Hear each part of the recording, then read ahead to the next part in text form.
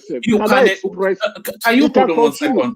He Emeka, can hold on 1 continue. second. Let me express Emeka, myself. wait He now, can wait. continue. He can Emeka, continue. please now, He can cooperate with me. continue. I Cooperate with am me. not talking Emeka, to him wait again. I'm now. talking Emeka, to hold you. on 1 second. Hold on 1 second. Emeka, all this hot blood, Emeka, man. Joel, I'm going to let you in, but if you try to inflame things, I'll probably let you out again. But Emeka, let's do it this way. I know that it's your field of specialism, and you're very quick to monitor it. But one man alive, man, one man, that one alive. Hold on, can you please, Emeka, cooperate? No, hold on, one man, Emeka, hold on. Emeka, Emeka, can you give me one micro minute? If we don't set the order, then there will be no order. We'll just do this. So let's do it this way. I heard you now. I'm not arguing with him. I only said I asked a question not to antagonize him. I wasn't antagonizing him. Baby Emeka, shut up now. Make show go on. It's not all about you. I only asked him a question. I only asked him a question. Cooperate with me now. Woman, it's fine. I ignore fool. I know Joel is a fool. So I no. Joel is another fool. Emeka, can you, oh goodness me, Emeka, you are not usually like this. Cooperate with me. Just cooperate with me. Let's do it in this way. Let Fatai give us his submission. I know it's your field of specialism and you're picking everything. We see that a lot, even with Ola, when we are speaking to, or anybody, if you are speaking to medicine, Babatigo. So let him give his submission. I'll hold your fire, and then I'll give you an immediate right to respond, and then we'll move it on. Otherwise, we'll just cascade over each other. So, Fatai, back to you. One man. Me, I know they talk too much, you know. And me, I be gentle boy, you. If person, I know they offend people. If people don't come offend me, I don't understand why on your platform people just have a natural habit to be attacking me.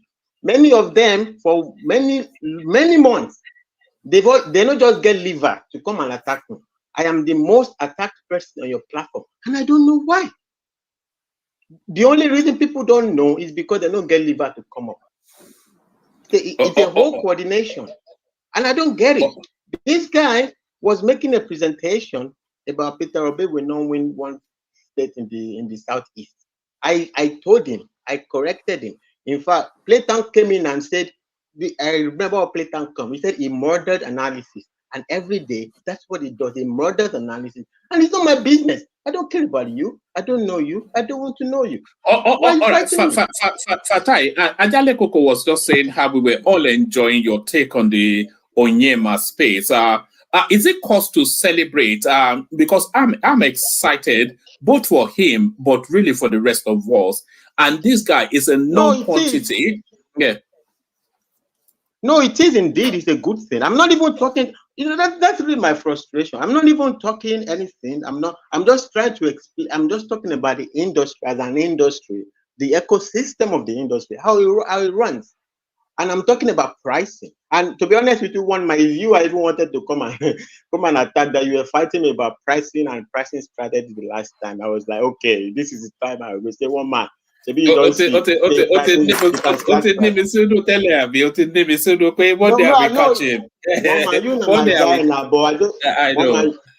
you know my guy now. Only I don't understand what you're doing sometimes. But that's another story. But my point is that I'm just even saying, like, okay, look, if there is a new pricing in the market, players will adjust. If there is a compelling market that they cannot overturn this player to lower the price, they're not going to lose their customers. They also want a piece of the cake, so they are going to adjust their internal mechanisms. It's not even an argument. As a matter of fact, even that particular sentence, it's not even like some accounting. Now you want to come and flex your muscle, say you know accounting. If you know accounting, God, that statement is gone. It's not even about any technical accounting. It's even a common sense. If a player comes in now and brings down the price, everybody will adjust price. If they can't if they can't force that guy out of the market, because that's the new reality, they are going to adjust their internal mechanisms. All their variable costs will be adjusted. To make sure they meet the new reality of the market. It's not something that doesn't even require, even if you tell it to a secondary school person, he will not go argue with you. Some guy comes up, says he knows anything. I don't want to talk, but I beg you. I don't know you. I don't care about you. No, just touch me. So what I was really saying is that is Oyema's plight, you know, as his own business entity. Now, Oyenma is running a business model whereby he doesn't want to collect what they call. I don't know what's that. Anyway, Oyenma doesn't want to run the model that they call wet lease, which is they give you the aeroplane, and they are the one that will supply all the maintenance, the whatever. I think they even supply crew and everything like that. So even that in itself There are many layers. Multiply. All these companies also, they have contracts. They have people they will send to you to. Even that itself is a whole industry on its own. You understand? They will mafia you they will corner you to be able to do that. Oyenma is buying his own plane. You understand? He's creating his own ecosystem. The bigger ecosystem, the bigger sharks and everything, they will fight him because there are many layers of many monies going around. So an airline industry is big money industry. It's not. It's a very sophisticated industry. It's a very mafia industry. They don't talk, but they do the thing they do under the line. It's amazing. They almost wreck your bank, your central bank dollar with all this money with Emirates. Yeah, they took the CBN thought under Emefiele thought they were being smart, but then they outsmarted them, and then they say, "Oh no, we can't." That's why they couldn't get the money back. They were all playing each other. What Emefiele would not to be able to get their money back is bad. It's not good for business. It's not good for it's not. But at the same time, also they took advantage of Nigeria because of how do I say what is that? Okay, I don't remember now, so it doesn't come straight. So it's like the Nigeria under the CBN, they created an environment, right? They thought they were being smart. You created the environment. These guys come in, take advantage of it. They want to take away their money. You know, say, oh, if they keep taking away their money, they're going to wreck you. So Emefiele did a one mago. Even though even not for that, he is the one that created the problem in the end. It's not bad what he did because you can't allow all the money fly out of the country. And that's why you have all these things with Emirates, with Dubai, everything, all these problems there. And Oyenma comes in.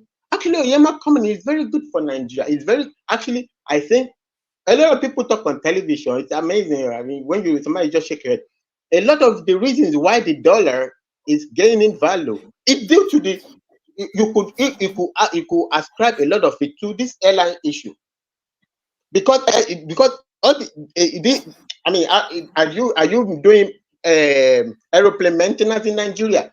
All of these companies, they need dollars every day to run this, to, I don't know, maintain the aircraft, fix this, fix that, or whatever, everything like that. Dollar exchanges in this arena is it needs a lot of dollar liquidity because a lot of things has to do with the aeroplane. The services are not there in Nigeria.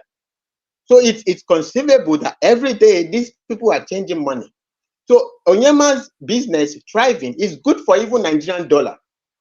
I mean, Nigerian FX situation. In many ways, it's very good. But that's the thing I was talking about. I don't even remember a particular line I was talking about. Other than, it's not, I don't, okay. I think maybe this is where he was angry. He said, Nigeria are wicked people. Well, what do you know? I mean, you just talk like tapele water. Is it wicked people in big business? Is it about wicked people they talk about? They don't care about morality. They are doing business. Okay. If you come with a model that doesn't upset the market, they are going to sabotage you. It's not sapele water Nigerian. What does it have to do with Nigerians are wicked? Because what Adi Silika doesn't want to sign his doesn't want to sign reciprocity for him, because Adi Silika wanted to bring in Ethiopia Airline to come and take over Nigerian airspace. Because Adi Silika already to pass. I mean, okay, I don't want to make, it's not an accusation. I don't want to make an accusation, but usually these things happen. Adi Silika don't collect, under the table stuff, benefits. All right, hold on, Emeka. All right, bring it home, Fatai. And then after Fatai brings it home, I want Ajale Koko to round off his thoughts on that space. And then I'll do an 8-minute whip round, starting with Emeka, going on from Emeka to Pansat. Sake took bribe, and he cannot even say it that the former Minister of Aviation took bribe, because he said it now. He couldn't say someone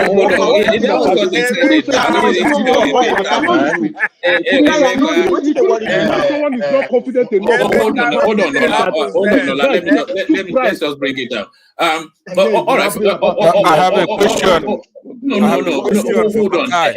Everybody hold on. Fatai, bring it home, and then let Ajale Koko break up that space with a bit of calm, and then we come to Emeka. One man, let me ask Fatai a question while he's responding, while he's bringing it home. I want to ask him a Okay, poignant brother. question. Now, good to hear from you, Pansa, bro. You too, I Fatah. can How hear are you? you. Tell me, brother. Yeah. Good, So the brother. question I have for you is that you talked about this in the textbook economic theory of multinational corporations doing their thing, but you are aware that incidents of improper activities by these people. For example, the third world of baby milk formula manufactured by Nestle in India, the gas leak, Union Carbide in India, right?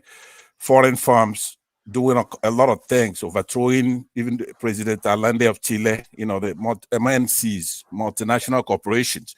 Because I want you to put it in a way that you do acknowledge what even Oyenma himself is complaining about. He's not complaining about supply, demand, and that kind of. He's saying that there are people who are undermining what he's been trying to do for a long time, right? Big people. Yeah, right, including inside and outside. And let's say from let's say international companies outside, but particularly our ministers and the government, frustrating what he's doing. So that's what I want to hear you say, and then I really don't have to talk because Joel is here. John Lukaku says redundant, and I'm going to leave. If you respond to that, I'll be fine. Thank you. All right. Respond to that in a short summary so that we can move on. Back to you, Fatah. Yeah, no, brother, you are correct. You are totally correct. It's a big sabotage of him that is going on. You understand? That matter you can talk about it from now till tomorrow. Okay. Basically, but I think the help that he needs most from Nigeria, that Nigeria was not giving him, is to back him in the matter of reciprocity. England cannot be flying 200, cannot be whatever they call it, 200 to Nigeria per week or whatever it is, and Nigeria cannot fly 10 to England. And that's the problem. If they give him the backing, but they are doing bobo for Nigeria by saying, oh, we want to have Nigeria Air, National Carrier, Nigeria Carrier. Who cares about all these things? We only care about we have Nigerian airlines able to fly to England 21 times that England is able to come to Nigeria, 18 times to UAE, as Emirates is coming to Nigeria 18 times. We need all, and this is the biggest backing that the Nigerian government can give these guys, but the Nigerian government is not giving them because these guys, especially Oyenma is running a business model that has potential to crash the market. If I build my own house with my own money, I can decide to rent at my own rate. If you took loan from the bank to build your own house, you are thinking about paying to the bank. So you are constrained. You can't really go lower, But me that I built my own money, maybe let's say I inherit a lot of money from my dad, I don't really care. I can even decide people go and sleep in my house for free, So Oyenma is running a model that has the potential to cause disruption in price in the market. The Ethiopia Airline also, when they wanted to do Nigeria Air, is the same thing they wanted to do. They wanted to take a lot of benefits, a lot of tax breaks, many things from the Nigerian government, so that when they come in, they will lower the price and crash the entire market. And after, they will be the only one in the market. And this is where at the Silita, as a Nigerian, it's impossible to understand what he was doing. Are you going to allow, even if a foreign company want to colonize Nigeria, Ethiopia go colonize Nigeria in our own land with our own enablement? So we are going to allow Ethiopia Airline to come in Nigeria please, to dominate our. Please. Guy, you dey craze. What did they worry you now? Now you get platform. I didn't talk to you. Guy, I know you before. Guy, make you crazy. So I don't know you. Please. I don't know you. I'm not one of those people they follow talk. First class accountant. First class accountant for inside your brain. Which accountant is this? Idiot. I beg you, no follow me talk again. One man.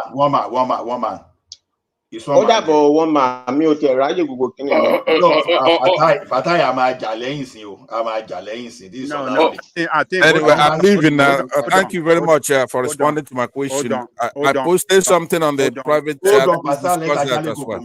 Bye bye, one man. Bye bye, everybody. All right, thanks, Professor. So yes, let's try that. Let's keep it within the loops of friendliness. Apologies, Fatai. Fatai, land your thoughts, and then we go to Ajane Koko. I think he has landed. Let's just move to Baba Ajani Koko. Oh, hold on. Let me elaborate. I don't have the patience to listen to stupid going overboard. No, I don't have the patience. I don't really have the very, patience. very wrong. I don't have the patience. He was speaking. You should allow him to land. No, but Baba Ajani Koko, I will come. So, sir, Baba Ajani Koko, out of respect for you, I would, when it gets to my turn, I think I will address you. Here you are, right? When I said I wanted to speak my piece, the first question I asked, God knows I wasn't antagonizing that idiot. I asked him, did they the people who are doing the recalibration, did they calibrate Lagos to South Africa, I mean London to South Africa, or London to the United States, or London to Australia? But when a new entrant came into the market, they now have to calibrate their prices downwards with the high exorbitant prices they were charging that route from Lagos to London. But they were not doing the same thing. That was the question. And I asked, okay, just for him to say, okay, provide more insight to that. And he said, maybe he has a personal beef with me. I don't know him. This is the first time I'm listening to him. And he was saying a lot of nonsense that I just keep quiet. Okay, go ahead to speak. And then Baba Ajani Koko, when he was personally insulting me, Baba Ajani Koko did not say it. When I started attacking him, Baba Ajani Koko came back. And now Baba Ajani Koko, you are not coming to tell me that I'm stepping overboard for someone who was trying to insult me, even with the nonsense he's speaking of.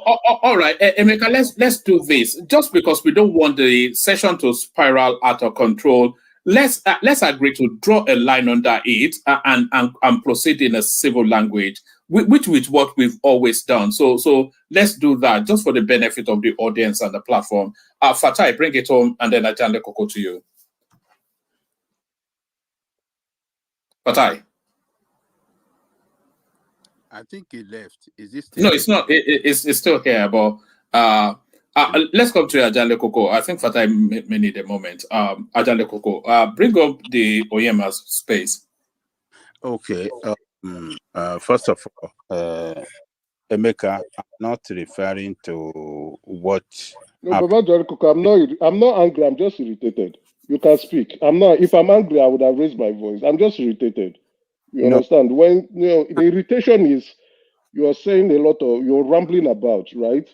And you're saying now there are certain things. I just don't want to attack him because I think it's, I don't want to belittle him. We're all men. You are talking about Airpeace business model that you actually don't even have an idea. I too don't even have. I am not in Airpeace organization. I'm not in that organization. I don't have an idea. But when you are saying he's buying his airplane, that is where you are completely wrong, because this man has even come out in public spaces to say, I lease some of my airplane. And if you go online, you will see that even his route, this new route from Lagos to New York, I mean, not New York, to the United Kingdom, he leased the airplane. He did a wet lease. Go and look at it. It's online. Just Google it, you'll see there. So it shows the ignorance and the silliness when you come on public media and then you want to attack people. It shows how insecure and not confident enough to back yourself, even to the point that you could not even admit when newspaper carried that. That's okay. That's okay. Previous Minister of Aviation took bribe from Ethiopia Air. You couldn't admit it. When I was saying Nigerians are wicked, I wasn't talking about the average Nigerian on the street. I was referring actually to the Minister of Aviation, who should be supporting his own, but collected bribe from another country and frustrated people, his fellow Nigerians, to allow another country people to come in into the airspace. Emeka, what we're getting from because this is a live and unorganic place. The feedback we're getting back is that it got unnecessarily excessive. That we could disagree without being disagreeable. I think that's what the audience are feeling back. This is not the first time we disagree on a specific matter, right? But when a man begins to stoop low to want to throw insult, I'm very good. I distribute insult to like a missile, and if the platform would calm down, we will go back to back on it. But when on this matter, you make ignorant statements, The first time I was not trying to correct him. I was trying to tell him, why did they not recalibrate their price from London to South Africa or other places that are cheaper just from a 6-hour flight? That even Nigerians would go to Cotonou to fly to London. Why didn't they do that? Why were they extorting Nigerians till a new entrant entered into the market, reduced his price, and even said it on air that he's making profit? That is when they now have to come down with their own prices. But when you are talking about variable and fixed costs, why are you saying it here to people who maybe many of them are actually may have not even done accounting? What is the relevance of you looking at the cross pricing? And you say managerial accounting. Where is it? Anyway, let's just go. Baba Jaliko could take it up. One thing I really do not like is I get irritated when somebody is saying useless things. And I don't like it when someone is lying. Emeka, if you don't mind, can I say something? You can go ahead. I'm not angry. You see, one thing is this. I think, to be honest, Fatah is a gentleman, and I think you are a professional too. You see, one thing, both of you are businessmen, and but it's only that you have two different feet. In reality, both of you were correct. No, I don't want to open up. I thought you were just going to tell them to calm down. Why always me? Why is it No. I want to move it on. No. I'm not doing this today. I beg your pardon. None of okay. Enough of what. Thank you. All right. Thank you. Goodbye. So sorry, Ajane Koko, to you. What's going on today? It's unbelievable. What's all this? I think he's leveraging off Bishop yesterday to come and do his today, but I don't know. Ajalo Koko, carry on. Oh God, I don't like what has happened so far. No worry, if you don't want to carry on, I will carry on, but I will not speak on him. It's fine. I can pick up the conversation. I wasn't angry. I was just irritated about what we were like. What is this guy saying? Hold on, Emeka. You see, what has been happening between you and Bata is not even the problem. What just happened now, the way Ola left in anger is what I'm not happy about. And I think one man shouldn't have you should have allowed him to speak. No. It's not a matter of agree. I think he was teeing up to that. I think he's no. I think because I've been monitoring some of his languages over recent times. I think he was teeing up to that do that. So I wanted to move. Ola has complained that we don't give him a fair hearing. No, I wanted to. I didn't want that conversation to. Can I be honest, right? I think Ola has a point, and let me be honest. In my view, I might not be saying the entire truth, but my perception or what I've experienced, you truly do not give Ola a fair share to express himself. I don't know, maybe it's subconsciously, but I think you do not give him. I'm not trying to take his side, but on certain occasions, you interject, even though you allow other people. Yeah, it depends on how you are managing the conversation and the flow. Yes, there are certain times people get into the groove and they explain and we enjoy what they are saying, right? But for Ola, I've seen that you interject him very frequently, and he has expressed his frustrations. I think you're only saying that only because he's tried to highlight it. Let me tell you what I see. I stop a lot of people a lot of times. I mute a lot of people a lot of times. But if anybody that I'm stopping or muting, they keep on flashing it up that I stopped and muted them. Anytime that I do stop and mute them, it's heightened even more because they flagged it up already. But other people I do it to as well, but they don't flag it up. So it's all about managing the thing. And what just happened now? So I think he wanted to open up a conversation around economists, accountants, and whatnot, which I know is going to be a long stretched conversation. But I wanted to sequence it so that other voices can come in, and then he'll get his space as well. So after all of that blowout with Fatai, I just wanted to taper it down and then bring it back up. That's all I was trying to do. But because he had teed it up, because I was listening in the background when he made all that long speech, so he had teed it up to then make this now outburst off the back of what happened yesterday. So that's how I say it. Okay. All right, to you, Adan Lekoko. Well, I think you should have allow him to speak. You can just tell him, you should have even tell, hey, Ola, let's make it short so that we can move on. I mean, the way you stop him and just let him go like that. I mean, Ola is a senior panelist on this platform, and I don't think he deserves such treatment. He doesn't deserve it at all. Whether we like you say, senior panelist on this platform, and he should be given the chance to talk. Emeka and Fatai have been dragging this for how many hours now? I mean, for Ola to speak 5 minutes or 2 minutes, I don't think it's enough. I mean, I don't think it's too much, rather. So I think, yeah, you know how to correct things. I know you will correct it. That way, you will bring Ola back. So let's move on. All right, let's move on. Yes, but all this while always me, I don't want to be. I think with your permission, everyone, I think you should allow me a free hand to coordinate the session. Everybody's voices are delighted. I look up, you are all superheroes to me, but I have to be able to manage the space in a way that is somewhat coherent. So it's never anything against anybody individually. I speak to a lot of you offline, so you're even friends of mine. So, but you have to allow me that free hand to coordinate it as I deem fit. That's not to say I get it right all the time, but let me do it as I deem fit. Ajan Lekoko, to you. Okay, so you see the Oyenma guy. I think the government. You see what Oyenma have succeeded in doing with that interview is to inform Nigerians that look at what they are trying, look at the way they are ganging up against us, look at what they are trying to do to bring us down. Every effort that we are making to progress, look at what they are trying to,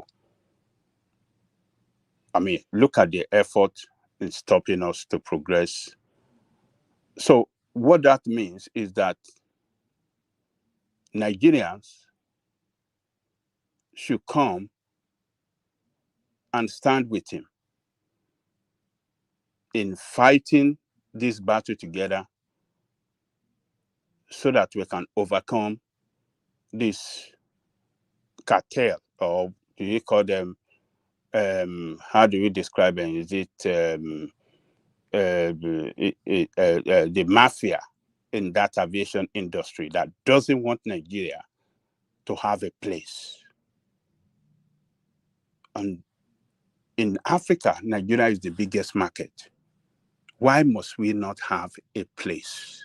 The fear of them,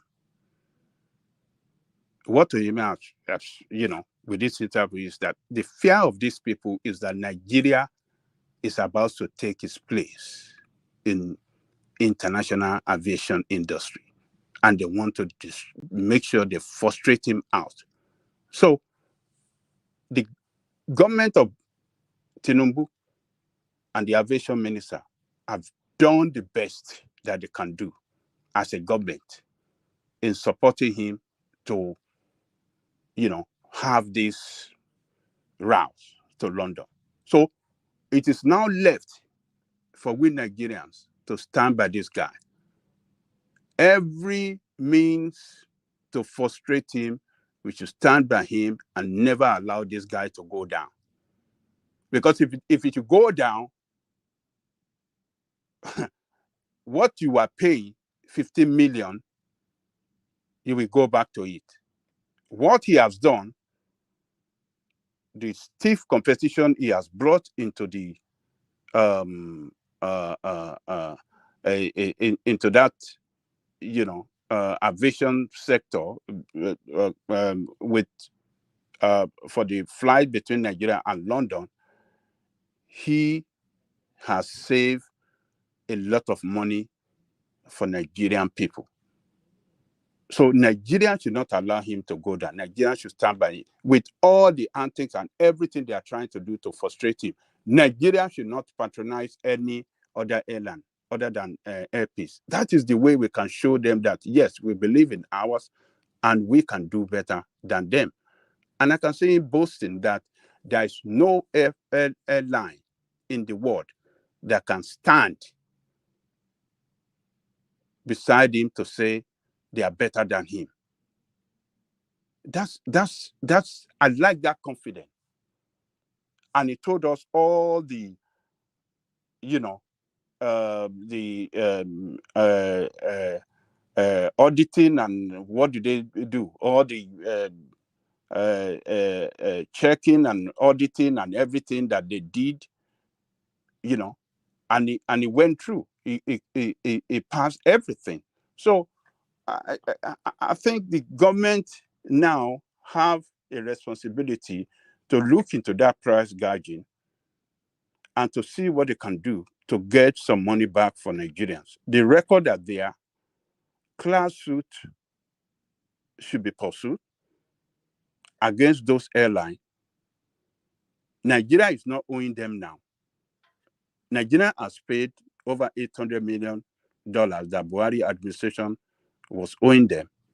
So the lawsuit should be pursued, class lawsuit should be pursued so that Nigeria can be paid that price gouging that these people effected against us. So that is the way government can respond to all this, you know, irresponsibility and criminality by some international companies against our people. So Oyenma has done well with this interview.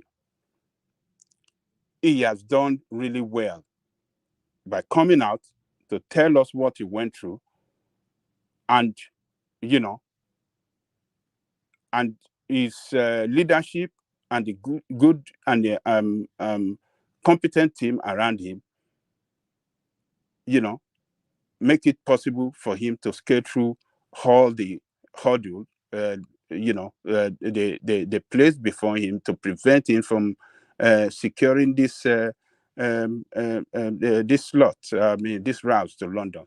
So it's just that it's unfortunate that the past administration, particularly the former aviation minister, you know, gang up against him in collaboration with the foreign partner. They gang up against him. They didn't want him to have the place. But now that he have it, Nigerians should stand by this guy. They should see it as a priority. Number one airline for Nigerian, you know, to fly from Nigeria to London and back to Nigeria. That is the only thing we can do to this man. And doing that, you will save a lot of money. The price gauging will come to an end. One man, this man have and he have discount for students too.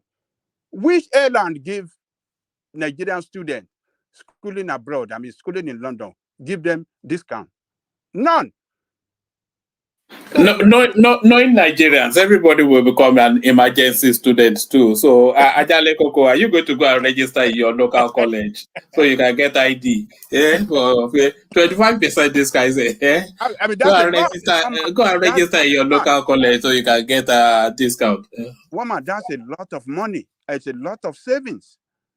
So Nigerians should stand by this guy. They should not mind. Look, if we have to carry our load by in London in order to let us go through the pains together, we shall overcome them. It is an international conspiracy against him so that Nigeria will not take his place. And I'm telling you, one man, this guy, this is just the beginning. This guy will conquer Africa, the whole of West Africa. Before we know, you will see many countries in Africa calling on him to come and fly their national aircraft. You understand? To represent their national carrier. Oyenma can deliver that service to them, to so many countries in Africa, just to register the names of those nations in aviation industry in the world. And that will, do you know what that will bring to Nigeria? That is huge investment. This guy is pursuing a maintenance hub. He is trying to set up a maintenance workshop, or how do they say it? Is it workshop or something? The maintenance workshop in Nigeria, where many countries in Africa can come and maintain their aircraft in Nigeria. And this administration, what do you call this? The Minister for Aviation is on board with him. They are working together to achieve it. And that will bring this productivity that we are talking of, from consumption to production. That is when we will start to see, productivity in Nigeria. And that will earn this country, our country, millions, even billions of forests that we are badly looking for. So it's going to be a development. This will contribute hugely to the development of our aviation industry. So this guy, we should stand by him. We should not let him fail. That's my take. So all of you that live in London and travel to London, wherever you are, listening to us right now, it is a must. It is a must to fly Air Peace. No British Airways no more. No anything, is only Air Peace. That is when we can start to register our country in aviation industry, and we can do it. Yes, we can. I believe we can do it. Yes, we can, Barack Obama. So thank you, John Kuko. So that's a John Kuko, of course. A long journey to Emeka. So Emeka, now that journey lands at you. You're up next. Yeah, thank you, Woman. And good evening to the fellow panelists. I think we've dealt with this case. I just want to wish Oyenma, the CEO of Air Peace, all the best. And I think his success is our own success too. And his doggedness is admired. His perseverance is something to emulate, especially in business. I think for someone who persevered and fought this hard, even with putting in his funds to ensure that the operation of his airline does not go under, I think he's someone that is going to last long in the airline sector, especially in Nigeria. I think Baba Jani Koko has beautifully laid it out. His success is something to emulate and something that we can all benefit from, because what he has done has shown the significance for Nigerians to have their own airline or air carrier that can take us across to our destinations anywhere in the world. All right, brilliant. Do you want me to take you to another spot? The headline yes, on please, the screen. We've even fought over it, so just wanted to wrap that space. All right. North can't stop. The North can't stop Tinubu in 2027. This is an Arewa think tank saying this. They got to that headline via a different route, but all routes of permutations will probably suggest that it will be very difficult to stop this guy having his two-term tenure. So what are you making of this headline coming from the North? I don't know why. I think I keep saying it, before, I don't know what is his name, was coming to top Nigeria. We are not nice people. We as Nigerians, we need to admit it. If we don't admit it, we'll continue with this our circle of wickedness. We need to admit that we are not nice people. And why do I say this? Why are we now trying to? Yes, our politics is tribal. We need to see how to move away from this tribal politics. Why are we putting it on the back burner? Why are we pushing it to the front of pages of newspapers and media spaces? Now it's because it's a southern and the north are not speaking, or a few people in the north. I don't think it's the entire northern people that is speaking. A few people in the north are even including politicians and office holders such as senators, high-ranking senators for that matter, from the north, are speaking between their teeth. If the north now, if the positioner gets to the north, what do they expect the south to say? I think we need to take this tribal politics. We should be looking for a way to see how to move away from this tribal politics that we are pushing all the time. It's not healthy for us. In my opinion, it's not.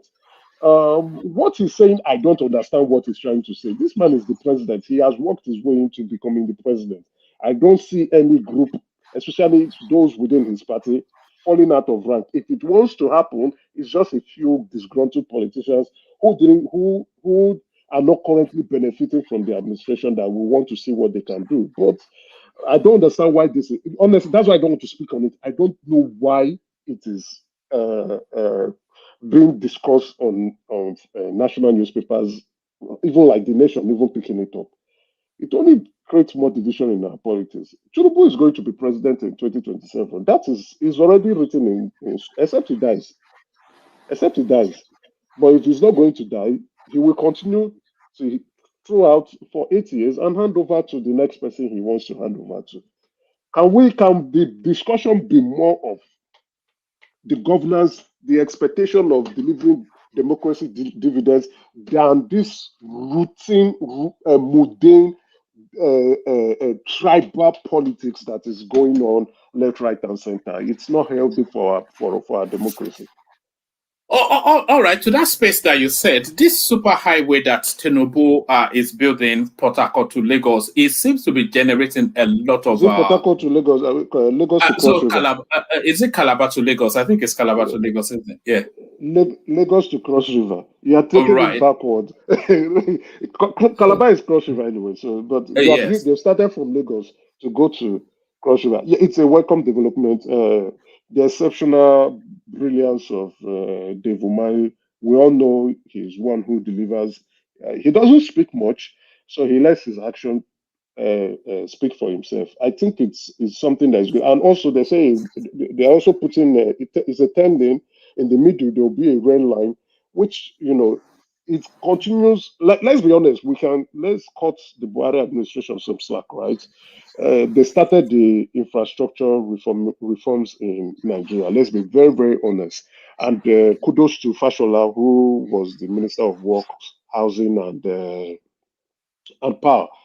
So kudos to him. At least it ticked the second Niger bridge of the list. You can't take that away from him. Yes, it ticked, yes, so that one is off the list now. Yeah, yes, beautifully ticked. And so now we are seeing the continuation of that infrastructural reform in the country with this, not just this highway, this coastal highway they are working on. They are also refurbishing some of the roads that we have, the federal roads. I think they've started working on the Third Mainland Bridge, and from the feedback that I've been seeing so far, that I hear that the revamp is more elaborate and much better than what the repairs they've been doing in the past.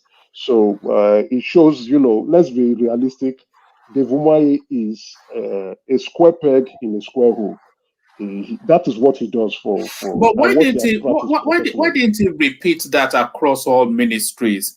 Why don't we have a Dave Umahi in every ministry? Somebody that is actually fit for purpose, rather than like the idiots that they have in power generation. What if you knew that square pegs go in square holes, then why didn't he repeat that right across the ministries? That's a beautiful question that I myself cannot even answer, because there are a lot of ministers that are not working. A lot of ministers are not working, just occupying spaces. Some of them don't even understand their assignments. Then we now have ministries that you cannot hide as the minister, right? Like the guy you called Minister of Power, Minister of Education, Minister of Health, Minister of Trade and Investment, Minister of Agriculture. You can't hide. You must perform, because those ministries have significant issues. They cut across and impart a lot of, or if not all Nigerians, if not all Nigerians, probably about 65 to 75% of Nigerians are impacted by that ministry. So it has to be, then you now have the Ministry of Works. It has to be the right minister with the right experience, right? Like Minister of Power, I think where we missed it was when the bad blood, still the same thing I keep saying, that Nigerians are wicked people, decided to kick Bertinaji when he was Minister of Power during Jonathan's period. I saw his blueprint. I was excited thinking this man is going to deliver. Just because he owns Geometrics, they said, oh, conflict of interest, and they kicked that man out. Now, we lost it because actually Yar'Adua died in office, right? So Bertinaji continued to be minister. They kicked him out. Who has come in now to deliver on Minister of Power? I keep saying we are very bad people. But if it hurts you, then it means that we need to be better. Let's look at ourselves in the mirror and say the truth. We're the only one of the people in this world that self-sabotage themselves, either for greed, jealousy, or wickedness. Let's pick your poison. We self-sabotage ourselves. How can someone, you are paying a different country to come in while you are killing your own national carrier or someone from your own place, not to ensure his business grow? And you want to say it's not wickedness, even though the other person could not say it out, that the previous minister of aviation took bribe from Ethiopia Air. He couldn't say it. Is that not a wicked man? Is that not the wickedness we are talking about? Anyway, we keep getting, doing things to destroy our country. But when things are not going well, we still keep pointing fingers at the president or someone else who is in authority, while we are in one shape, form, or manner killing our country with our dubious acts, our dubious ways, our greed, our wickedness, or jealousy.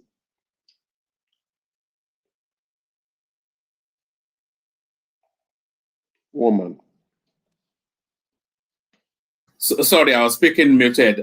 So brilliant. Let me take you to this space then. I'm not quite sure if this has been debunked or if it's something that it probably is real. it probably isn't real, but it's been reported in quite a few cycles. But just as a concept, is it something that should be welcomed?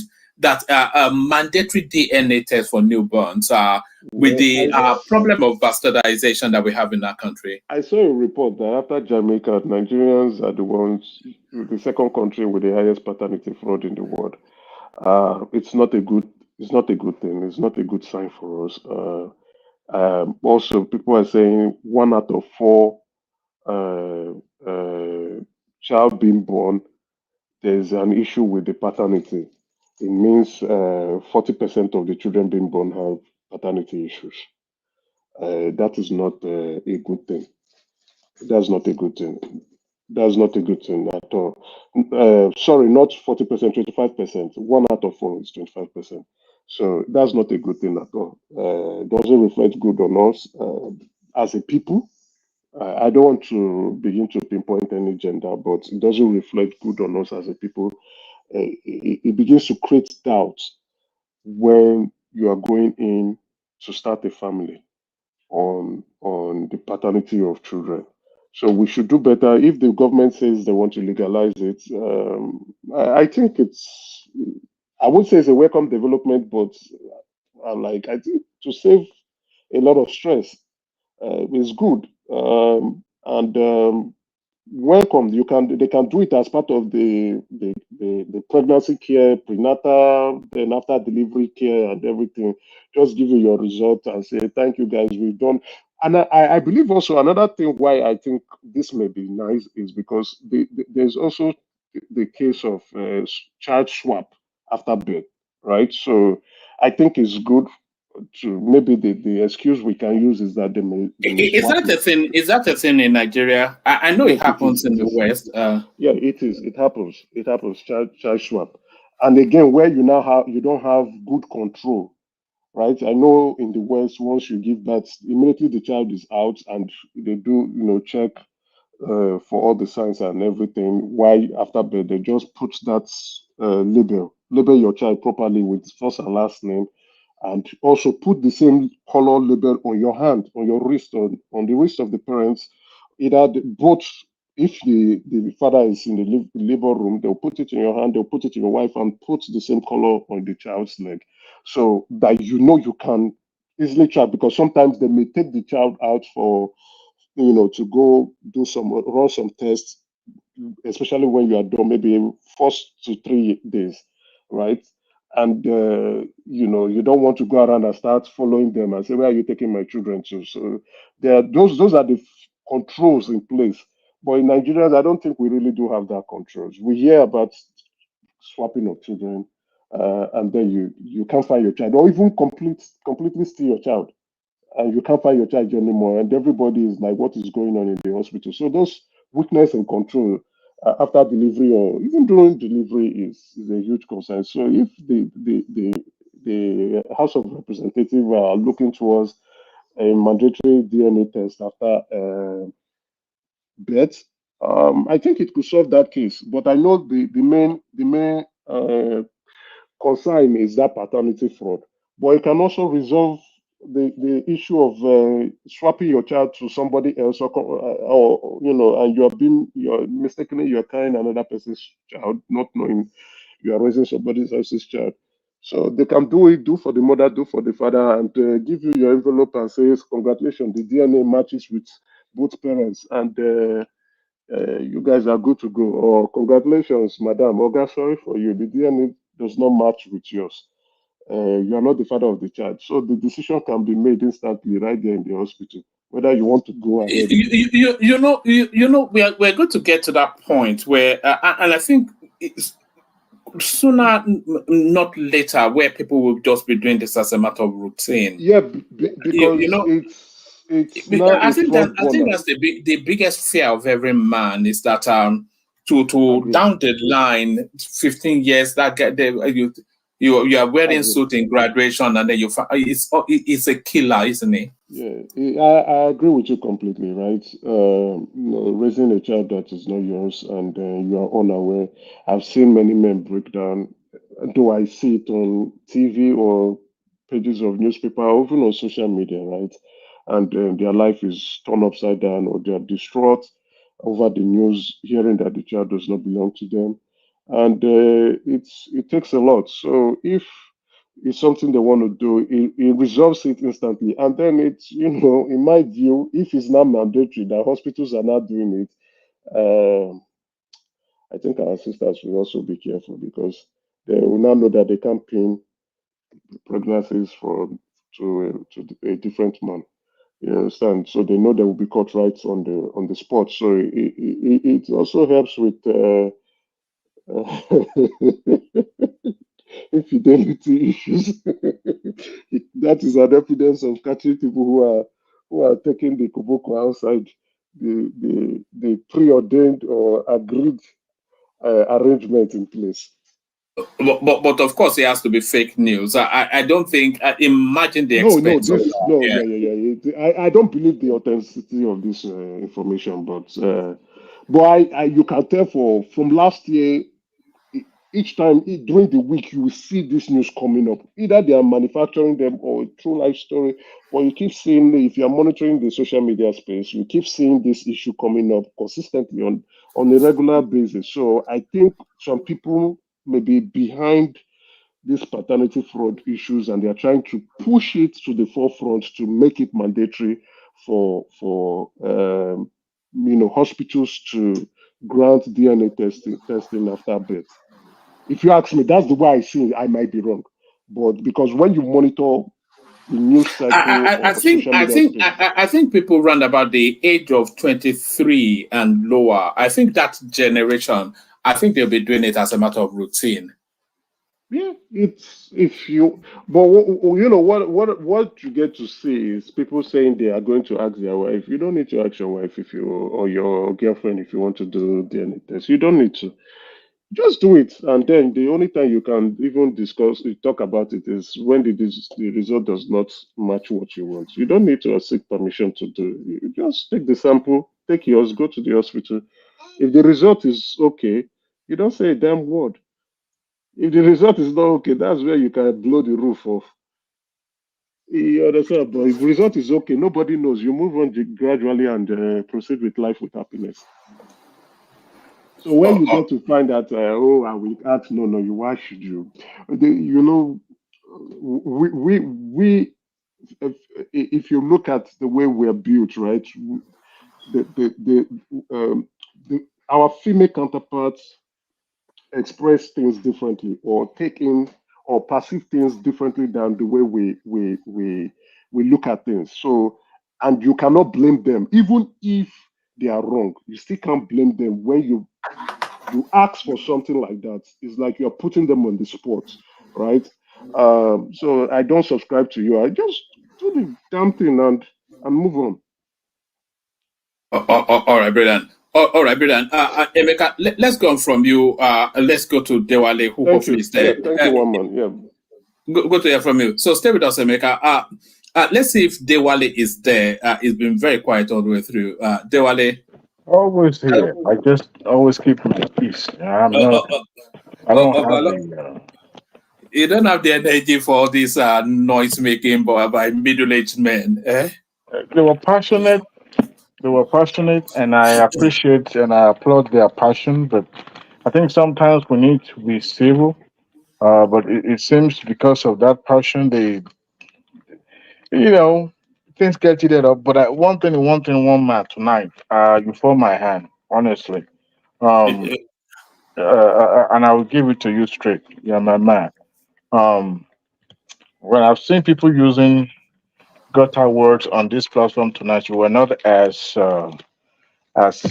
straight points. But when Allah was trying to, you kind of came across a little bit too harsh on him. He meant well, but you didn't want to go into that rabbit hole. But he was trying to, clarify things in a way. But I think it wasn't what you thought he was trying to do. He was trying to clarify things and.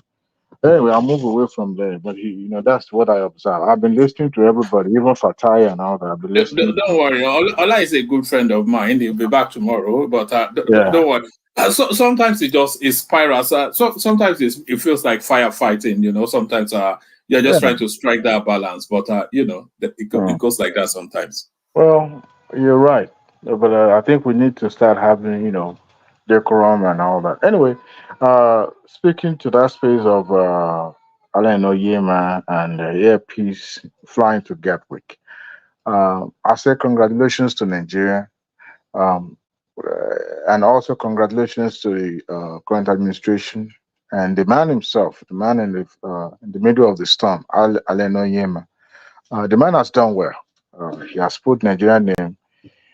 I don't care what you say about him. If tomorrow he's found guilty of one crime in another state, at least he has done well by his people. Yes, I share that sentiment, that bias. But you see, it's so clear that the previous administration didn't do enough to help these local airline operators. I listened to the both side of the argument earlier when I think Emeka was trying to, say that, the our Nigerians or local operators are the one that doing things and killing themselves. And Fatai was talking about market reacting and all that. All those economics theories. Sometimes I think it's we have to look at what makes people do what they're doing. The reason why they're doing what they're doing. The entrance of Airpeace into that international route now makes a difference because other operators are now reducing their price as well. And why was it? The argument then was dollar. Now everything has come down. To me, the man has done well, and I hope the Minister of Aviation will do more. Uh, the agreement, the BASA agreement, and all that they are, they sign, I think is skewed to favors those foreign operators rather than our local operators. And I'm not so sure if you have any leverage. You can imagine fly to Gatwick. I've never been to Gatwick, but you have to take a connecting flight or take a train all the way to London. So, and I think, I mean, BA travel to Nigeria. I think they said they operate 14 flights per week or so. I'm not so sure. And whereas we have just Airpeace alone flying to Gatwick 7 times a week, and even the schedule that was given to them is God knows it's 12 a.m. Who fly 12 a.m.? So that means you could go to work and and still fly the same day. But I think it's a starting point. I think the government can do more to help and to, strengthen that industry, especially our local operators that are striving to put the Nigerian names on the roadmap.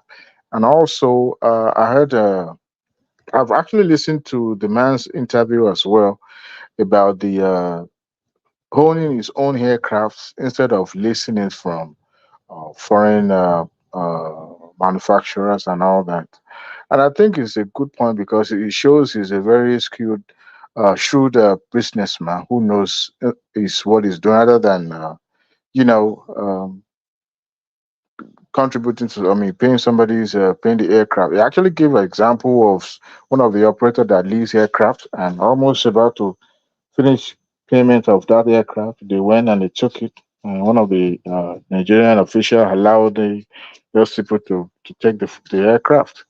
So I think it's a very good business model for him to operate that. And yes, it's going to be dog eat dog, but I think the federal government need to do more to protect people like Oyenma, who is striving to.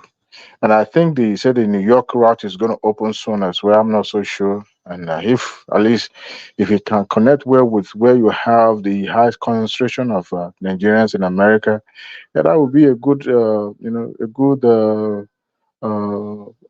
profitable route for him. But I'm not so sure about his case with the FBI. Has he been cleared yet, woman? Do you have any idea of the outcome of that case? I didn't know he had a case with the FBI, one. And then two, I've always wondered about the source of his wealth. It seems unfeasibly wealthy, but I don't know the backdrop to his wealth. Mm. That remain a mystery to me. It's ordinary every Nigerians because it guy just came from blues and blew up. That industry as volatile They said he used to be a property seller in Lagos. So, but I don't see how that propels you to become yes, an operator, and then not just an ordinary operator, but a big player, right? Contending with British Airways and Yeah, Emirates. Yeah. I mean, you need to see the number of aircraft in their fleet. They have, and He because said of he that, had about 70 something. Yeah. and some of them, A lot of them bought outrightly. Some of them leased. and some of them are brand new. Yes. Which to me is of course it'll be financing, but still, I mean, it's unbelievable. The Buhari administration. Yeah. The Buhari administration did not do much to help him, especially Hejirika, whatever he say his name is, Sirika, whatever his name is, the guy that brought. Abisekera. Oh, I don't even remember his name. That guy's supposed to be in jail by now. Sirika, Yeah, it should be in jail. I mean, at that time, the local airline operator wanted to form a conglomerate and then start trying that route. But because of the mago they wanted to do, they went outside the country to bring somebody who does not have any affinity with the country. So tell me where that company's loyalty will lie. But you have indigenous companies that are willing and are ready to put their resources together, to form and to be able to benefit from this route, and yet you ignore them and you said no, they can't be the operator because we wanted it to be independent of the private ownership and all that. To me, it just makes nonsensical of that term of that minister. But I hope I mean he testified that Kiyama has been in helpful in some areas, even flying to London, on their behalf to, you know, uh, uh, uh, speak on their behalf and to help out in any way they could. And that's a good one. And people, always trying to saying that it was just an initiative of Kenyama, that no executive directive towards it. I said, well, the minister can't act without the presidency's approval, right? So everything he does within his power as the minister of aviation, he has to do with the reference or with the executive backing, in a way. And to me, it speaks good of Nigeria. I mean, I went on the X and I saw people commenting about the Isiagu, I mean, the clothes, the colorful one. I mean, what is it to hate about that cloth? But Yes, that's one of the strangest controversies yet. The guy, they're serving goat meat pepper soup, all the Nigerian delicacies, and they're wearing this, excuse me, an indigenous clothing. So, what's the issue with that? Where, maybe they have been serving in Ankara. What are they complaining about? I wonder why. I think all these I think somebody actually sent it to me. Was it Playtown? Playtown, come and tell me what is going on with this Isiagu or Ichewu, wasn't? Yeah. I think maybe they were expecting them to adopt Ankara instead of the Isiagu. To me, that uniform is colorful.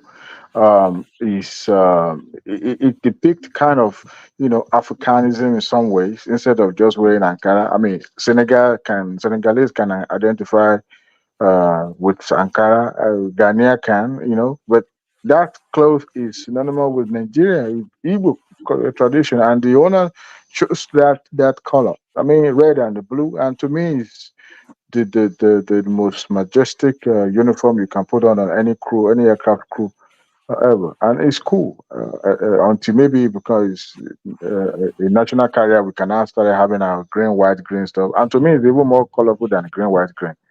I think he should be celebrated. I think that man, I mean, he has done enough. Even if his source of wealth is crooked, I think by now he should be celebrated.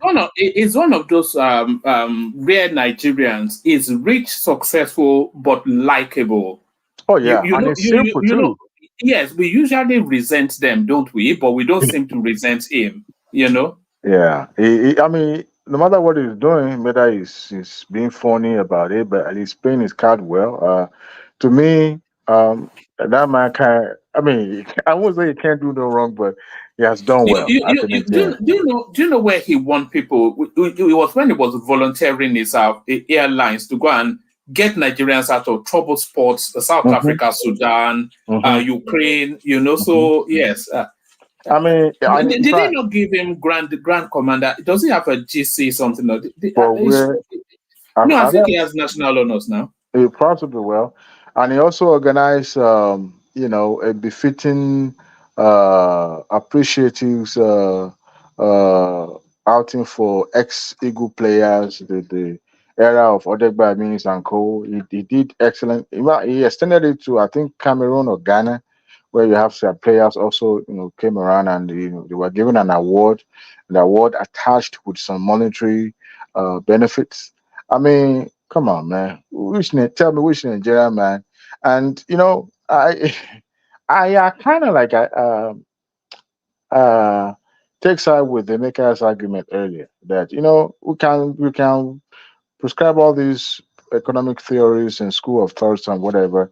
But when you have people that are not loyal, when you have your country bleeding, and all you could do is to extort your own people for your own economic gain, just for temporary reason. If this man had not made this incursion into this particular route, you will still have these crime companies, trying to do whatever abracadabra do just to keep having that price of ticket, and people will keep paying through their nose. I wonder what you can maximize your profit in some way that would not have more higher impact on the consumer. But you keep talking about the market reactions and all that. It comes from greed. Yes, you still make the profit. We all know that. Airline business is not that it's lucrative, but at the same time it's also volatile in such a way that the operators are always like to calculate the risk first and see how they can, because it's all about risk anyway. The industry is all about maintenance, risk assessment, and all that for them to be able to even break even.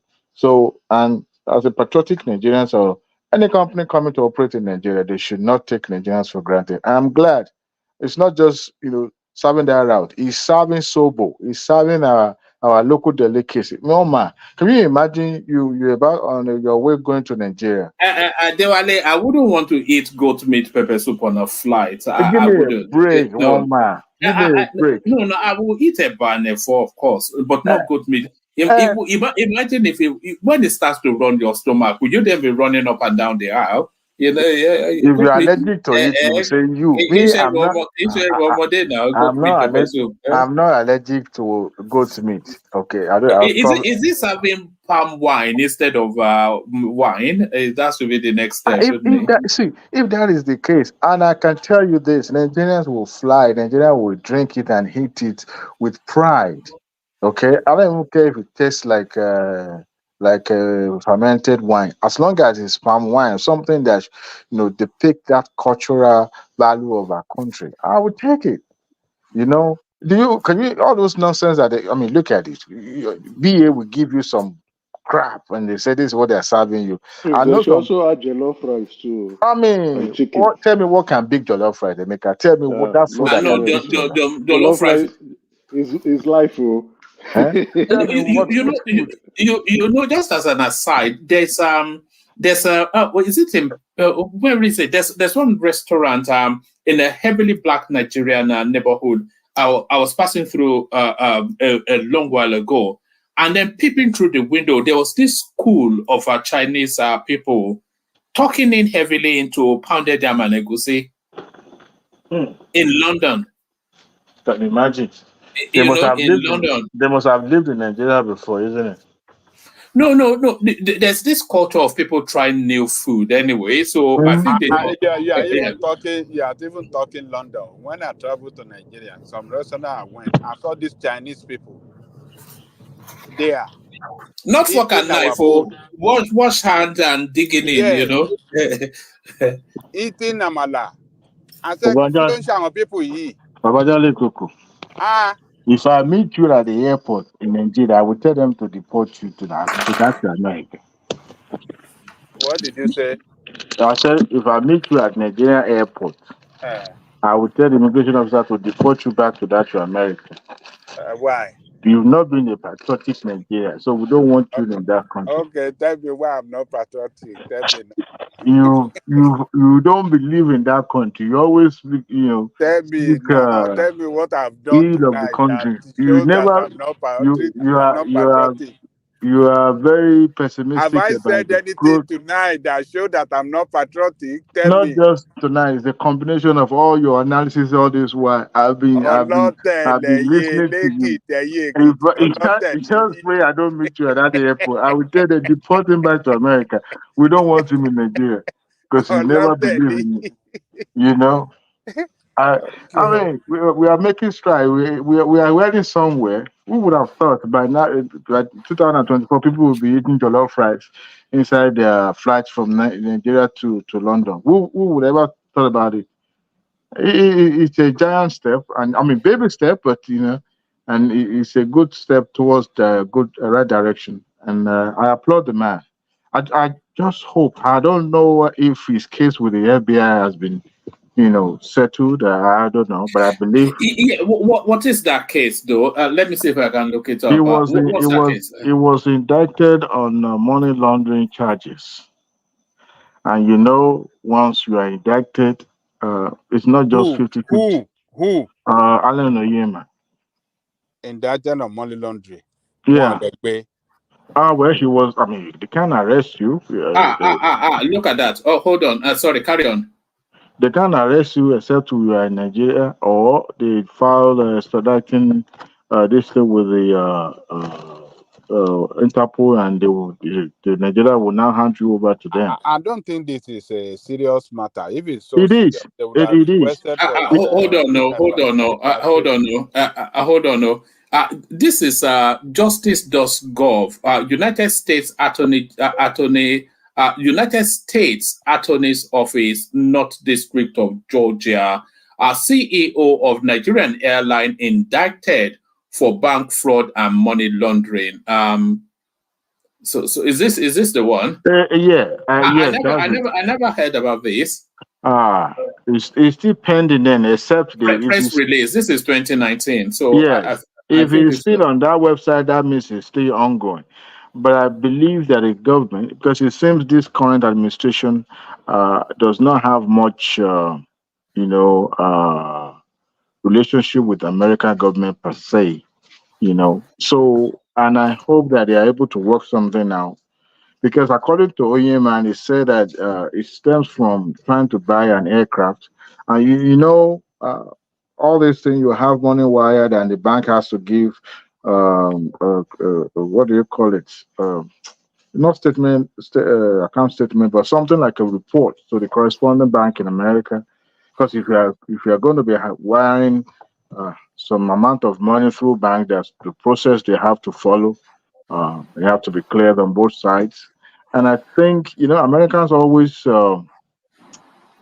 skeptical about any money coming into the country. They fear that it might be money meant to induce or influence maybe election, maybe for terrorism, maybe for money laundering, maybe for human trafficking, and all those stuff. So they are so skeptical about. So they're always making sure that they have their searchlight on it. And any amount of money you cannot explain, then there's a possibility that you might find yourself in in that quagmire. And I think the government should be able to step in and help clear him and clear his name, because we really needed his service here in America, so that at least we can have a direct, uninterrupted flight from America in those major cities like Houston, Dallas, Washington, Atlanta, all the way to Lagos. It will really. I mean, you can't imagine the CEO of that aircraft being indicted, and yet his aircraft will be coming to. It will be too risky. So I hope it's cleared. I hope he's able to take care of that area. He can't even step foot in America now. Going by what you just read over there, they will pick him up. I'm not sure. This is going back to 2019 though, and it's been soaring high since then. Blame Buhari administration. I'm sure it's cleared this up. If it's still on that web page, they would have taken it down. But I don't know. I'm just guessing though. But if that case is still pending in the district court, United District Court, that means he has questions to answer for the federal government. This is Oyenma allegedly leveraged his status as a prominent business leader and airline executive whilst using falsified documents to commit fraud, said U.S. Attorney something Park. We will diligently protect the integrity of our banking system from being corrupted by criminals, even when they disguise themselves in a cloak of international business. Robert J. Murphy, the special agent in charge of the DEA Atlanta Field Division, commented on the indictment. Allen Oyenma's status as a wealthy businessman turned out to be a fraud. He corrupted the U.S. banking system, but his trail of deceit and trickery came to a skidding halt. DEA would like to thank the many law. Who's rattling in the? DEA would like to thank the many law enforcement partners and the subsequent prosecution by the U.S. Attorney Office, who aided in making this investigation a success. This is a prime case of an example of why IRS seeks to partner and leverage its expertise in an effort to thwart those seeking to exploit our nation's financial system. So what are they saying he did exactly? Allen Oyenma, CEO, founder of Airpeace, a Nigerian airline, has been charged with bank fraud and money laundering for moving more than $20 million from Nigeria through the United States bank accounts in a scheme involving false documents based on the purchase of airlines. The International Airlines chief the International Airlines Chief of Administration and Finance, I won't attempt his name, has also been charged with bank fraud and committed aggravated identity theft in connection with the scheme. So I didn't know any of this. I wasn't aware of this. It was amplified by this social media influencer there. It was everywhere on the dailies and social media and everywhere. But one thing about the American criminal justice, I'm sorry, judiciary system is this. Not that they are not fallible. They also make mistake. They commit error.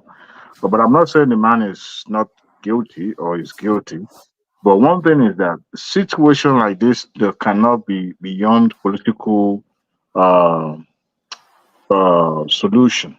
In the case like this, when you have a prominent member of citizen of a country like Nigeria or anywhere, and the country have a robust and a good relationship with the accusing's country, they usually step in to find a softer land for him, except if truly he has committed an offense and something has to give. Certain punishments still have to apply. Other than that, for example, look at that idiot's guy that went to trying to blow up an aircraft in his underwear. You don't expect the Nigerian government to step in to plead on his behalf, right? But when you have some cases like this that is not attached or it's not stemmed from what I just mentioned earlier, like kidnapping, prostitution, human trafficking, and all that, but just white paper kind of crime and all that. Then for the for the American government to have chosen to indict him in his absence shows that they meant business, right? But we've seen cases in the past where the government have to pipe low a little bit. Look at Atiku's case. For Atiku to even be able to step foot in America, has to have some somersaulting and political somersaulting and all that to do. Maybe probably kissing strong ass in his hotel in Washington, and they was able to go to America trying to lobby them. Those people are ready. Go and fix your own poala in your own country. They didn't step in like they did during the Buhari's tenure.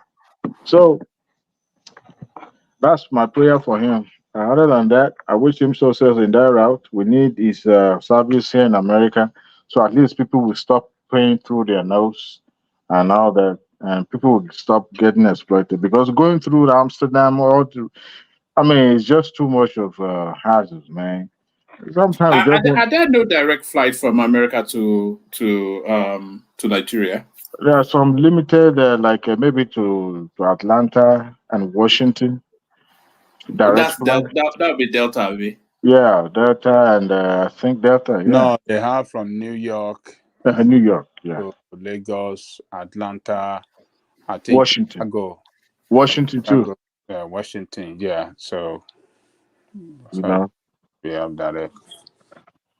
Unlike before that, we used to have intercontinental Delta all the way from United too. Houston happens to be their hub in the southern part of the country, so that gives us the people Nigerian living in Houston and Dallas the opportunity and the leverage to actually fly at low cost to Nigeria, direct flight actually in the past, and before you know it, they left because their money was kept in the CBN, and so they knew that they can't continue with that route, and Nigerians flying home were suffering. So I think the person in charge of diaspora affair, the federal government also should be able to work something out with the Minister of Aviation and the Minister of Interior as well, so that they can help with the smooth facilitating of Nigerians trying to travel home. It's not just about flying cheap, but getting passports at the same time, having access to your government, your home government, will go a long way. That's why the three of them or the two of them, I think diaspora and coordinator is just at directory level, not to the ministerial level. So if they can work things out, help with the airline, and also have a good agreement that will favor them, favor the Nigerian, their passenger, because Nigerians are their main customer. Or maybe some Indian and some American, but at least people will want something cheap, right? So nobody ever reject a wolf before, you know. But I wish the man a good outing. I wish him. I hope with time we'll be able to break through to Heathrow and then look at other major uh, airports across the globe.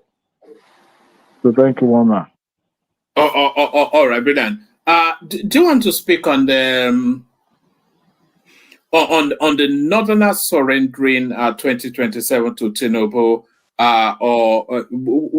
What do you make of it? Any thoughts on that space? Who make that? Who make that assertion? Actually, who make that? You know, sometimes we say the North, but there's so many vested interests in the North, so there's not one monolithic voice that speaks for that space. But this is coming from what purports to be, what calls itself Arewa think tank. So I don't know. I don't know who they are, but yeah. It's Arewa, not Arewa. Arewa. Well, Arewa la ń pè ní nílẹ̀ Yorùbá. You know, Tinubu na really bad guy. Apologies. Apologies.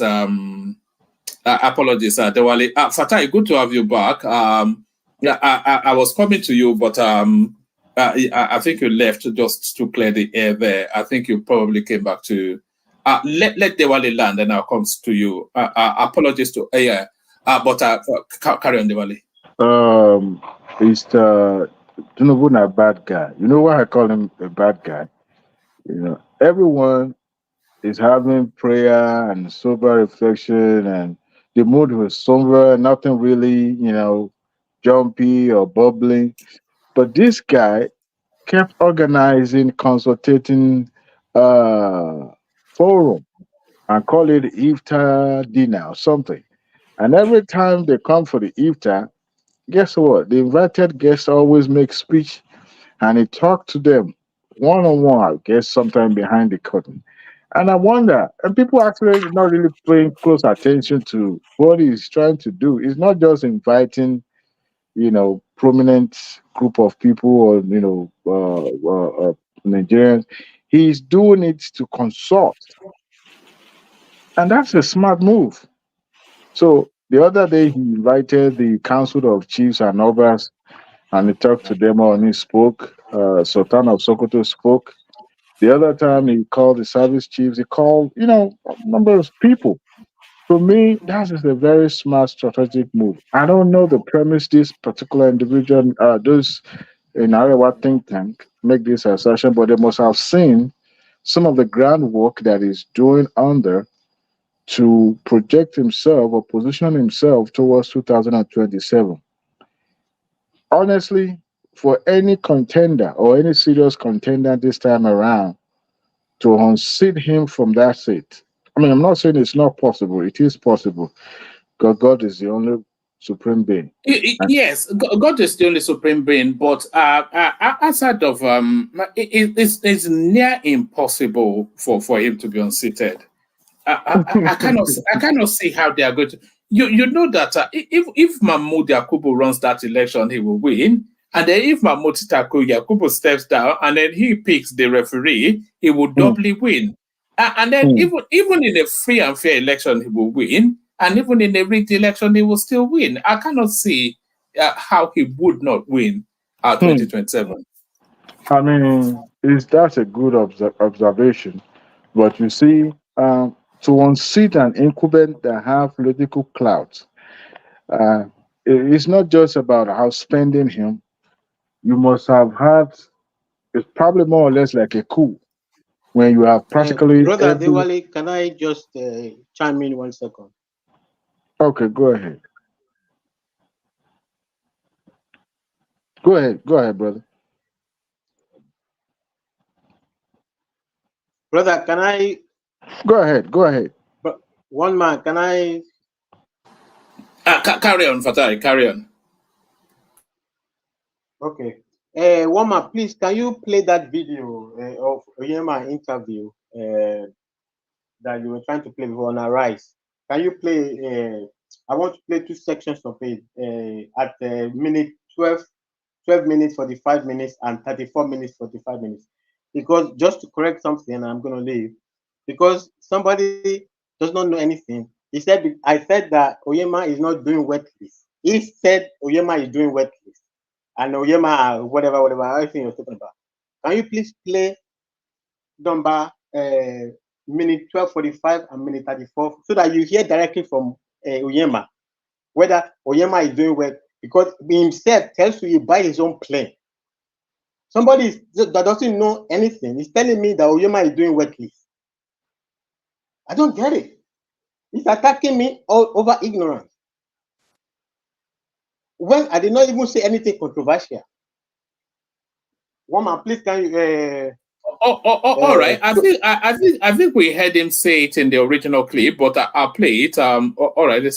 You know, this TCO is too. You may not be able to pass it like the other Nigerian airlines. You may not be able to get it.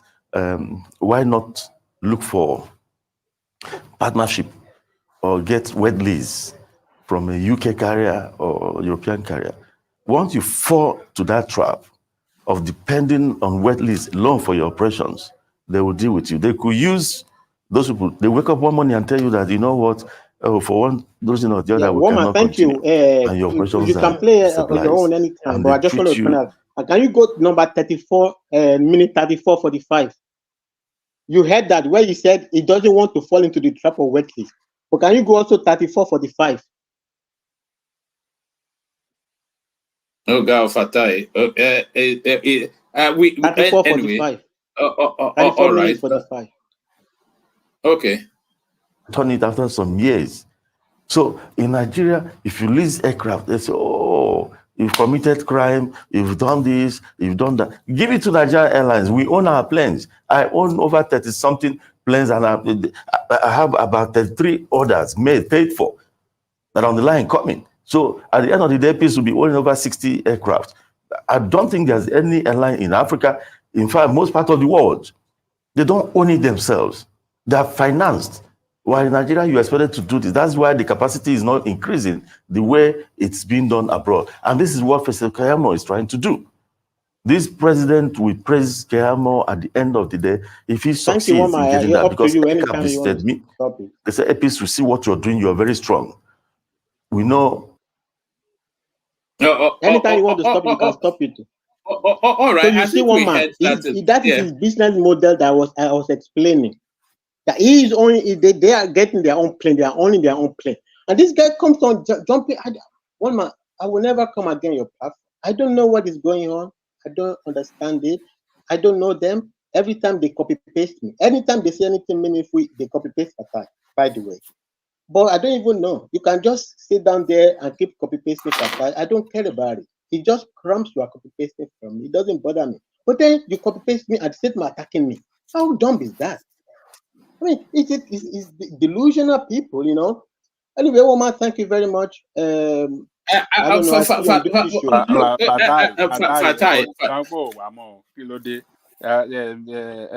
Àwọn Yorùbá ló sọ wípé ọmọ àlè ló máa rí ìbínú lóòlì bínú, ọmọ àlè ládẹ máa bẹ̀ tó lè gbẹ́bẹ̀. A ti bẹ̀bẹ̀ náà kí ló dé, a ti bẹ ọ̀tún, a ti bòsì, a ti bẹ gbogbo yín kí gbogbo yín jẹ́ kí gbogbo ẹ̀kún tán síbẹ̀. So the point you are trying to raise. Bàbá mi, one man, bàbá mi, ọ̀rọ̀ ń yé mi. Bàbá mi, ọ̀rọ̀ ń yé mi, kò ń ṣe ni kò ń ṣàná. Tó bá pé nǹkan, me on mind accident, I don't have a problem. Somebody like we are talking, there's an accident. I don't care. You know, it happens. Everybody, we are all whatever everybody is doing. Nobody is a baby. It's not a problem. But constant coordination of attack against me, I can't. It's kind of enough. And these are the same people. But Fatai, do you think they are having secret meetings? If Fatai doesn't come on the platform, do you think they have nothing to say on the platform, by the way. And they're attacking me. I don't like to talk, but sometimes I want you. It's a total disgrace. Some guy lies every day. How he knows accounting. Doesn't know anything accounting, by the way. Everything he says is rubbish. He knows nothing about accounting. He didn't graduate accounting. I can tell you that for sure. And I don't even care about him. You can have your time, enjoy your life, enjoy yourself. Anybody that buys what you're selling, it's their luck. I don't care about you. Why are you jumping on my skin? For what? I did not even say anything controversial. I didn't say nothing. I said people adjust their price, and this guy's jumping on me. What is there to jump on me over? Fatai, can you hear me? You know, yeah, I can hear you. You are one of the brightest minds we have on this platform. And anytime you don't come, the conversation is the poorer for it. It's not for my benefit. It's for the benefit of the audience. Just in case. Yeah, it's for the benefit of the audience. The conversation is always richer with you than without you. So it's up to you if you want the conversation to reach. The attack on me is too much. I don't know why. I don't know them, and I don't know why.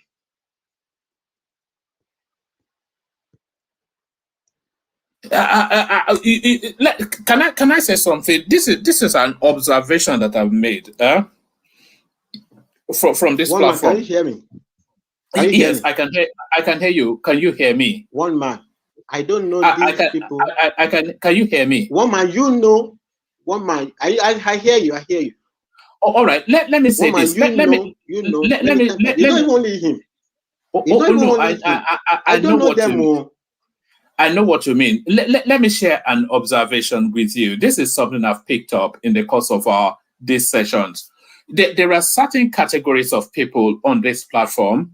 They are highly educated, and they're at the top of their field in whatever field that is. So now, when somebody comes on that has a decent or an advanced knowledge in that subject space, they always feel the need to push against that person. I've noticed that repeatedly. So it's not something that's speculative. There was a time that one guy wrote to me, came here, and it was Go on. Carry on. One man. You were here one day when one guy came here claiming to be software engineer in catenation. Woman, why you buy all these things? Woman, this guy would crash your platform. This guy, na lie. Everything you just said, not a lie. This guy no go school. Emeka is not an accountant. By the way, that is just true. He's not an accountant, he's a liar. I don't know him, I don't care about. This Emeka used to be Soludo supporter. Are you, woman, before I ever came on here, this guy used to go on one platform, Symphony, with a different name.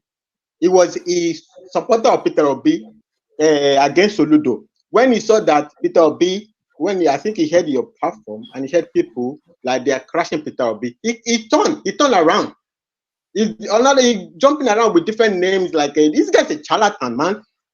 I don't care about him. I don't know him. I don't know him. This idiot jumping on my skin. Look, one man, I don't want to talk about a lot of people. I don't care about them. But I don't know why they are coordinating the attack against me.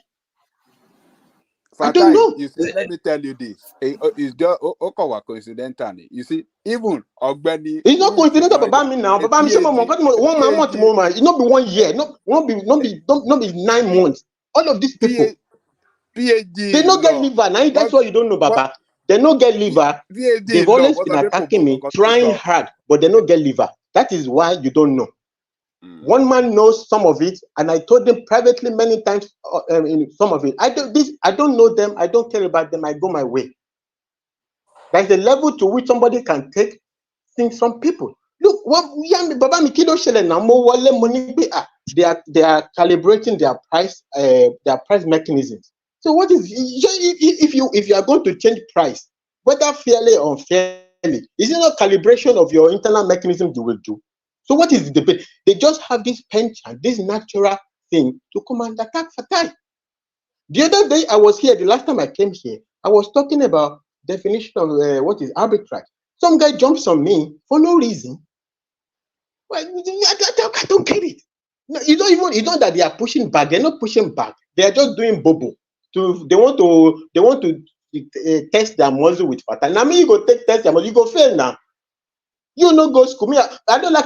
Okay, sorry, I don't like to be going all these things. You know, in life, you many things. Me, I suffered a lot to get to school. It's not. Many a times gone. It was almost by luck. I almost didn't go. But that's fine. It's life. It's not anything. Sometimes even when they attack Emeka, look at this guy attacking Kenneth. You understand? You said no go school. You attack other people, say they no go school. It's a disgrace now. But who cares about all those things? Who cares about? But what did I do to him tonight? Every day, same thing. It's a total disgrace. Anyway, sure, Baba, I don't know. Baba, I see you. One man see you on Dixie Baby Show. It's all I can say. So that's a safer space for you, Abi. Yeah, don't say baby. No conflict. I have retired. Actually, to be honest with you, I have totally retired from internet talking. I don't want to go on internet. I don't want to talk. But I make a lot of mental gymnastics, even to go to Dixie Baby Show. You understand? I don't really like all the. I'm a very private person. I don't even care about social media. It's not really my thing, you know. No, all of this is not really my thing, you know. By the way, this guy that is talking, one man, when I first coming on this thing, the first one by accident I found your platform. You understand? And the only thing that ever made me get into all this conversation, it was on Addis Sirika. It was so much international news, and I was like, well, I went to Symphony. I went to that place like 2 or 3 times. I went to Symphony, and I didn't go again. Maybe 2 or 3 times or whatever it is. The only thing I even said there, I don't really like. I was there on my middle name, Sheon Fatai. Sheon. The guy, that host, the guy is so gentle, so quiet guy like that. I don't remember his name. He was a really great guy. I think it was him that made me develop interest in coming on the internet. That's not really my thing. And the only thing, and I said to him, the only reason I really care, what the hell is wrong with this guy? Some guy want to take 5% for Nigeria with our market, with everything. About what the heck is this? Nobody goes school for Nigeria, I've been away. Which kind of rubbish is going on in all this? That's different. Then from there, everything just, I don't know, somehow the interest just developed. Then I found your platform and I kept coming to your platform. And that's it. And I came to your platform and it never even take one month. I started to notice strange things. Like, okay, I don't even know. And it never stopped since then. What the heck is going on? I don't know them. But don't worry. If they want to show, say themselves be this thing, okay, who cares? Do your thing. I don't care. If you don't come touch me, I don't question anybody's education. I don't question anybody's business. I don't even tell anybody my own CV, if not by accident. Actually, it was in that symphony show that I ever first mentioned about MBA. And it was because I was really so pumped up about this Sirika. I was like, this was just we don't go to school for our country. Because I mentioned it, I just generally just say it. It's not really a thing now. When in this kind of conversation, it's not a space to be flexing your degree or flexing your business, or I am rich, I am this. You're just talking, we're just hanging out. If I want to flex my degrees, I go to my peers. I go to a conference with the people of my Nigerians, but Fatai, you know that Nigerians like to do intellectual browbeating. There's but nothing. That is if you have one man. That is if you like to do intellectual browbeating. One man. That is if you have it. One man. How would you feel if you are an accountant? I could choose to do accounting after my MBA. I didn't choose the part of accounting. I chose the part of my. In fact, if I want to go do chartered accounting, HCCA, for what I have, I will not write many exams. I will jump in front of a lot of people if I want to specialize in that situation. So I don't know what accounting is talking about. But he's not an accountant. That's really the reality. Why in the sport degree for people? He's not an accountant. Well, what is good if you want to talk? He's not an accountant. So what is he talking about? Which accountant? You know, be accountant. That is the reality. I don't have a problem if somebody who has an accountant wants to challenge me. If somebody who is an economist wants to challenge me, I don't have a problem. But if you are not, what? Because you Google something, you can't talk to the accountant. No, you're not an accountant. He's not an accountant. That's the reality. All right, Fatai. Hopefully, it will not be the last time because you are certainly one of my favorite voices. So it's not a voice that we don't hear from you often enough. So what we wanted to be hearing from you is that I'll be coming here more, not I will never come here again. I think Ajahn Koko's favorite voice. I know that at any time you hear his voice perk up when he hears from you. No, I do, but just that, it's just like, when you weigh it, it's a lot of, I don't, everybody, I mean, we all know ourselves, I know, I don't want to be going online and be blowing up. How is it good for me that I'm going on the internet and blowing up? But that's all you end up being because of these people. Why is it good for me that I go on online and I start, look, in my life, all my life, I have been more angry, all my life combined together on your platform that I've ever been all my life together. You cannot go on the street and ask people that know Fatai, and they will tell you Fatai is shouting. I tell you. We helped you discover a new part of yourself that you didn't even know. No, I know. So you should be thankful. That I don't. You know that I don't do, like, this is you got to reserve for joy. This is something you reserve for day of evil, when your back is against the wall. They not born me for Lagos, but I lived there a long time. You understand? So not be say, they say you say I go for one corner, like you won't corner me. It means if I go reply you. You understand? I go look you, then I go reply according to the situation. But my point is this: it's not something that I have a joy doing every time. All my life I go my way. It's something you reserve for a day of evil. Like if your back is against the wall as a man or as a human being anyway, not even a man, you have to be able to defend yourself. The only right I reserve in my life is the right to defend myself. I would defend myself even with my last being. That's a right. Well, it's not something you every time. Why will I want to go to a place where every time I have to be I go back and my whole nerves is all scattered around. For what? It's not my daily job. I don't get paid. I don't get. So what's the benefit? What's the point for me? You get to come and hang around in the company of like minds. Is that not the whole point? In a company of like mind. If it's you, one man, one Ajalego, Dupsy Baby, Madam Zita, Madam Rosie, all these people. I mean, I was meant a few times. I was even on Dupsy Baby show with you and Madam Ajalego. We were talking something very emotional and personal to me. Never really had a time to, I would never have talked about things, but I'm somebody that I love people, and particularly love people that I really like. And I particularly don't even know when I start talking.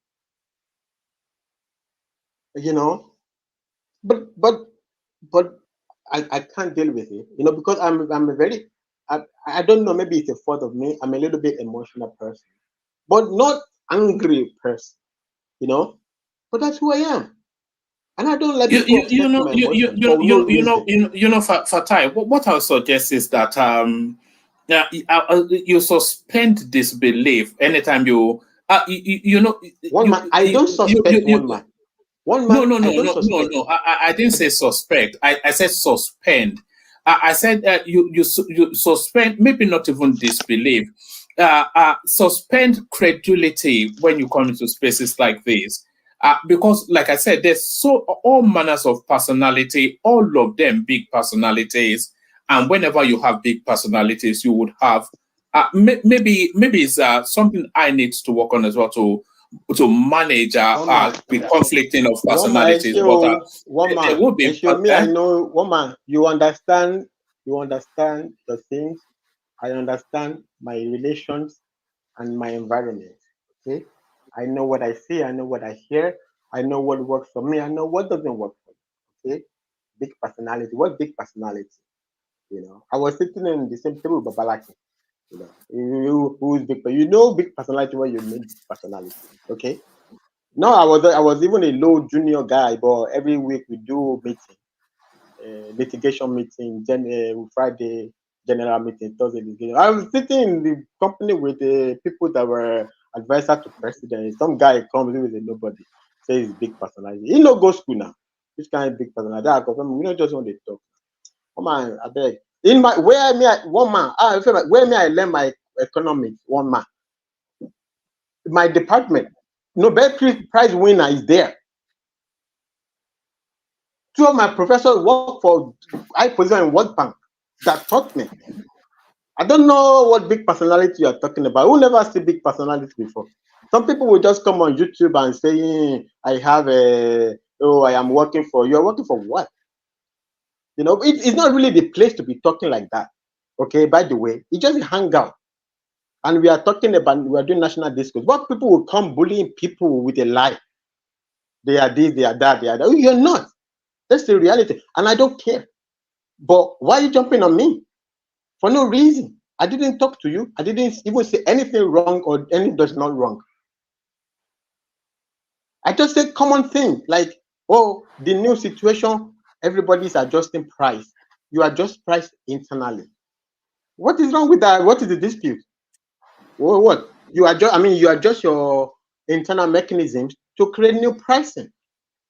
New price to meet the new price scenario. Whatever, I don't even understand what is the argument, what is the debate. They adjusted prices, so didn't they adjust price? So what is the point? It is that it is that deep seated. They are always looking for a loop. They think say I don't miss yan. They are always looking for my miss yan. Something like this, they want to jump on it. That's the problem. They think saying don't catch them. Say, oh yeah, I don't find something. That's really it. Fatai, that happens a lot. It's intellectual browsing. It's intellectual raising of the eyebrow. It's educated people now. It's intellectual. It's very intellectual. Are you saying you don't conflict with people in real life? Where they want people? I do conflict with people when they make argument, not when they are lying, pretending, deceiving people. Okay, that's not intellectual, woman. Okay, it's not intellectual. So what is intellectual to say? People adjust price. So they don't adjust price. So it's not like there's any intellectual. It's just like you just want to. I don't know what they wanted to do. Wanted to do whatever. He wanted to go and flex more money. He wanted to show. He wanted to show him the accountant. I don't know what accountant. I don't you know. It's amazing, you know. It's amazing. Anyway, one man, you know. Thank you very much, Abami. Thank you very much. Before you build, do you have any thoughts on this? The mandatory DNA test that Tinubu is instituting. Where will he get the budget for that? The mandatory or the budget? I never get the key. So they know what the people do with whether or they get children outside or not. I don't know. I don't know. Yeah, but even before we get to where they will get the budget to do it, do you think it's an idea that its time has come that at birth children should be DNA tested? I don't know. I always leave. You know, I think the new thing in the world today is leave women and the doctors to make all these decisions. And I don't know. I haven't opened. I mean, one I don't think. I wouldn't really be saying strong things about it. I don't think it's a place I can hold my own argument. Where I can hold my own argument. You know, things with paternity. Because okay, if they do the DNA test immediately, and it turns out that the child is not the father's, who is going to take care of the child, especially in the Nigerian space? You know, who's going to immediately take care of the child? Especially, let's say the mother doesn't have money. There is no single mother support from the government. You know, there's a whole lot of things. I don't know. I don't know. I think it's a space best left for people very experienced in family affairs. I don't know. Maybe they are right. I'm not saying right or wrong. I don't really have a strong opinion. The thing I really would have loved to talk. I would have loved because I always heard Babajaniku saying IMF said to By the way, okay, before I even say that, look, this is my position. If Tinubu, oh shit. What happened? All right. I think Fatah is. I think it's sorting matters out wherever he is. Are you there, Fatah? Well, Fatai. All right, let's get back to Dewale. So Dewale, I thank you for opening that window. I think Fatai especially needed to vent that spleen. Dewale, I hope people can still hear me. By the way, Dewale Omoba Kawezi, can anyone hear me? Am I off?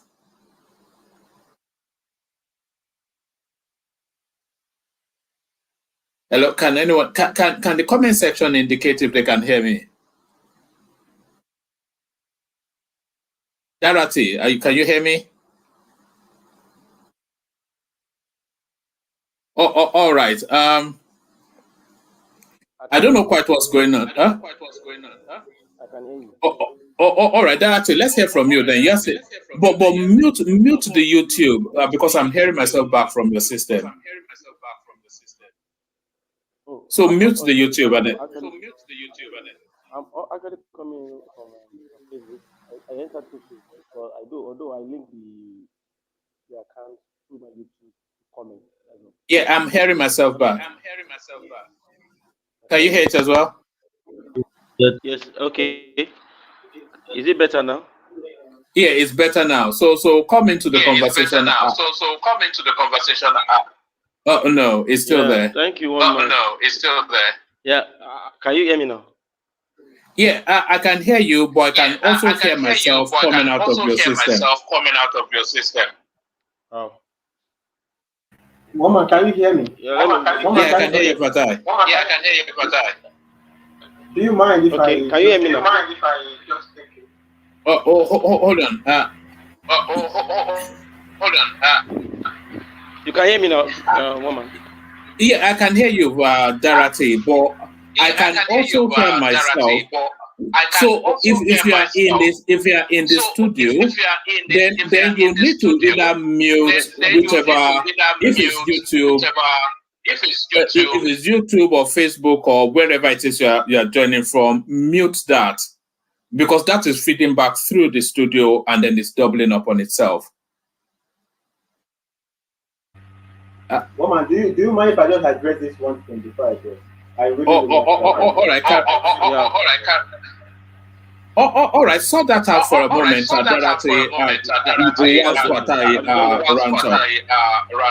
Okay, no problem. I think we can still hear it. All right. All right. One moment, Darati. Yeah, Fatai. Woman, I sent a link in the private chat. Brother, can you make a mute? Yeah. Carry on. Yeah. Thank you. I sent a link in the private chat. Can you pull it up with the IMF, this IMF stuff? Woman, can you see it? I can see it, but I'm just waiting for it to. What are we looking at with this? Okay, so woman, it's on that subsidy issue. Woman, look, here's my position. If Tinubu is paying illegally subsidy, my own position should be impeached, by the way, just to say that to start with. I listened to Banana a few times relying on this IMF. That's why I want to. I listened to Banana a few times. The echo is coming. Darati, you're still echoing.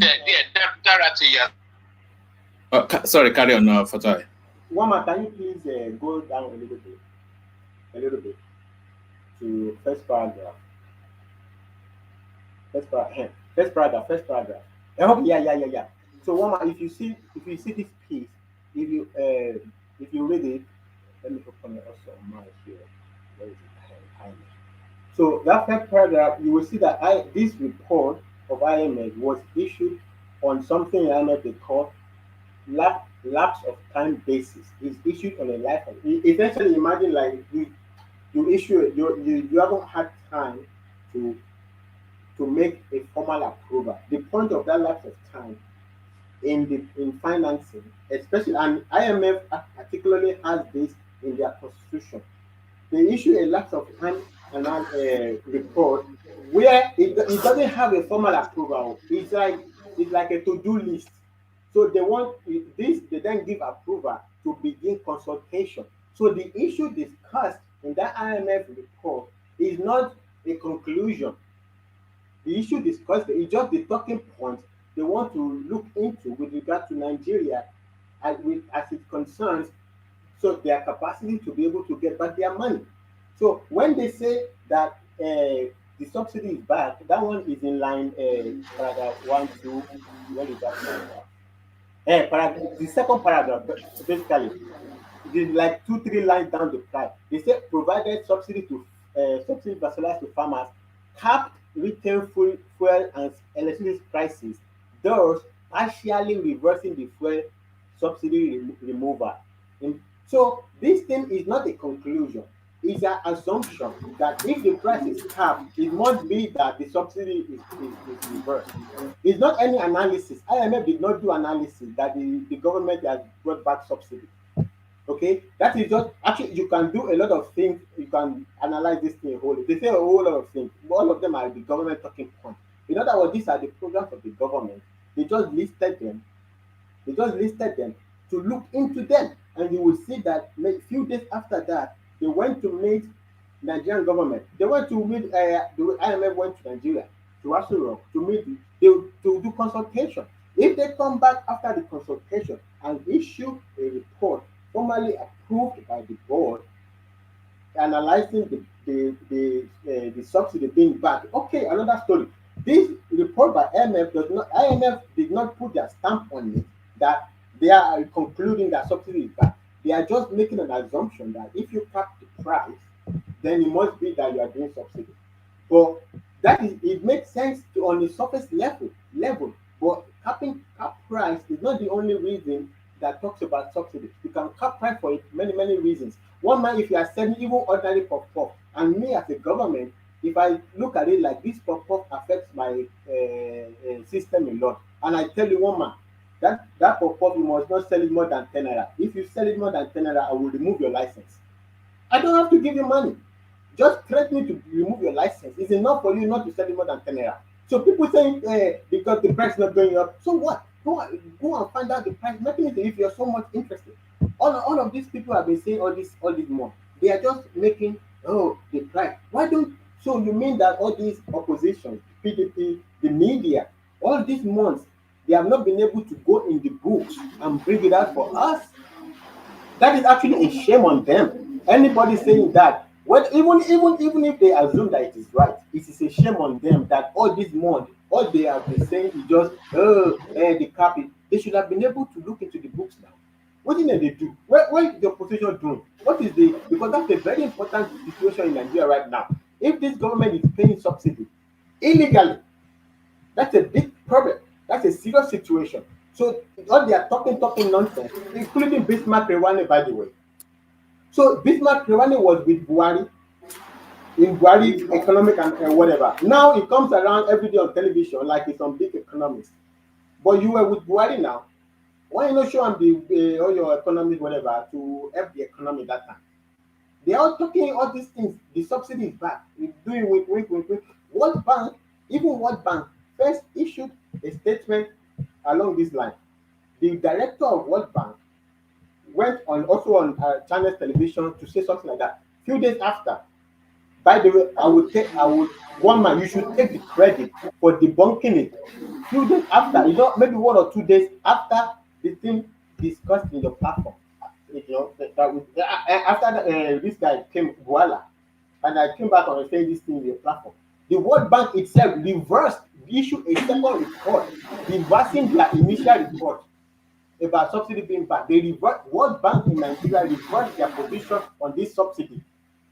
But some people I think they think it's money. They don't understand the gravity of what they're saying. The gravity of what they're saying is that Tinubu is paying money illegally. If Tinubu, you see what happened with Ningi, and even what Ningi is talking about is not even up to this level. You see, Ababio started to shake. They're suspending him, which they shouldn't do, by the way. The Senate is not their private company to be suspending people. You didn't employ him. They didn't employ him. If they have other things, they can suspend him for their committees. They can do other internal punishment. But how do they acquire the power to be suspending a senator? Now, person on today, now another person tomorrow. If all these people also get power tomorrow and start to do it to you people, because we shouldn't go down that slippery slope. It's not their right to be suspending anybody.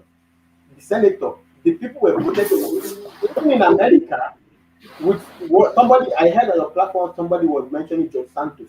George Santos first was criminally charged before even the suspension or removal of George Santos is still to today debatable. But even that, he was first criminally charged before they took a vote in the House, in the Congress, about George Santos. It's not something you can't just fire somebody that you didn't employ. You didn't employ him. People voted for him to be there, just like a Fabio, just like anybody, just like anybody. You can't just say you suspend someone for what? Because you say number don't add up. So what? Have they never dealt with budget before? Everybody talks about not adding up in budget. If you ever dealt with budget, no, you can even make typo error where the numbers don't add up. If the numbers don't add up, you look into it. That's what I want to say about that. But this in particular, I wanted to say about that. Don't let them railroad you. IMF did not conclude that subsidy is back. They just issued their talking point, what they want to go and investigate, and it's because the government said they remove subsidy, opposition saying subsidy is bad. And so for them, for IMF, that is a risk factor. They have to look into it. That's an important risk factor. They want to look into it. And that is this report. And the point there is lapse of time basis analysis. People that if people that know anything about the world of finance understand what is lapse of time basis, lapse of time analysis. We don't have time to look at it very well, but we are interested to look at this point, and that's it. It's not the conclusive report from IMF that the subsidy is back.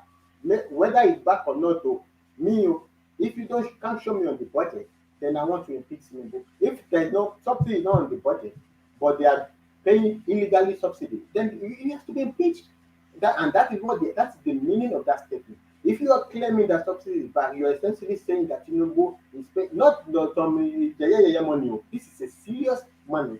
This is a serious issue of Nigeria, where Nigeria is crashed over this matter, economic, and then he's going back and paying it illegally. They are basically what they are doing is they are calling for Tinubu's impeachment. That's what they are doing, and that's why I wanted to. Whatever Badaliko argue, I would just want to put it there for Badaliko, not to be thinking that IMF point said that made analysis that subsidy is back. No, IMF did not do that.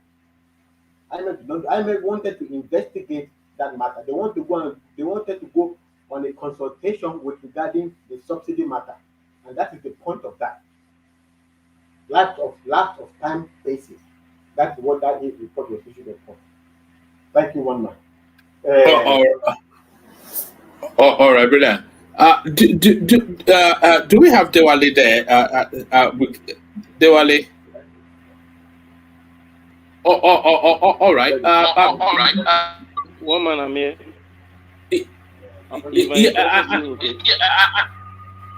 No, it's still bouncing back. Anyway, one man show.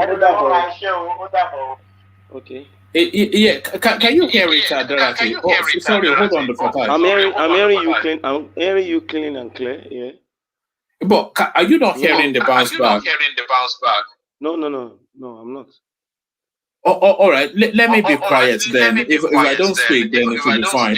So you guys are coming to the conversation wherever you like.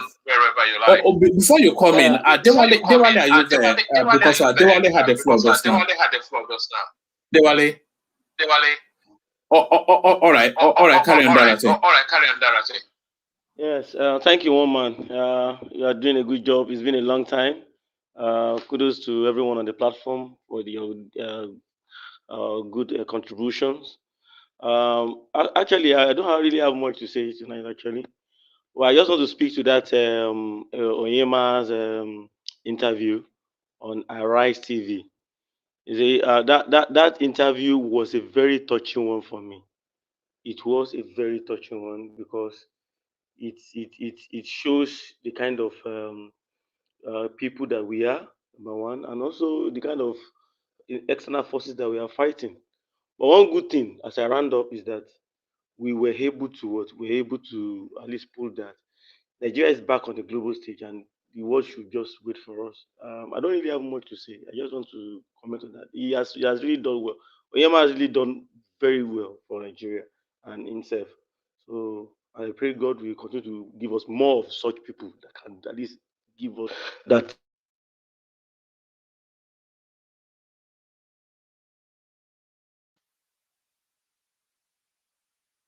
Hello, what's happened? I think it's a funky session today.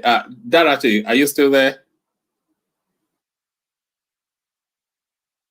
All right. I'm not sure. I think Dorothy having connection problems. Adewale not available. Is Ajano Koko there? I'm not sure if he is.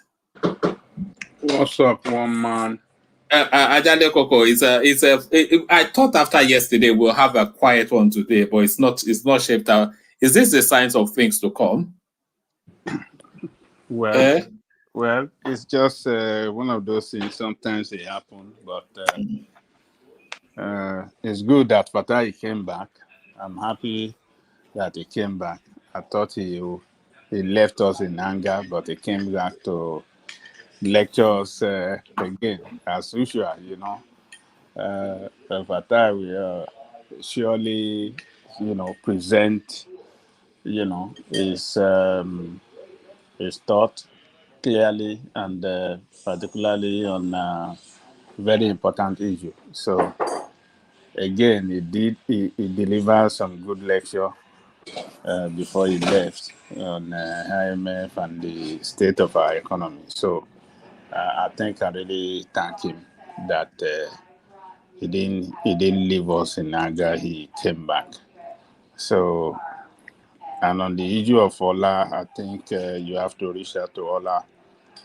What you are trying to do, he thought you were trying to, stifle his voice. You are trying to, stop him from, you are trying to deny him the opportunity to express what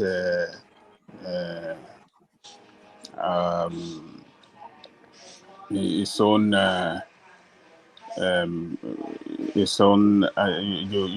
you stifle his voice. You didn't want him to say anything, and I think he was trying to just he was trying to appeal. That's what I thought. He was trying to appeal to both of them because he began by saying, "You see, both of you are right," and he was trying to expatiate on that, and I think what he wanted to deliver is that just miscommunication, lack of understanding of each other position between between Fatai and Emeka. But you didn't want that issue to extend further, and he felt that you deliberately shut him down or stop him from speaking, haven't allowed Emeka and Fatai to drag their Ajale Koko, that is Ajale Koko, that's something that is somewhat getting when there are interjections or and then after interjections and after interjections, there comes a point where I feel it's getting too much, and then I have to call time on it. So when I call time on it, it has to be when somebody has to interject. So it's never against that person. And then the other thing is, when I feel that either somebody's contribution is starting to get a bit labored, a bit long-winded, and starting to drag a bit, sometimes I have to call time on it. I see a lot of numbers on my screen. Those numbers tell me a lot about what's going on. So you see the numbers moving as people are talking. and then you see the comment section pivoting to just abstract. So you and also you see your own attention starting to wane from. So you have to keep it at the highest peak of the conversation as you possibly can. So all of those factors. So, but if people start to pay attention to when I tell them that I want to move on or pause here or pause there, anybody can tell that story that Ola is telling, that you pause me too much. Because I pause everybody, I move it on. It's just really to keep the place at its optimal conversational level. But if we want, do you understand what I mean? I just get frustrated by it sometimes when people feel that I'm picking on them when clearly that's not the case. Well, I think I want to say that you are really trying your best, and we can make mistakes sometimes, but I think what happened is just let me just say it was just a kind of should I even call it mistake? I think it was just something that just happened that nobody expected it to happen. So you wanted, a stop to that issue, and he thought you didn't want him to speak, haven't allowed these guys to drag their issue for so long, and he was trying to speak, and you just say, "Oh, you can't speak anymore." I mean, maybe you could have said, "Okay, say it," and don't let. We want to end it with you, and maybe that will sound better. That will give him sense of belonging. That you are not trying to stifle his voice. I think that's what the way he felt. That you didn't want it to. Why is it when everybody is spoken and when he's trying to speak, that is when you will say, okay, it is time, you don't want anybody. So I think that's the way he felt. So, but I would like you to just try to reach out to him and let us because he's a senior member of the platform, and I don't think that we should just allow just little thing to just cause that kind of situation. So just today is I don't know, it's not the best day at all. It's just right from the beginning. It just started and everything Yeah, just but it started so well, though. We were it started all well. It started praising well. Alan Oyenma, and everybody was saying, yeah, we have to blame Emeka. It was Emeka that turned it into the Bible session. Started. He said, Fatai, you don't know what you are talking. That anger Fatai, and I think we should moderate our language too. The way he said it to Fatai, I think he appeared to Fatai that he deliberately came after him. To say, oh, he doesn't know what he's talking about. Look at what you are saying. Continue saying, So that really anger Fatai, and I don't blame Fatai for, it wasn't Fatai that started it, it's Emeka that started it. So we have to say it what it is. But if we have to be me, I will not. We are different personality. I won't get offended with anything like that. Even if I won't get offended, but we are different personalities, so we know we have a way of, absorbing some punches from people. Sometimes some cannot absorb any kind of punches, so they will kick back. So, but today is a rough day. We just have to accept it's a rough day. A lot of people that were were, I mean, the studio was almost full. But when the fight started between Fatai and a lot of people left. I think we allowed it to drag for so long. I think that's the mistake we did. We should have, I mean, case of next time, just say, hey, gentlemen, we don't want this thing. I think it has to stop. If we don't stop, then I will put both of you behind to cool off.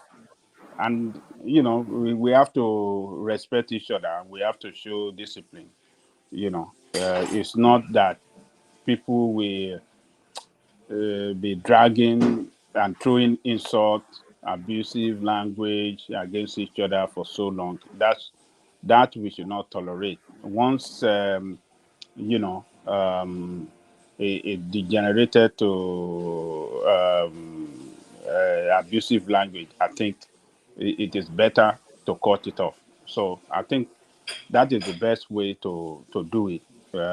This abusive language, the use of abusive language against each other, I think we should put into it. We should not tolerate it. It's not good. It's not good. It's not showing a good image of the platform.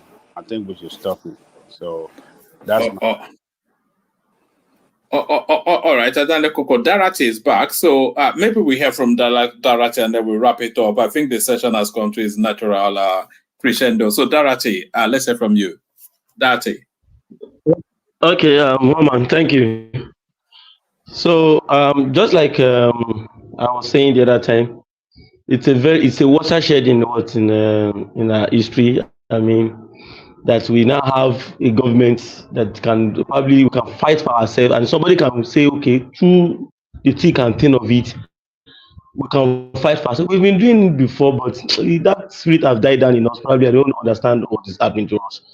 But for the fact that man can punch his weight, at that level, at the global space, that come, no matter what happens, I'm going to do this. And it baffles me the kind of persons that we are. When Emeka was speaking the other time, he spoke about the powers that be. Fatai also spoke about it, and during the interview, I overheard him talking about the civil servants. I've always, I've been someone that came out from, people within I mean, that put it. My background, I have people that are civil servants, top civil servants within I mean, my family, people that are very related to me, that I mean, top civil servants. And I know what civil servants can actually do. So I know what Darati, you're breaking up. You're breaking up, Darati. Capable. If you hear what is said there, the parking slot that is very, very far away from where the passengers are supposed to board in a gym. So it took the minister to fly with him, to be able to. I'm going to reciprocate this, and sometimes. Darati, you're breaking up. Can you hear me, Darati? Can you hear him, Ajale Koko? Is it me? No, it's breaking up. Yeah. You can go to somewhere. All right. Prestige, you've come in at the last moment. We thought the thing had run its natural course, but Prestige, come in. I think Darati is talking of funk. Thank you, sir. How you doing, woman? Salam alaikum. Salam alaikum, alaikum salam. There it is. How you, Ajali Koka? Hey, how are you, my brother? Good. Are you having another Zobu today? We thought I don't know, man. Maybe something in the waters. I don't know. Is it April Fool's Day and then we're all acting like fools? I always do your playback. If I don't come in, because from Monday to Wednesday, sometime I'm out of town in Florida. Right now I'm in Florida. But anyway, I always listen to you. So I listened to your playback yesterday. That was another Zobu. But anyway, at the end of the show. So I don't know what you have to do. I just joined. So that's fine. Oh, we were essentially wrapping conversations around Alan Oyenma, who Right. has now finally succeeded in securing that route to which you Americans call route. It's called route, by the way. I don't quite know. I mean, why do you always bastardize the language in that? America rule It's the not your world. language. We rule the world. It's a flat, not an apartment. It's a lift, not an You don't elevator, speak and the it Queen is English, and route, you're just not like route. different kind of. Why do you have to bastardize the language? The language is America perfectly. control the world now. What are you talking now? You know, the people that own the language, they say it's a lift. You will call it an elevator. Oh, we have taken up. Why? They say it's a flat. You will call it an apartment. What's that? And the people that own imagine a Ghanaian trying to rebrand Yoruba language. I mean, it's just I mean, come on now. America is congregation of different nations, so we kind of change the way we speak You know, here. So ideally, you should be a Spanish-speaking nation because you were conquered by the conquistadors first, weren't you? I mean, what's all this? I don't know. Let me comment a little bit. I just want to comment before I leave. And it's late here. It's not like where I live. It's about 11 something in Florida because in California we are 3 hours behind, so it's late over here. All right, you can either speak to Alan Oyenma or just speak to whatever it is. Anything that interests you, just. I can comment on two things. One is Eles Onyema, then Bayo Neniga, which I read today. So yeah, let me speak about Eles Onyema. I congratulate him. It's a job well done. This is a win for Nigeria. Okay, very very nice. So I hope I heard what he said about the obstacle that he entangled. Both internal and external. That's particularly the internal one is the one that that I dislike, but that's Nigeria for you. The external one, they don't want Nigeria, but here comes Nigeria, whether you like it or not. I hope he able to. They have no they have no choice. One man, but other. I'm speaking about the external area right now. They have no choice but to cooperate with him right now. They have no choice. Even in Europe, I don't know if he's going to do America. I hope he does. So, particularly in British, they know from here to London is probably the most lucrative, the most lucrative, lucrative route, in Africa because Nigeria fly the most. So they have to cooperate with him. So I commend him very much for I'm not going to comment on some of insidious statements some people are making in Nigeria. That's Nigeria. Everybody how we are. They are complaining about the uniform. Yes. Yeah, but one man out of everything but, that guy achieved, that's the one. Nigeria. It doesn't matter which side you are. People gonna make a comment. So that's nonsense to me. But anyway, what was the complaint? Are they saying it's too ethnic? What were they complaining about? Okay, they said Isiagu, the red hat and everything. Look at how those guys, they look pretty and everything. But what they're saying that does not represent Nigeria. It was very sectional. And it should have been something like green and this is a private business. You can't say green and white. That is the national. This is not Nigerian Airways.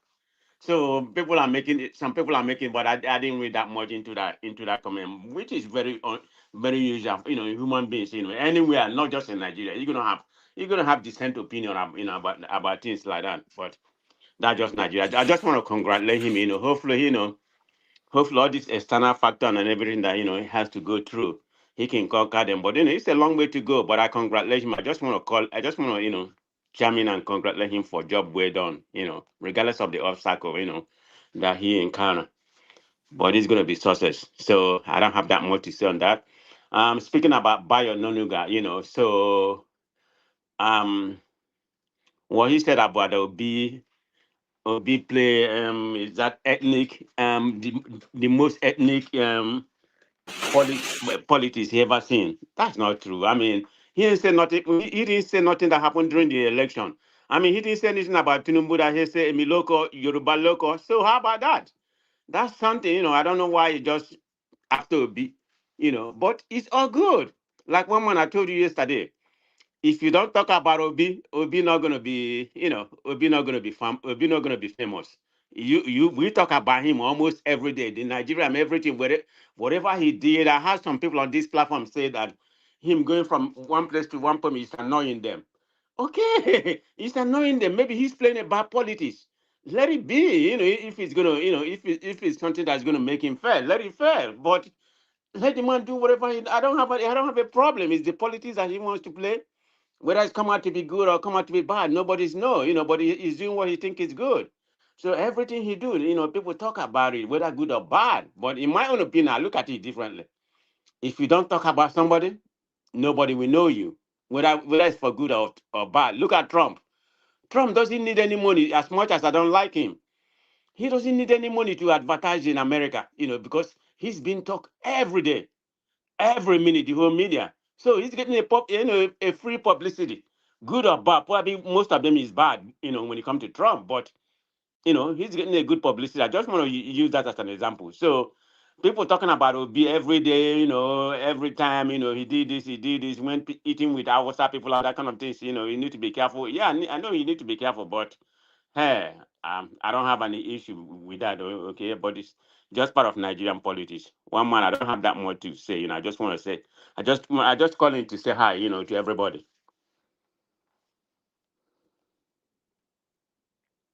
All right. Can you hear me? No, sorry. I was actually speaking. I didn't know I was muted.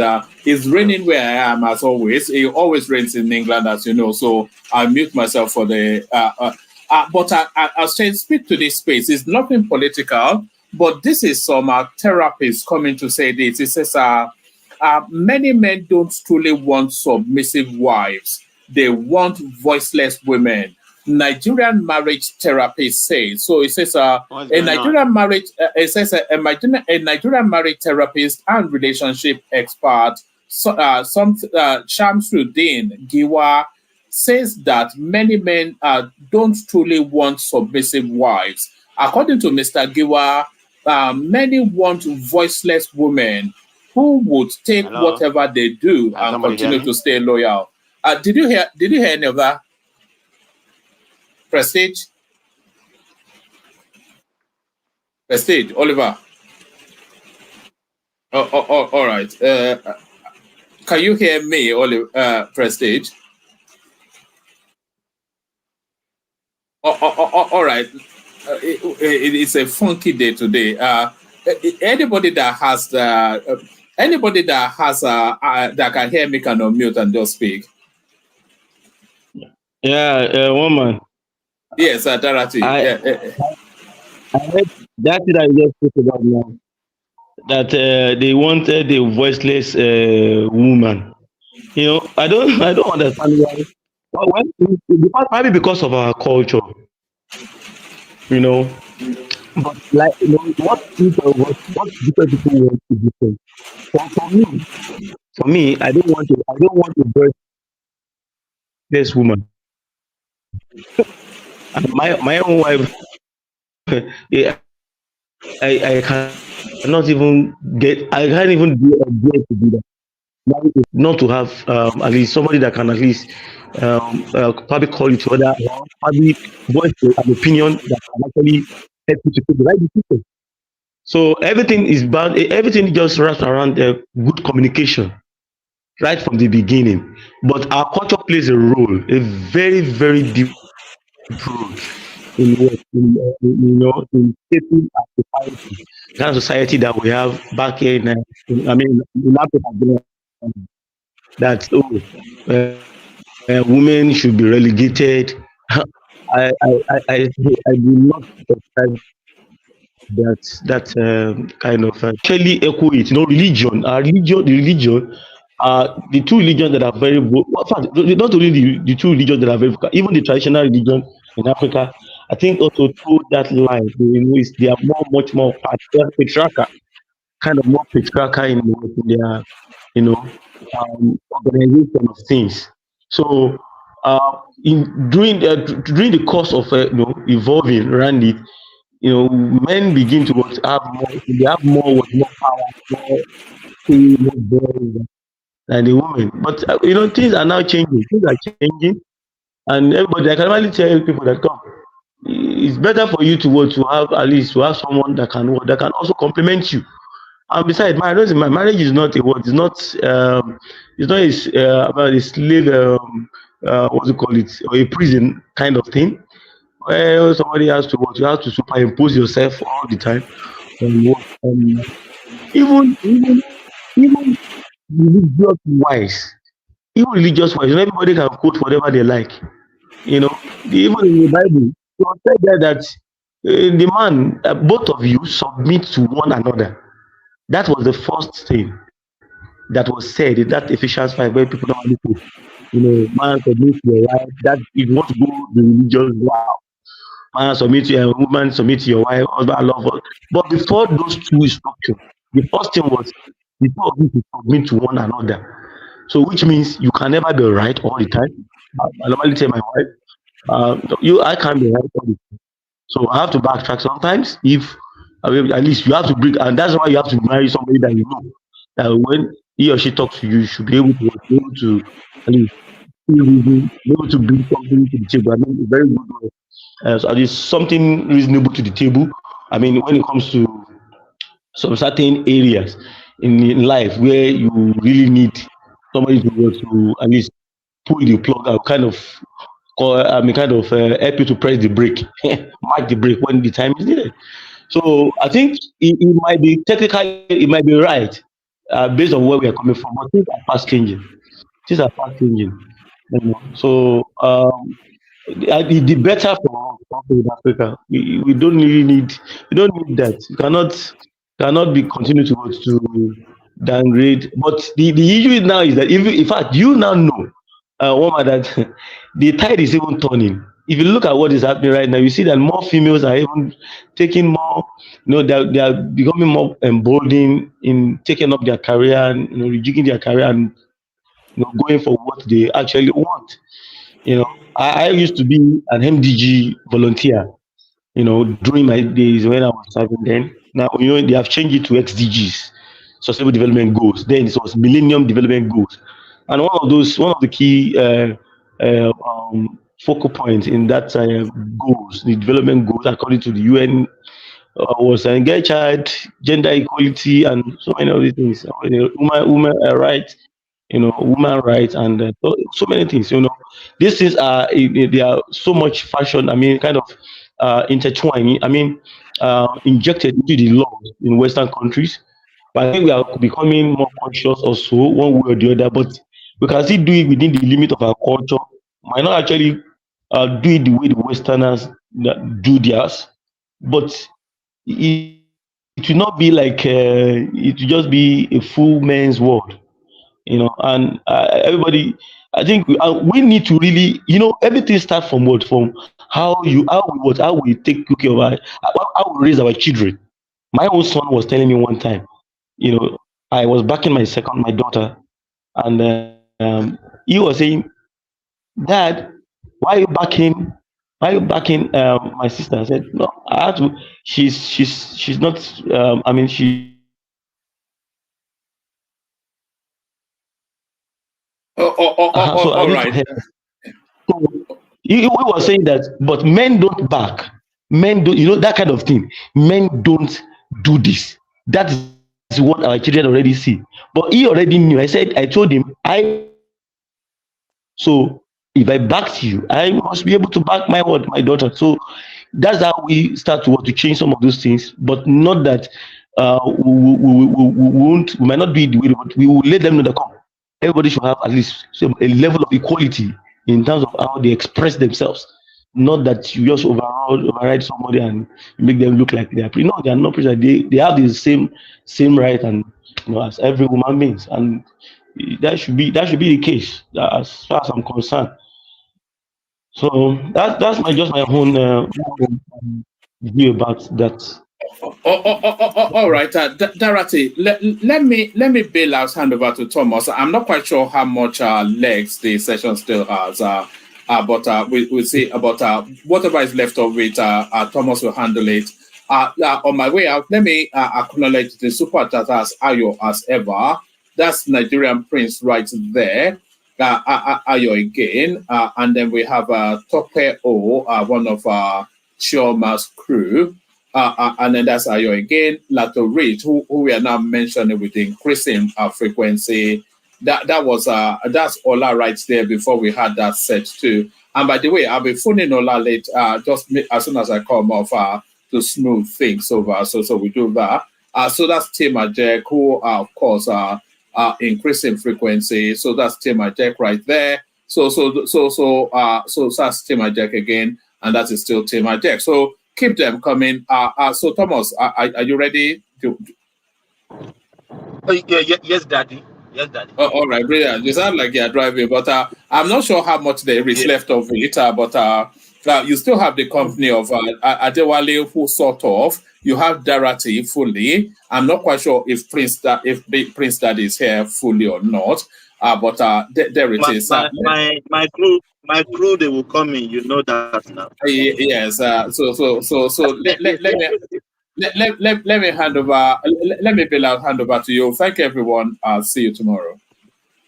Yeah, thank you, man. Yeah. Hello, guys. Happy Easter to you guys. I wish you the same too. Oh yeah. Happy Easter to everyone. Yeah. We celebrated here a little bit. Then we are back to work. Thank God. Thank God it's Tuesday. Thank God it's Tuesday. We are also going back to work tomorrow. This morning. I know. What's the time over there? In Australia. What do you say? I said, what's the time over there in Australia right now? The time. 2:20. 2:20. Yeah. Tuesday. Tuesday. Okay. 2:20. Yeah, Tuesday. Yeah, 2:20 in the afternoon. Tuesday. Wow. Okay. So we are the most special people in the whole world. our time is different from the whole world. After Thomas, I watched a vlog one time, and there was this family, the husband and the wife. They were traveling from Nigeria, and they said when they were going, everybody was telling them that the way they were they were kind of seeing them just like somebody is saying that only God knows, but probably you are not going to come back to Nigeria again.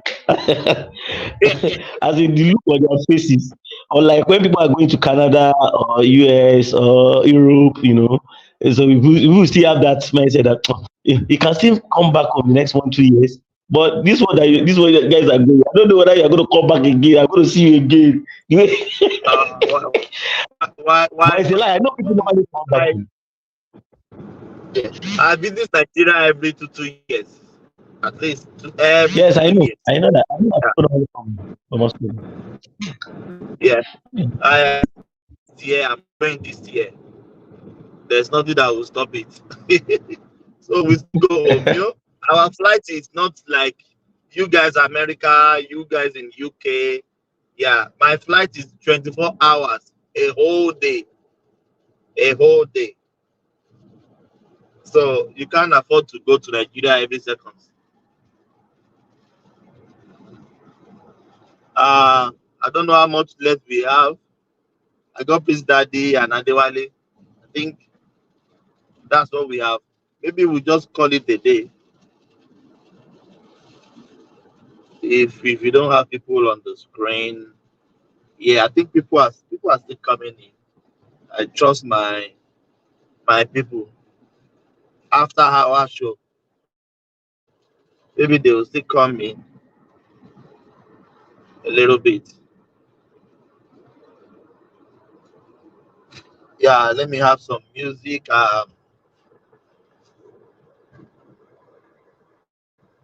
Music.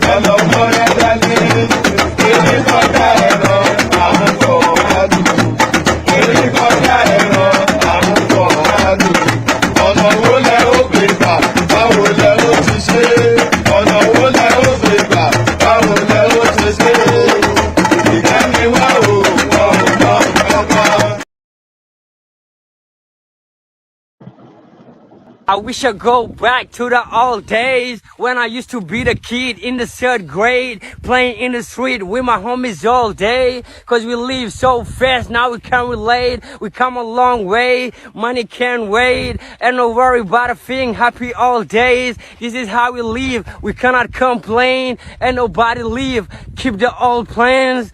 Hey, when I'm better, I'm in Garti. Mingari Zuda Kari Party. Ko ɗo min mawni ɗo min darti yow goto fone ɓorni boke e so parti an winam bedda o min garti min gari zuude kadi parti ko ɗo min mawni ɗo min darti yow goto fone ɓorni boke e so parti ey cugagam ne weeli fof ko souvenir film hanki wona hande hanki jamma mbaale sim min ñalla fije nangue jamma lengi mbaɗa tinde on saha courant ala wura men ko ƴaro finde sifti nammo ala cifti ala inde idi nawa wilde iwi. Welcome back to the second section. I think I have Judy here, Almighty Judy. I have Praise Daddy and Hadewali myself. I think we can kick any conversation on. Do we have Mighty Judy there? Yeah. Hello, Thomas. How you doing? Almighty Judy. Yes. Yes, Thomas. how are you?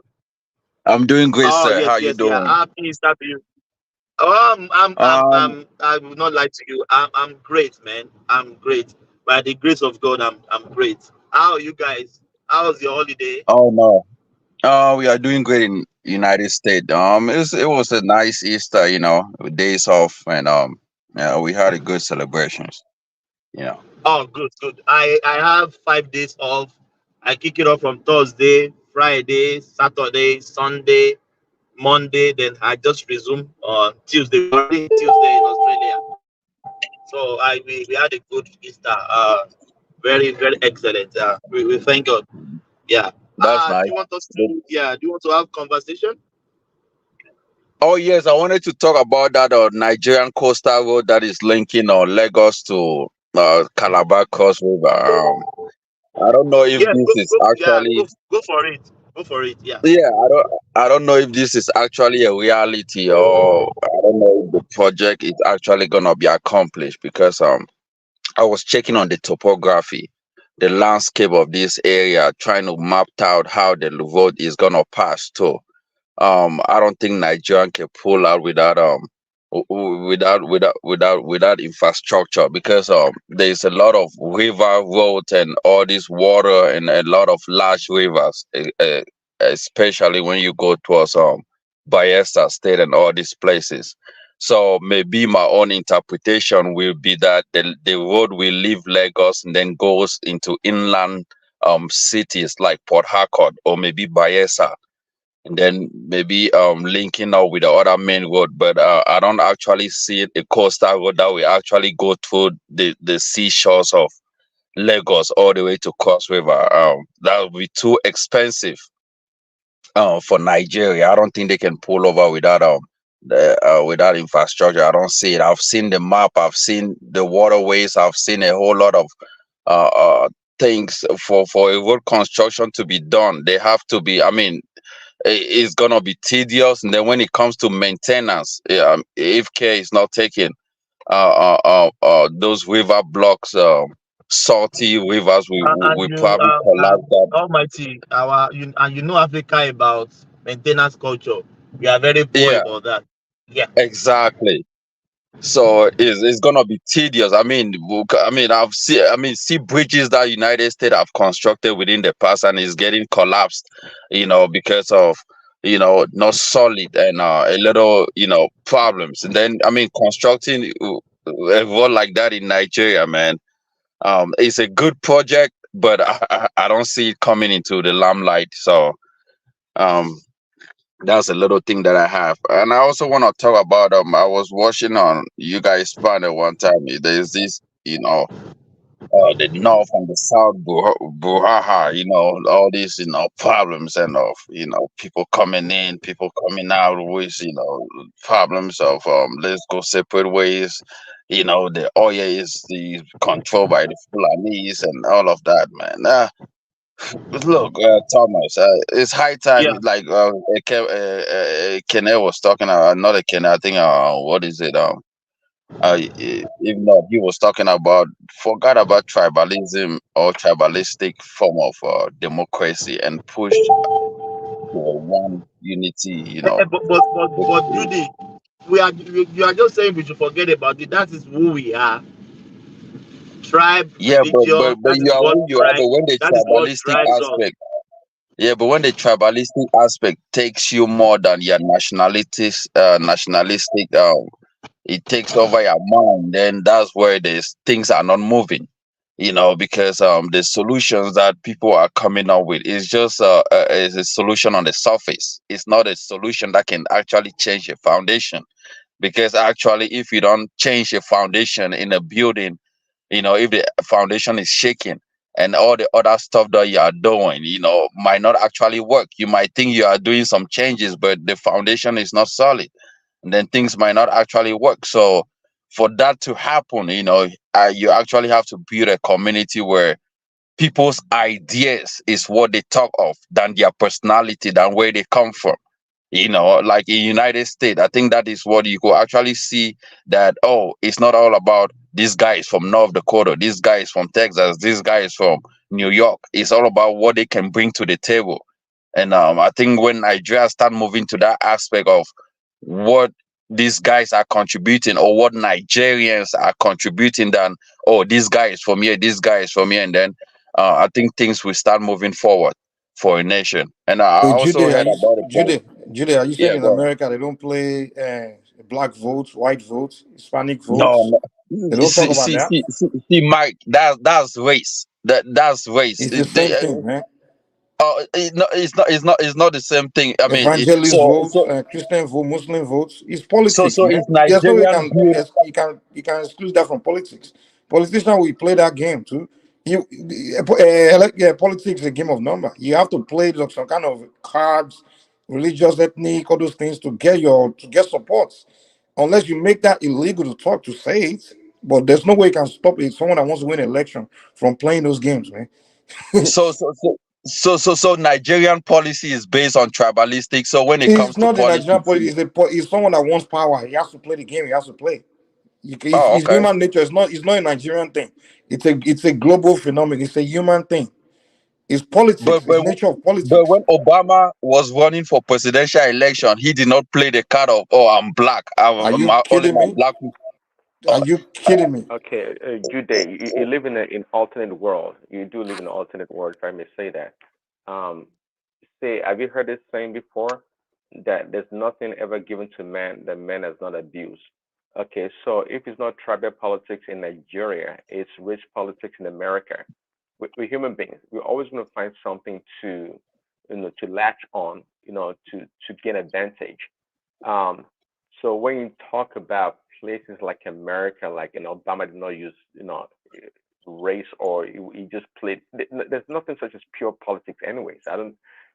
Maybe you have that But the concept. people that There's some voted places for like Obama were all white, though. I mean, the blacks did not actually. If you look at the race, it wasn't like actually the blacks voting for Obama. It was, if white didn't vote for Obama, he wouldn't have won the election. that's irrelevant. But 99% of the black people voted for him, if not 100%. So and it doesn't matter Exactly. That's not by the the point sheer we're making, number, Jude. In by the Nigeria, I can't percentage say of. everyone that vote for a person come from his ethnic group. So there are people from different people that vote. People, it's not everyone that fall for that ethnic thing, but a lot of people fall for it, and the person playing the game is gonna have to play that game to get what he wants.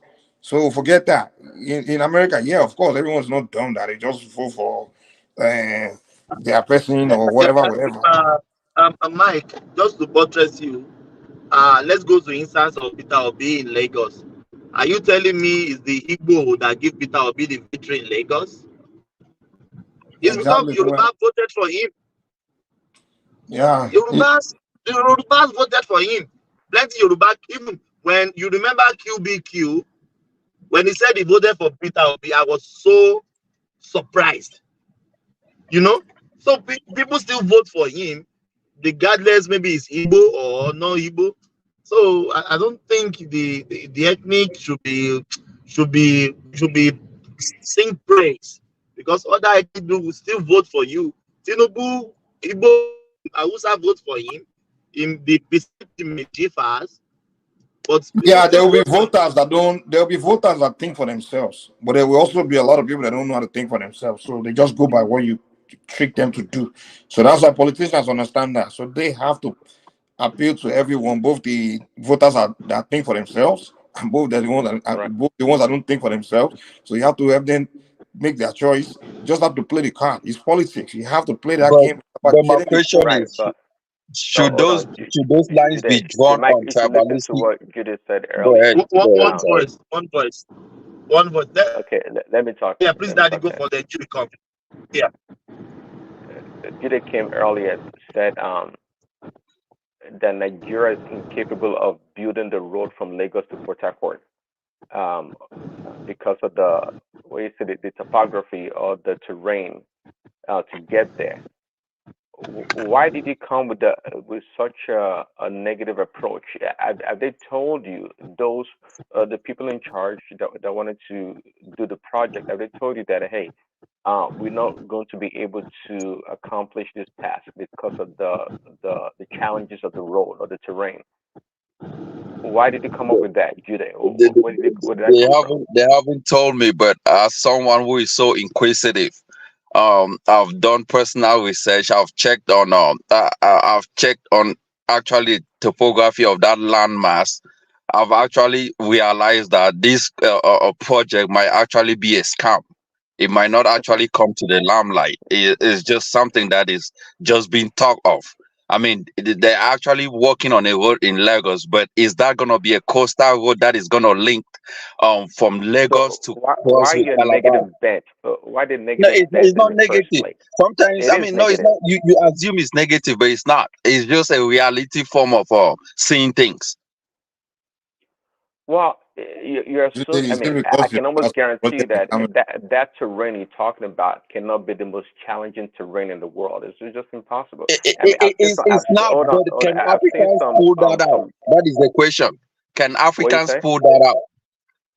Can well, Why are you calling Nigerians Africans? Come on, man. Just because you Oh, can't okay. build in Can Cameroon. Nigerians? a lot of the Okay, can roads, Nigerians pull that built out? in Nigeria, I think they're built by foreign companies. Like I guess some of them, I would say. So if they can't do it, if they don't have the in-house expertise, they can always seek the expertise from outside of the country, and it happens all the time, even in the West. Okay, even in the West, there are plenty of things that they seek collaboration from other countries or people with expertise.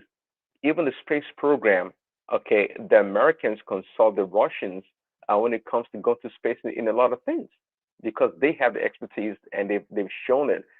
They have documentation of it, and they rely on them for such information. So yeah, maybe I can agree with you that we don't have in-house expertise, but it doesn't mean that we cannot get it done. It, okay.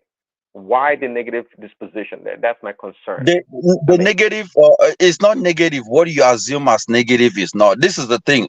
Let me say something. Right, there's a lot of misplaced priority when it comes to the way Nigerian government are carrying on their projects. Let me explain by that. When a president comes in power, they have a lot of projects that they have to accomplish. So if you go into their backlog, they have things that they have to accomplish. Now there are so many projects. Now you have to refine which one comes first, which one is a need, which one can alleviate the poverty alleviation of my population of my country, right? And I don't see this project as something that can do that. You are instead putting more okay, expenditure on it. Let me finish. At this point in time, that vote shouldn't be. I mean, it's something that has to be done, but it shouldn't be a prioritized project. There are certain things that you can elevate poverty immediately or to actually reduce it than to go in a gigantic project like the coastal road. You know, So I see it as a Okay. misplaced priority. I see it as a project that might not be accomplished anytime soon. I see it as a place where people want to exercise their wings to take more money than to actually put a project into actually accomplish. So I wouldn't talk of that road construction based on me shouldn't even be on that project. You start talking about Okay, I agriculture. see your point. The- I see your yeah, point. go ahead. Sorry. You know somebody else that was concerned about the poor. Judas Iscariot in the Bible. You know, he was a greedy person that pretended to be to care about the Mike, poor. Mike, why It's are kind of you like laughing? Judas. Prince Daddy, let me tell you, Mike, why are you laughing? Why are you laughing? I can see you're giggling because you The way mentioned Bible. the way No, the no. Prince Prince Daddy Daddy, is using, Prince Daddy is using don't the mind Bible to this, scoop shit. don't mind this, Mike, the atheist, the Babalawo among us. Go on, Prince Daddy. Forget about Queen's Daddy. Thomas, even when you were talking about Easter, I was just saying Easter. In America, sometimes we get so busy Judah, are and you just forget about Easter. Iscariot?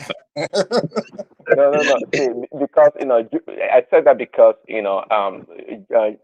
Judah, your name kind of, no pun intended. Anyway, your name kind of sound kind of similar to Judah. But anyway, Judah told us he's a Bantu Israelite, so maybe No, I'm a the Bantu descendant of. Israelite. And Judah is a Bantu okay, word. I see. Almighty Judah. It's not the Bible. It's not related to the Bible. Maybe Okay, you are so descendant of Judah I don't. Iscariot. See, actually, in the Bible also, the poor will always be with us. So the fact that okay, we should not embark on maybe a grand project because we need to feed the poor. We can never finish feeding the poor. The poor will always be with us. Even Christ said it himself.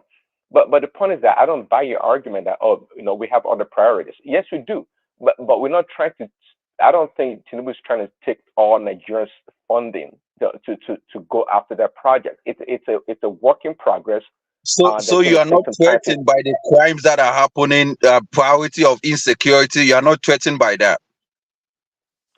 Jude. It has been if okay, you want to talk about America? Given what is going on right now in America, America should not be, it should not spend, it should go collect all the money they sent to Ukraine. They should go collect everything right now because we need that money. We need that money not right now, like badly. Since yesterday we needed that money. So you can never make an argument that people are suffering, therefore we should only focus on the suffering of the people and not develop. That's never an argument for a serious leader.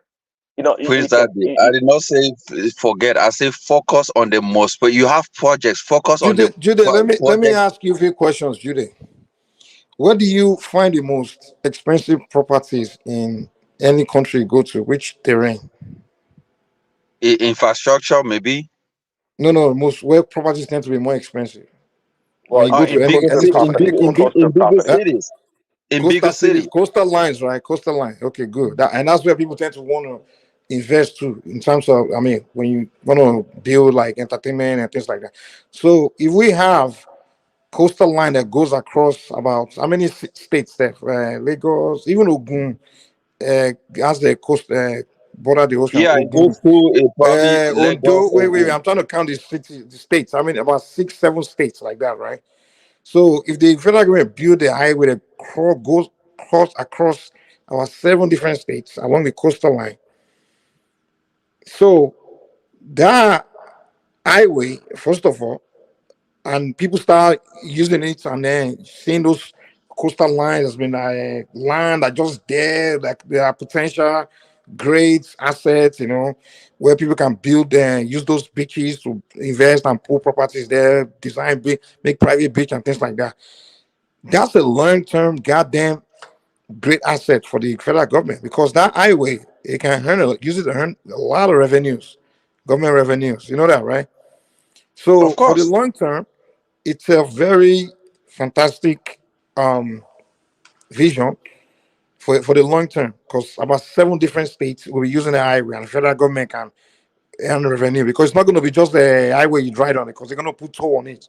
So they're going to be receiving, getting a lot of revenue. So that for the federal government is a project for them. It's an important project for them, that where they will retrieve their investments. It's an So you're not important looking at it that project. way. But on the other hand, I understand what you are saying. For the short term, if I have to say they have to solve short-term problem, I would say maybe they should put that energy into fixing the dilapidated infrastructures, roads that are There you internal, go. inland. Yeah, I can see from that angle as well.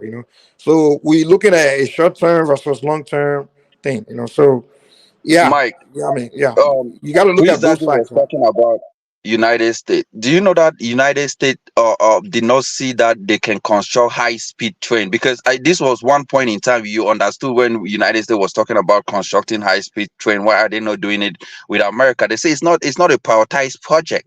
They have it in mind, but is it a prioritized project where they want to have a high speed train from New York to Los Angeles? Yes, I mean they can do it, but No, they are no. focused on they are focused on so many See, projects. No, United States has the most linked, um, highway, um, By road, connectivity in the world. exactly. Oh, But hold on. also people Okay, also need so why trains should it though. be a priority? Why should it be a priority when we have much nicer roads? I mean, you can travel from coast to coast like without any problem. We have Wow, good but does roads. everybody wants to drive? Oh, so for a handful of people, you should go spend billions of dollars to build a high speed train farm. Listen, you I got to keep mean, one thing come in on. mind, you don't know. See, we have legacy, infrastructure here in America. That's why China, even Africa, some of them got more high tech things than America does. Why? Because America was well advanced for many years in technology that is getting older right now in road construction, in many things. But and to replace those structures, those facilities, and that's why I can go to places like China and even third world countries and find like really beautiful, nice airports. The reason being because um, America was well established in a lot of ways than many of these places. So to replace those infrastructures costs a lot of money, a lot of money. What they're still working, very well. I mean, but to embark on a massive project is going to cost a lot of money. Yes, And that's maybe my they should. point about the coastal road in Lagos Cross River. That's a massive project. It's gonna incur a lot of a lot But of but do you not buy expenditure on Mike's Nigerian argument? government. Do you not Yeah. buy Mike's He will tell you argument that right we are there? broke as Cameroon. I mean, come on now. Oh, come on. Mike is not being broke. It Just because comes you with guys can't afford to maintenance build in cost as Cameroon well. doesn't mean we can't afford to build in Nigeria. Jude, what's wrong Mike, with you, man? Why are you let me always tell you comparing the us with you? project. Let me tell you the projects that are failed in Nigeria. At one point in time, there was supposed to be a railway that was supposed to link Calabar to Bono, Maduguri. Do you know why Yeah, that projects have not been accomplished for how many? For 10 years over, they are but still they're talking about being that built. projects. Only 10 years. They just started like a few years ago. What are you talking about? There have also been another project to link Maduguri to Sokoto. I mean, another North Highway project or a railway project. And that is not even, I mean, and they have also another project of linking Sokoto to Lagos, making that axis. Yeah, But these are they things have it. that, uh, They're building it. Yeah, they have it. Yeah. yeah, but I mean, I don't know if they are building it or not. These are mostly talks that people just do to a lot of talkings online. But my thing is, Nigeria is faced with But insecurity. Judy, but Judy, hold Yeah, on, please. Hold on, okay. hold on. Let me ask you this. For the fact that the other government fail or they have abandoned project, does that mean the current government too will fail? No, that is not. But my point is, what they have now is a misplaced priority. This is not what Nigeria need right now. Because even if you construct that road linking Cross River to Lagos, the problem is that it's still existing in Nigeria. We exist, but if you alleviate poverty, reduce insecurity, there is more information that things might change in the long run, But what and does that and got and to this do is with where you that? go. I mean, it's not stopping them from doing that. It's not like they abandon everything else. What are you talking about? Oh my. It's not like they don't have budget for other things. I mean, what are you talking about, man? So Okay, we should okay. not Tell do me we should about not the do funds other that have we been should put do in other to things. stop We should just focus insecurity. on yeah. Tell me what he has done to reduce or stop insecurity. Well, they They are are still doing talking it. They about are state police. they are doing it. They are working on it. I mean, they are doing it. I mean, do they have to abandon other things before they can do it? I mean, what's wrong with you? What are you talking about? They don't have to, but what I said is just a misplaced priority. Focus on the major, but You refine your can't call it backlog. misplaced priority. We have budget for projects and things like that. So we can these projects. It's just projects. If you are saying maybe they should focus on other projects, but when you are saying insecurity, so are you saying they should not but use money for you should not have money that they have it is divert towards budgets. They should not work on budget. I mean infrastructures. I mean what are you talking? Mike, can They should we, not build because of infrastructure. poverty, leave the rest of the project they're supposed to do? We are thinking, yeah, we should think about, my brother. Let me tell you something. This is Australia. The roadmap for 100 years is already on the ground. They measure every cars that move on their road every blessed day, so that they will know that people are increasing, buying cars, the population is increasing, and they can make provision for the nearest 20 years, 50 years ahead. So that should be a long time.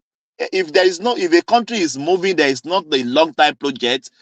Thomas, They're just Thomas, sitting on the gunpowder. Yes, yeah. Australia have one of the worst roads in the world. I mean, look, I've checked on their landmarks. There are certain places that you cannot even drive inside Australia, especially when it comes to that desertic places. Their roads are centered around their major cities like Sydney, Brisbane, or Adelaide, and all these other Perth and all these places. But in their interland, they don't have no road, and they have probably like a small street, or I mean, for a country, developed country like Australia, you shouldn't have a problem where there is no road in the interlands.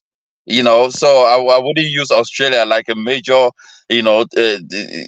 yardstick to compare to countries that have actually access in all places.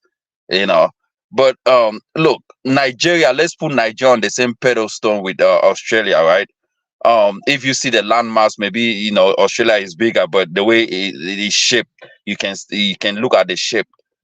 Nigeria, the road landmass in Nigeria is not accomplished because major cities are not actually linked, like countries like United States or Germany, where you can have a 5-lane road linking, clean, all line up with signs everywhere. You actually you reduce traffic and all these accidents and stuff. The way we do things in Africa or in Nigeria is not accomplished because the things that we do still leave to a lot of problems unsolved. We construct road, but we still have a lot of accidents on the road. Signs are not put, this and that. So what is actually the essence? Are we actually solving the problems, or we are actually creating more problems in the long run? So this is a major problem that I have. We solve a problem, but we don't actually solve it. So Okay, good morning. Can I interject you a little bit? oh, Remy, go ahead, man. Yeah, good morning, everyone. Yeah, this is a very nice topic you guys are discussing this morning.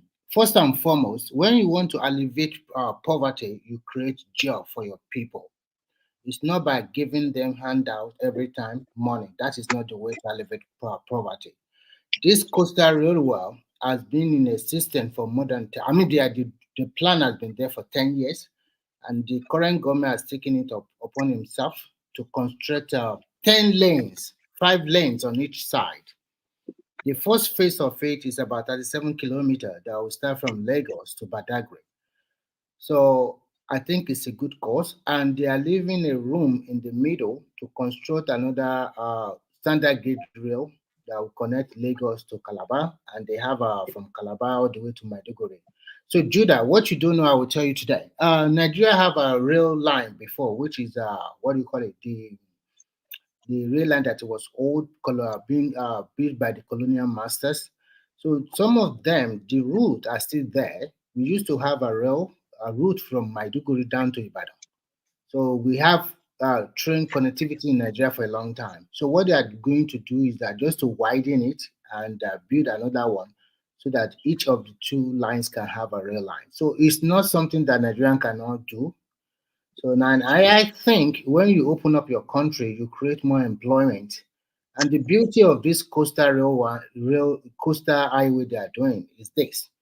They are also talking with the state government to give them more land so that investors can come in to create new housing estates along the route so that they can move people, create industrial hub along the route. So it's a very good master plan for the country if we can Do you execute have it. the roadmap with me? Because I've seen on the We, landmass, I actually no, don't no, see people living close to that coastal places, when especially we say, only probably in the. listen, when we say coastal line, it does not necessarily mean that everything will be on the water. That is not how it works, okay, my brother. I did not So, say that. I people say I've live on the seen. people live on the coastal line. When you look, people live there. Why not? Why, Nigeria is densely populated in the southern part of the country, which the landmass is not the Yeah, same time but in there's the no north. city in the southern part of Nigeria that is close to the Atlantic Ocean. Do you know why? No, no, I you mean, they don't have. understand. You don't understand this. First and foremost, try to understand. See, have you ever seen the plan? Did you see the plan? You did That's not why I'm see it. asking you if you have the plan. Have you Of actually seen the course, road I've seen it. You did linings? not see the plan. You just say when it says it's around coastal line. Do you think they're just going to build it on water? No, it's not that way. So It's tell me, is it gonna be going through Port Harcourt or is gonna be going behind the rivers and all this? it's not going to Port Harcourt. It's going to cross River Calabar. From Calabar, they cannot connect it to. Then there's another one they want to construct another super highway from Port Harcourt to Maiduguri. So it's totally different. So it's not a pipeline or something you can do in 8 years, but at least if they can finish 50% of it, or maybe their projections is in the next 2 years, they'll be able to finish the 37 kilometer. Already, that one is already 5 kilometers and fill already. I mean the But 37 kilometers. when you talk of 10 lanes, that's gross, man. That's Yeah, too much. I don't mean, worry. You shouldn't worry. 10 You know what? lanes. You know what? I think if you want your country to develop, you must take on a huge project. And this guy, no. This is how. If you Nigeria is a big country, it's not. At least Nigeria is maybe 30% size of America or 40% size of America. It's still a very big country. So if you open your coastal line, you will be able to travel from Lagos to Calabar in 7 hours. Now, think about all those infrastructure that comes along with it, moving people from building new estate, building new industrial hub. There's so many things. So if we as a country, you must have a plan. And if this guy can even build 50% of it in the next 8 years, and the next government continue from that, government is a continuum. And all the roads, they are fixing it now. Today, they have already fixed, repaired the third mainland bridge. And I've seen the video, it's as smooth as hell. And people are even saying before they open it, they should put, and the minister was said they are going to put CCTV camera there. And they are going to put a new set of street light. And then they are going to monitor the traffic because it's so smooth. And I know Nigerians, they will be maybe traveling at more than 140 kilometers per hour. So the point I want to say is this. Any country, if you want your country to develop, you open up your interland. Once you open up your interland, then it's easy for people to stay in wherever they are.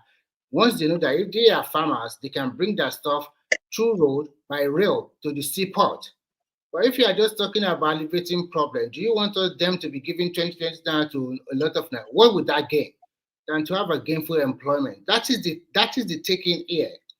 Do you know how many people will work on this highway for the next 10 years or more than that? Do you know how many? No. When it comes to the working, right? Who is a The welfare highway is not officer? being How about you? constructed by Nigerian government.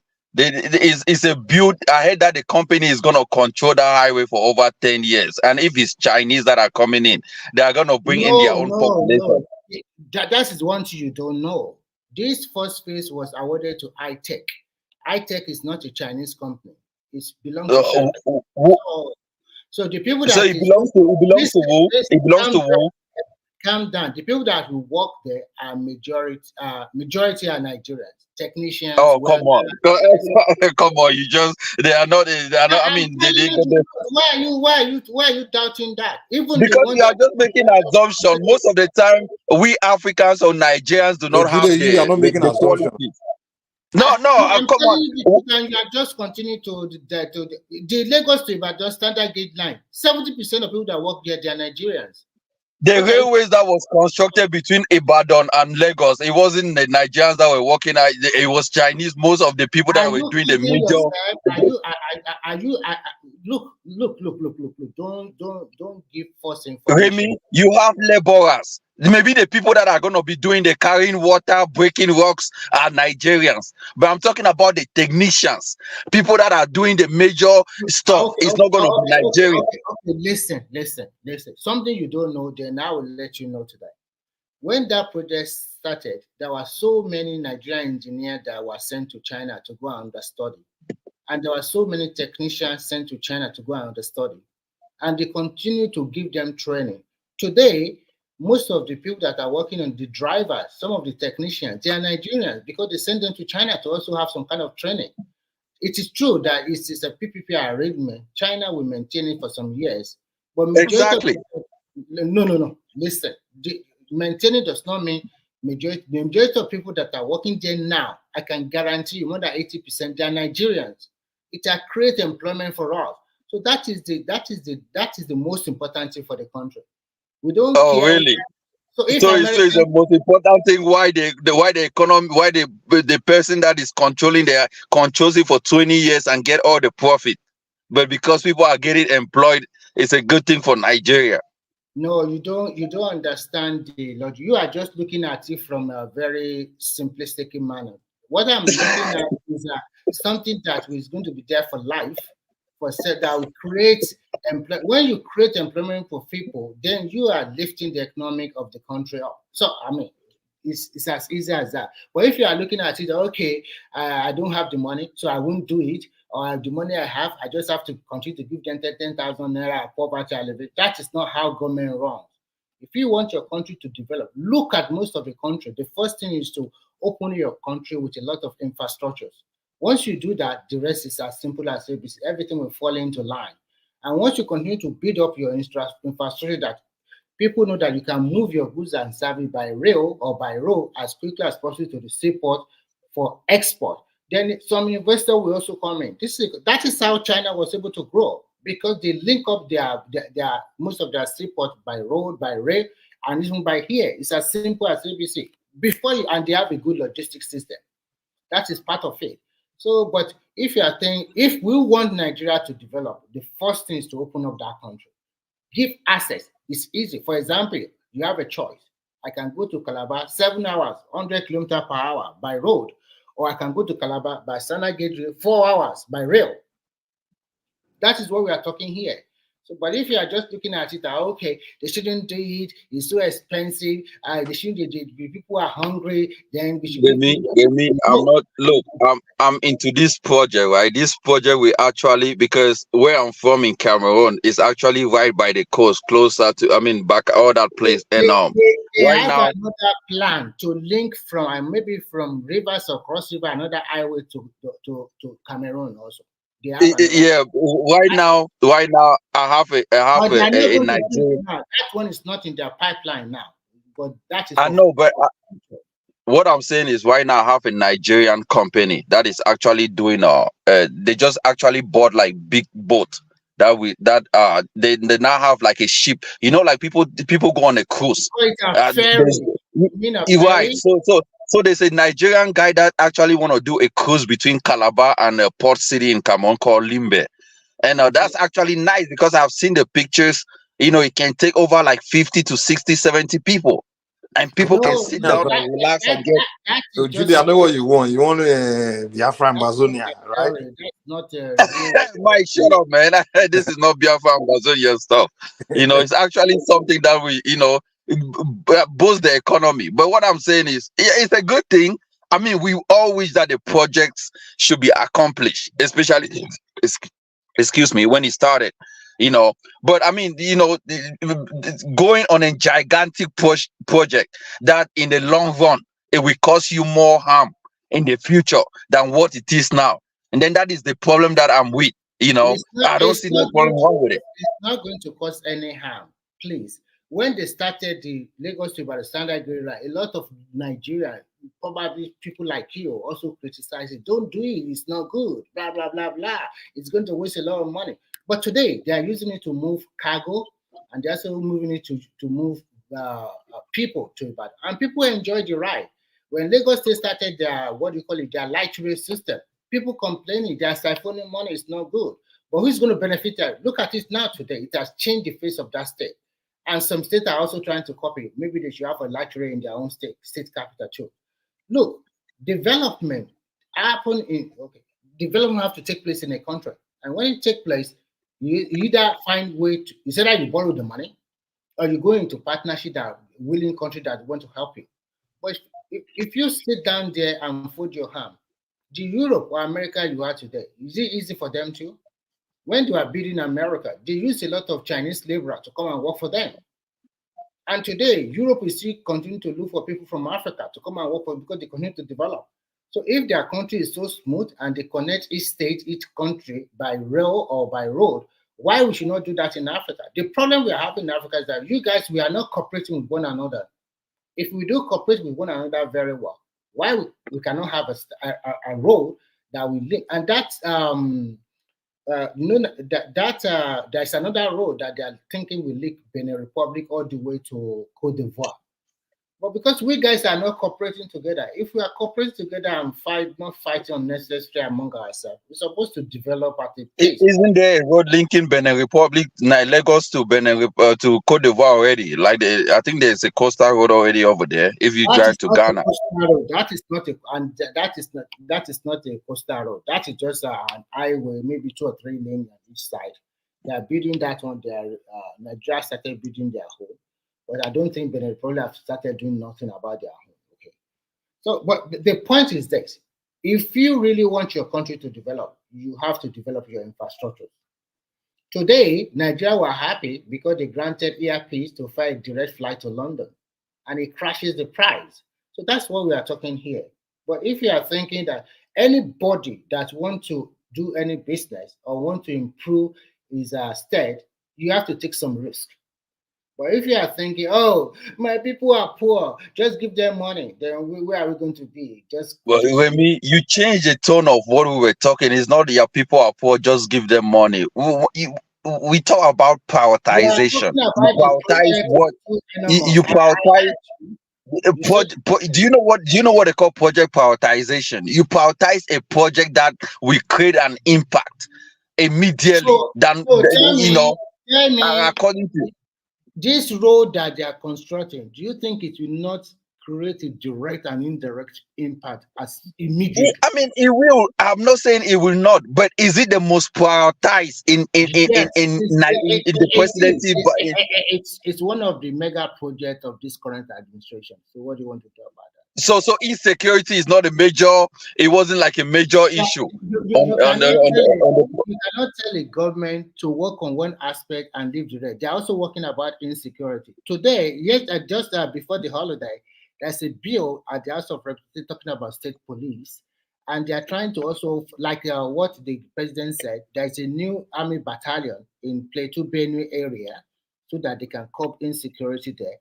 And when you talk about insecurity, it's not about providing men on uniform with guns alone.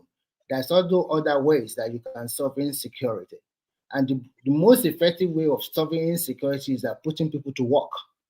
They are trying to make sure that each state have acres of land for agriculture. Why they push more okay. So that's food insecurity. That's not only one thing they are doing. If you don't know, you say, I don't know. No, it's not. I don't know. I'm just asking you questions because I've not seen it. I keep hearing of it, but is there any impact? The agricultural land is it working already?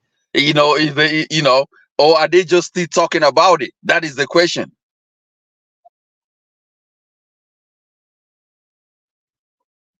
Oh, I mean, okay. I know you cannot take the heat, you cannot handle the heat, but it's fine, you know. Yes, Mike. Look, man, we just hope for the best, man. You know, we just hope things get good in that country. You know, I mean, Nigeria is a place where people cherish so much, but like I said, I've never been against, you know, creating road, but another thing that also develops a country is economy. You know, diversification. I always say this. You know, diverse your economy. Take industries that are based in Lagos. You know, do not only bring them to Lagos, send them to other state, interlands, and all of this stuff. That will reduce the rural urban migration or Fulani migration from the north to the south. You know, encourage cattle ranching. Even a Southerner who has a mindset of ranching can go to the north and open a big ranching and employ people.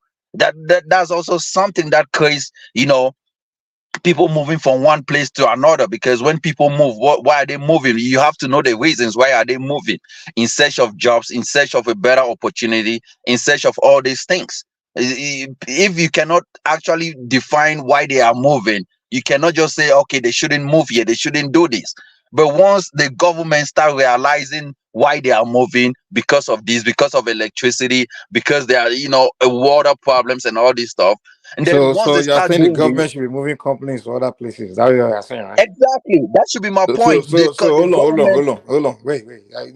Listen to what you're saying. So if you own a company in Lagos, the government will come and take your company and move it to Sanfara, right? That's what you're saying. No. What the government can do is put a high federal tax on these people that are putting their companies in Lagos concentration, and put lower taxes in all these interland states. You know, encouraging them to go over there. So maybe even do not even give them taxes. Tell them they will give you free tax, federal free tax over there if you put your So business in are So you you Maiduguri and sound saying stuff that dumb, like man. So that. you take your Lagos company State? to where your No, company are will you fail, saying Lagos where State should push? It's not dumb. Instead, reduce the you take your overpopulation, high company to where crime there's no rate in money. Lagos. Are you saying Lagos State government should push businesses wanting to come to Lagos to other states? It's not the Lagos state government. I'm saying that the federal government has the right Okay. to put their own federal taxes higher on companies. I'm not saying stop them, but put You kill higher companies. federal taxes in these companies that are located in the major cities. For you, because No. what happened now? You're There's not high making crime sense. rate. Jude, What kind of business are you No, talking? Mike, I'm You Jude, want to making kill sense if businesses. you understand what I'm saying. Jude, I know Go what you're ahead. saying. no, You want business to go Jude, somewhere. you are Doesn't mean Idi when they Amin. get there, they can succeed, that they can survive there. What are you talking about? You want to But take a but Jude, your but business approach is where the there's Idi no Amin money. approach. Your business will die. You want government to be killing business. That's what you're saying. your Let them business will, test. of course. I mean, a You can't business tell a that will private die entity how to run their business. You can't tell them. People start go Mike, establish where they will make profits. You can't tell Mike, somebody, hey, don't establish here because I want businesses to be in there or in a bush somewhere where you go and set up your company in a bush where there's no customer, no one to buy anything from you. You kill the Mike. business. No, you are not killing. Mike, have you heard of companies moving from major cities to? Okay, I was talking to a friend who said there was a company that moved from New York to Alaska. Did you know why? Because he said he was paying more taxes in New York. Yeah. But over there in Alaska, he's not paying taxes. If He's the actually economy is in getting a Alaska, he knows that his business can thrive in Alaska, then he will move there. If the company is exactly. But efficient, if it's a Jude, say if you read textbook and you come to regurgitate what you read, it doesn't help. You have to follow the economy of. Yes, any company or most companies rather would take the incentive to go to a new place to establish, right? But the company has to make that business decision. Okay, it's not enough for the government to tell them, okay, to rather punish the companies by asking them to pay higher taxes because they try to move to a particular area for business. It doesn't make sense. It is it, it, true in it, the it, West. it it Hold on. It makes is true in sense the if West the that government a lot wants of to diversify the economy in that country. You know, no. See, so you do not Because hamper capitalism you don't let things flow. See, businesses will always go after profit and to lower the expenses as much as they can. Okay, and also There's a reason why, for example, places like Silicon Valley is called Silicon Valley, where all these tech companies, gather or assemble in San Francisco in order to take advantage of the synergy that occurs in that ecosystem. There's an advantage there also. See, Lagos for many companies is like a ready market, access to consumers and well-to-do consumers too. Okay, and also the opportunity to share resources with other companies. Believe it or not, as much as companies compete, at the same time, there's plenty of synergy that occurs amongst these companies. There's plenty. So it's not enough to say that they should penalize some companies so they can go to Zamfara all the way there. What is this? What is the incentive for a So company you have wanting no to be in problems when Lagos? all the companies are concentrated in Lagos. You have no problems with it. All companies are not concentrated in Lagos. What are you talking about, man? No, I'm asking Prince Daddy if Companies he are does. spread all over Nigeria. It's not only Lagos that we are companies. You can say they maybe they have most So most Jude, companies in are Lagos, you but I can't saying say that? Are you saying that companies knowing very well that maybe Zamfara is a better option for them to set up would come to Lagos and do the and invest in establishing Lagos, knowing very well that they would be profitable in Zamfara? Who does that? The reason why they will come to Zamfara is you got to keep in mind also there's other amenities and benefits. But Maybe that's what the I'm saying. That's banking where the system. federal government comes in and create that amenities of insecurity. Create a safe haven for these companies in Borno, provide electricity, water, and all these things. Once you have these things in place, What about the expertise? What about the human capital necessary for that company to survive? You wanted to spend millions of naira, billions to have to train people when there's ready available a human capital in Lagos that they don't have to Prince worry Daddy, about. let me come in here, right? Few years ago in United States, people were rushing to North Dakota, leaving their women behind in other states like California and all these places. They were moving to North Dakota to establish. Did you know why? Because major oil companies were moving into North Dakota.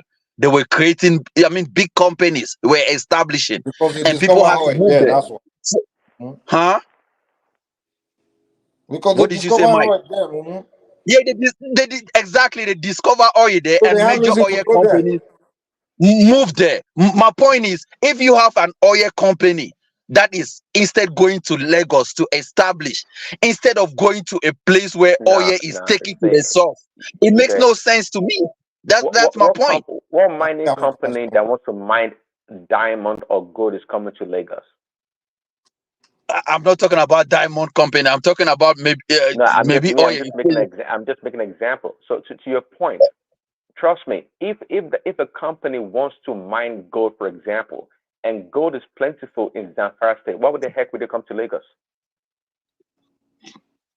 So they will move and build that company in Zamfara. Obviously, close to the location of the natural resource that they're looking for. Because So you think all the companies in Lagos are closer to their resources? Like the North Dakota example that you gave, it's location specific.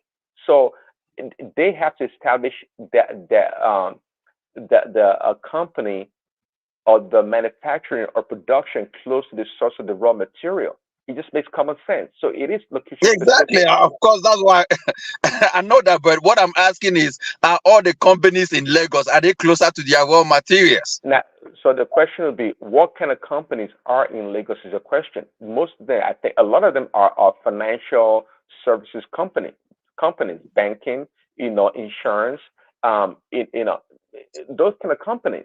Now, unless you're telling me what I don't know, maybe it's something you're saying that I don't get. What I'm telling you that you don't know is, do you know why there is high crime wave in Lagos and many people are rushing Fulani rural urban migration? Lagos has the least crime rates among most of the states in Nigeria. What are you talking about? High crime really, Mike? Mike, are you kidding me? No, it's not. Lagos has. What are you talking about, man? Lagos has probably the highest security,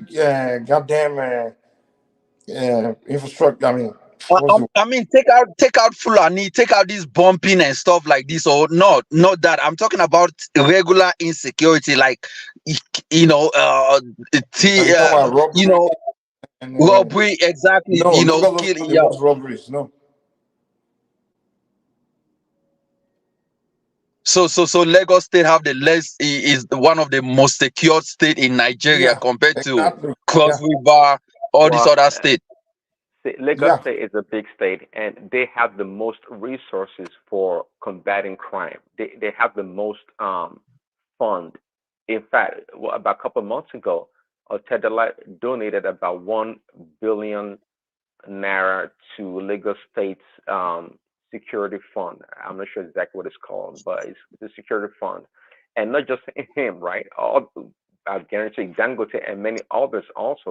So Lagos has no problem. We see, no matter how much money you have, actually, no, the United States has all the money in the world, though they're in debt. They can't fight all the crime in the world. So there will always be people coming to Lagos doing crime that cannot be stopped. But do they have resources? Yeah, they have the resources, and they're doing better, learning every day. It's not a perfect place. I'm not telling you that Lagos State is a perfect place. There's no crime. Of course, there's crime. But to you to go out there on a blanket statement saying that Lagos is infested with crime, that's a lie. Eh, No, that's a lie. that's not my point. But another point I want to make: how can you stop rural urban migration into Lagos? Have you ever thought of stopping that or reducing it? Well, now that's a fantastic question, which I've talked about. And okay, my understanding in Nigeria, you can't prevent any individual from moving to wherever they want to move to. But but if you ask me, I think it's unfair for many of the states that get the same allocation relatively to Lagos, and they cannot keep their citizens in their state. They themselves they don't mind. They rather have those people go to Lagos or go to other places and let them go siphon or burden the state, burden their roads and infrastructure as long as they have plenty of money to spend on themselves.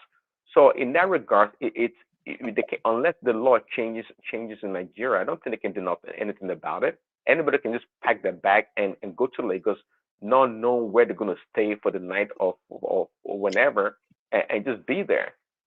So yeah, there is a lot of pressure in Lagos on infrastructure and amenities, but Lagos State cannot discriminate against other Nigerians, which is great, which is fine.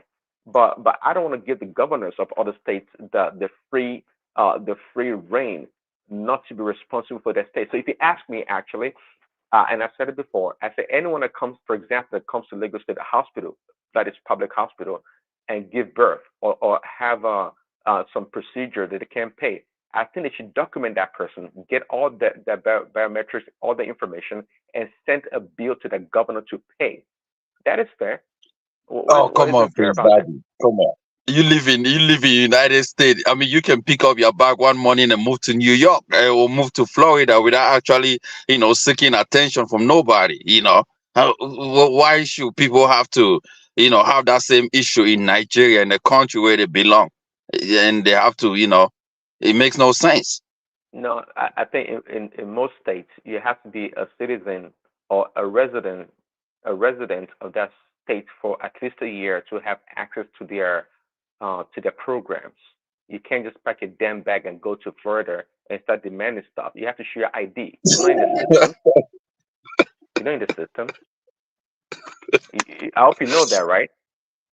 So No, so I, so I know if that, but that's not real Okay, so if because if I've if moved that to if that different if that if states. that was the case in Lagos, if that was the case in Lagos, that would be great. That would give the Lagos state government the opportunity to actually have a really good record of where the migrants are coming from and have a proper documentation of these people in the system.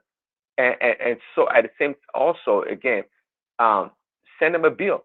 Send the governors a bill for if can come to the state, to Lagos State, and No, the enjoy governor the. is not responsible for anyone traveling from one state to another. Come on, that's just bogus. But the It makes allocation, no sense. the damn allocation that they get is for the citizens. It's not for But themselves. the It's not for the government. allocation should be dealt with by the federal government. Make sure things that they are giving the money for are being implemented into use. It shouldn't be carried on by an individual and say do this, do no. You have no right to that. That's a Well, federal law they for them have to this carry law. on their I yeah. don't think I don't think the government can tell the governors what to do with their allocation. I don't think they can.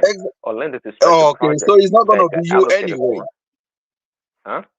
Right. I mean, so there is no system of law in Nigeria where if a governor default in their allocation, nothing can happen to them. So there's no backing, there's no fact check.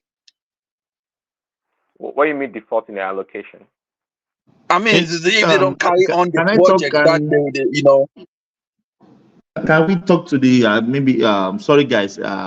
Maybe you want to speak on the topic of today. I think I have three here. I think the news today is a little bit scattered everywhere. We 2027. We are not looking for Peter Obi and the obedient movement come 2027 presidency. Second one, federal government mandate nationwide DNA test for new bonds. Yeah, that's look ridiculous. DNA test is very expensive. Everybody cannot afford that. And thirdly, the North cannot stop Tinubu in 2027, says the Hariwa. So, what do you think? I think that's the three topics. Yeah, we are chewing on today. Anybody wants to go? Yeah, you can go. Did you say DNA for everybody, for all the kids, A all the DNA new? test, yeah. Federal government mandates nationwide DNA testing for newborns. Honestly, I think it's. I've seen that long time coming. Wait, for Adewale, does that really make sense? It doesn't It's not make by sense, but force. it makes sense to some extent. This Why do you say it makes sense? function we've seen. Function.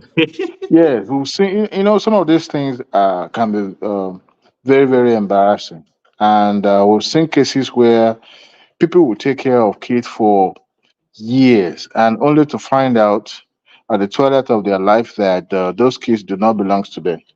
And it shouldn't be in the first place. If the two of them were, and I've seen the cases where there was a story a woman said on the newspaper, I mean, television one day, that they switched a child at the hospital, and she has to be, particular about it with the nurses before they could switch our child back. Sorry, I'll go back to you guys. Okay. Hey Thomas, I think they should make the. I think Adewale is having some babysitting there. Yeah, you can take it up, Prince. Yeah, I say. Did you say it's mandatory? Is that what you're saying, or it's optional? You don't want to take a They say DNA test? mandatory. That's what the news said. I don't know Who's paying for it? If that's the what I'm government is saying. paying for That it. did everybody, everyone have the capability? DNA test is not cheap, my brother. It's close to ₦1 million. Really? Yes, DNA test is close to ₦1 million, 800,000 to 1 million naira for a DNA test. Yeah, I don't know about that. I don't know. Maybe they have an option for. But them to pay please, for it. Daddy, what is their motive of? They should have a motive for saying that. They can't just pronounce that on Nigerians. What did the article say? Actually, I don't know. Did the article tell us why? Yeah, I think why not just send a short with it? I don't really know the body of the content of the news, but it said breaking: federal government mandates nationwide DNA testing for newborn. Well, maybe they've done their research and they found You know, they found a strong need for it, and that's why they're doing it. So I'm not really sure how serious it is, But in you know, to Western have a world where DNA you test. are, nobody mandates DNA test. It's only if the father is this is controversial about the paternity. That's why they do DNA test. Why do I need to do DNA test on my child if I know my wife is not cheating on me? You know what I mean? Yeah. So it's even dear Prince Daddy. Just take yourself as a lady or a woman, married woman, and your husband is asking you for DNA test. Is that lack of trust? You know, it sounds ridiculous. Thomas, don't Yeah. you think the world we live now has changed a lot? And to me, I know it looks somehow that lack of trust between whatever, but if you look at it, it will also help Nigeria in our database because a lot of things are happening in Nigeria. A lot of people are not recognized or registered. Oh And yes, the you are world we right. live now, the world we live now, if you look at what is going on in Nigeria, you will see it's almost copy and paste from the Western world. And when you see the rate of divorce all over in the Western world, and you see countries like UK saying that they call it civil partnership, you might not necessarily put a ring on a woman or a man's hand to show that you are a couple, to show that you guys are paying bills and living together. It's already considered as a couple. So I don't see any big deal if you ask your wife that we are going to go for DNA test. If Remy, no, that is let abomination. me finish. I That don't is say anything. abomination now. No. I think if the woman knows that truly this is my husband and I bear this child, we both bear this child together. I don't see why the woman should But Remy, why don't you suggest they do it secretly? I mean, separate. don't tell the wife at birth, then do it yourself. You can still do it, you know what I No, mean? what With that. although this news is not totally saying that it's from the federal government, it can be a kind of rumor, it can be truthful. But to me, I don't see any one of them should be afraid of this kind of DNA test. It also will slow down the rate of promiscuity in that kind of country. So yeah, you also have to look at it from that angle. So because nowadays things have changed all over the world. So okay, we are expecting a baby, and the both of us we have already agreed that once the baby comes, we are going to do a DNA test. It's not a Why big do deal. you need to why do you need to do a DNA test? Why? Just to show that because we can never can know. Let me ask you a question. Remy, No. it's not I'm ridiculous. not saying I don't trust the wife or would be husband or would be. It's both sides. For example, let's be factual here. You've seen so many cases of a man last year that 4 children that he was taking care of them were not his at all. Belongs to another man. And the oldest of that kids is around 15 years old. And the youngest one is around 4, 5, or 6. And all the 4 children are not his own. To Remy, me, I do not see any big the man deal. should shot the lady. He's supposed to shoot him, shot No, him you dead. cannot do nothing. To me, if I were the wife, I would say, yes, we can do it. Because if I don't have sleeping around, and if I am the husband too, if I'm not putting all my blah, blah, blah all around, I will also say, yes, you can go for it. There's no big deal. Just go for it. That also will solidify your bondness. Okay, you done it now. You can see it's our son. But Remy, do you think it's really suitable for couple marriage if me and you now or a lady if we are just dating, casual dating, all this dating, just normal dating, and somebody said, I'm pregnant for you, pregnant for me, then we can say, I'm not sure, maybe he has another partner she is sleeping with, then you can still substantiate asking for DNA test, but not in a marriage. For me, I think if you are in a casual dating and it leads to something that you guys have been to lie beside each other and do what man and woman do, then you must be responsible for your heart because you have a way of protecting yourself, and the woman also have something to protect herself. Protected sex. There are so many ways that you can do that it not leads to pregnancy. So if it leads to pregnancy and you're still doubting it, then you can go for your DNA test. If Yeah, you do that not, one is much better. That one makes no, sense, I Remy. think the one of marriage now is even better because the world has changed. It's not the world we used to have before. If it's the world we used to have before, like 20 years ago, fine. But at this present situation whereby young people are talking about what is your body count, blah blah blah. So many things that is going on nowadays. So I think there's no big deal in doing DNA test. I think if I'm It's not this wife, I will also be happy. Let's go for it. I'm only for you, my man. exactly. So why am I No, afraid of whatever?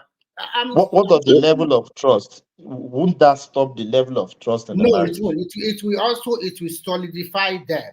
If you like, for example, let's say you are married. I know you're already married. Just say you are married this year, and then by the time you want to have your first child, you guys have already agreed we are going to do a DNA test. It might look somehow, but once the baby come and it shows that this son belongs to you, it's your child. You will love the woman more.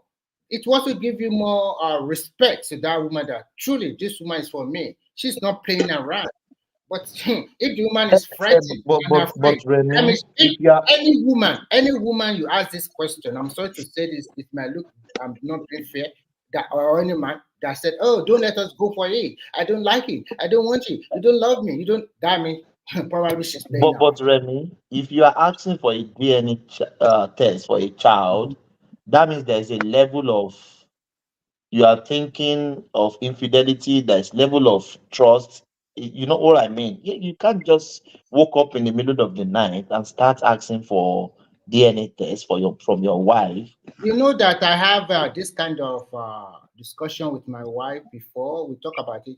She even the one that brought out the data. My husband, let's go for the DNA test. I like it. Okay. So let me frank with ourselves. If to say the wife is not promiscuous, there is no big deal about this thing at all. There is no big deal unless you are not sure that I'm only sleeping with this man. If any woman you want to marry and she truly love you, and even some women can also ask for it, why not? I don't see any big deal in DNA test. If they Yeah, can support, because some women children are getting exchanged in the hospital. So it's not only the benefit of the man, it's also yeah, we for the also talk benefit of about the woman. child You swap. know, That's another thing. So child yeah, swapping is in the hospital. So you can also say that the child you are taking is truly yours, not that your kid is already exactly. swapped when at birth. So many things you have to take into consideration. It's not that because of trust or no trust. So I think No, Sorry, it's a good thing. good morning, everybody. Good morning, Dr. Simba. How are you? I'm fine. Oh. Barika de Sala. Which Salah are you talking about? I want to greet you in Muslim side, but I don't know what to say. That's what I said. Hey, you say Barika salam de Sala. alaikum. You say salam Salam alaikum. alaikum. Yes, salam alaikum. Yes, Mm-hmm. now I remember. Yeah, Uh-huh. go on, doctor. You know, the use of DNA, I don't think there's anybody that should be against the use of DNA to confirm the paternity of children these days. And we have seen so many examples of people who have spent a lot of their life, a lot of their resources, bringing up children that are not theirs. You understand? You know what actually um, led to this disclosure is actually this Japan. Doctor, Yes. before you go, I've heard of a man. He discovered two out of his child, out of four, is not his. He just stomach it. He couldn't say it out. That this child that I've been looking after, they are now grown up. Now somebody will take it. They just do it like a secret. You know what I mean? But They what didn't I mean divorce. is They just didn't. a Yeah. stomach something that will kill him gradually. You understand? Okay.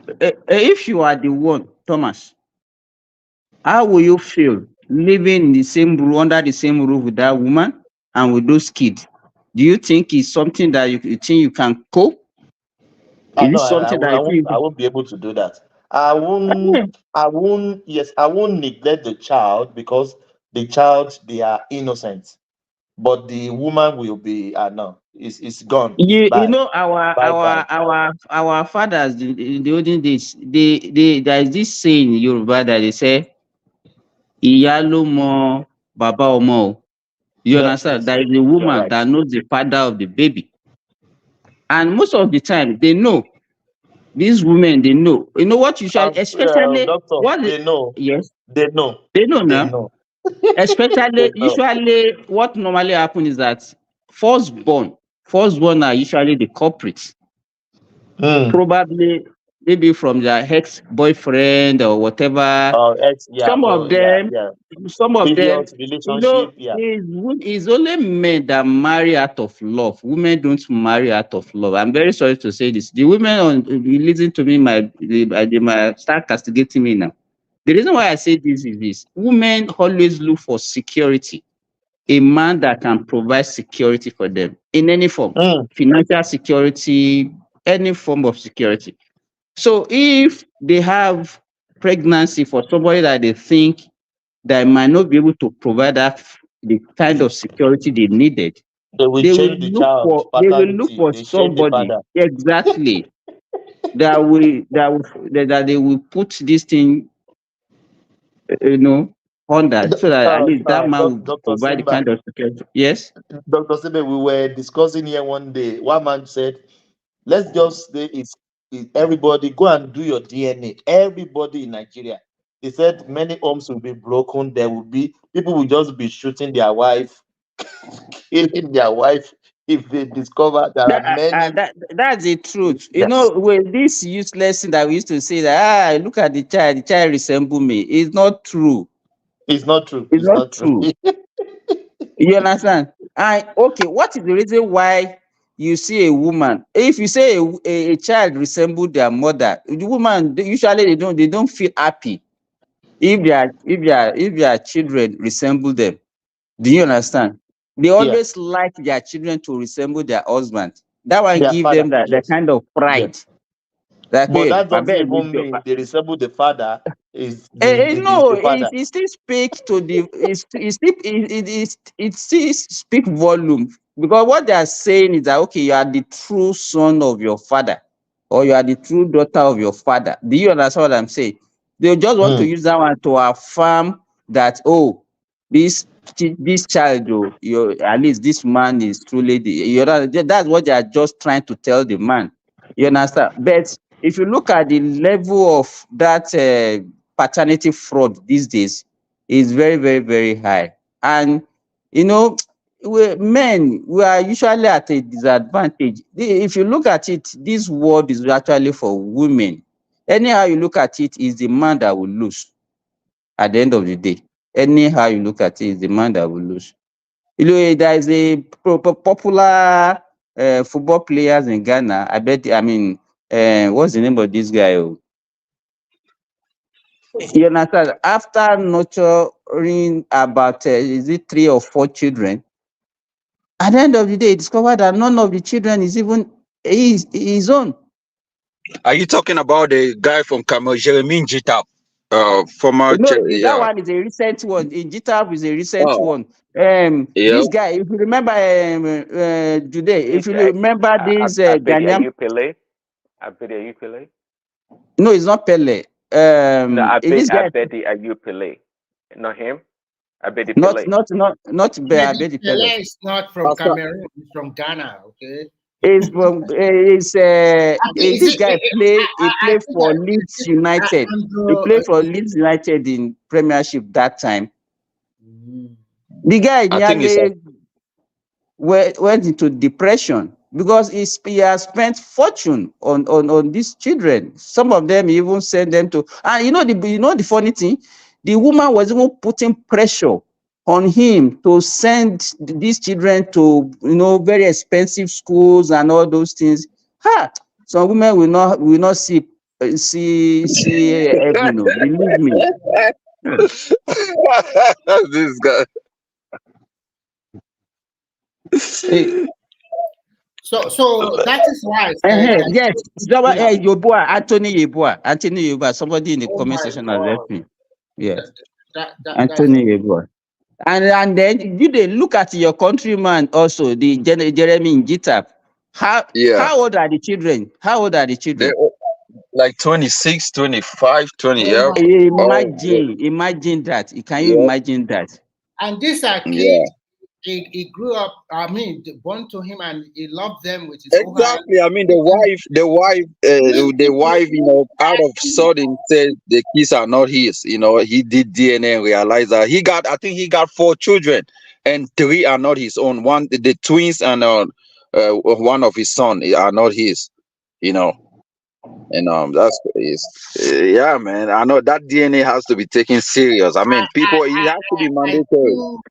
I do understand that maybe the guy probably was not But around much Sinbad, time. is that a bad thing though? I mean, if the guy's been taking care of the children, what is the But it's problem not now? his own. It's not his own. How would you feel if that happened to you?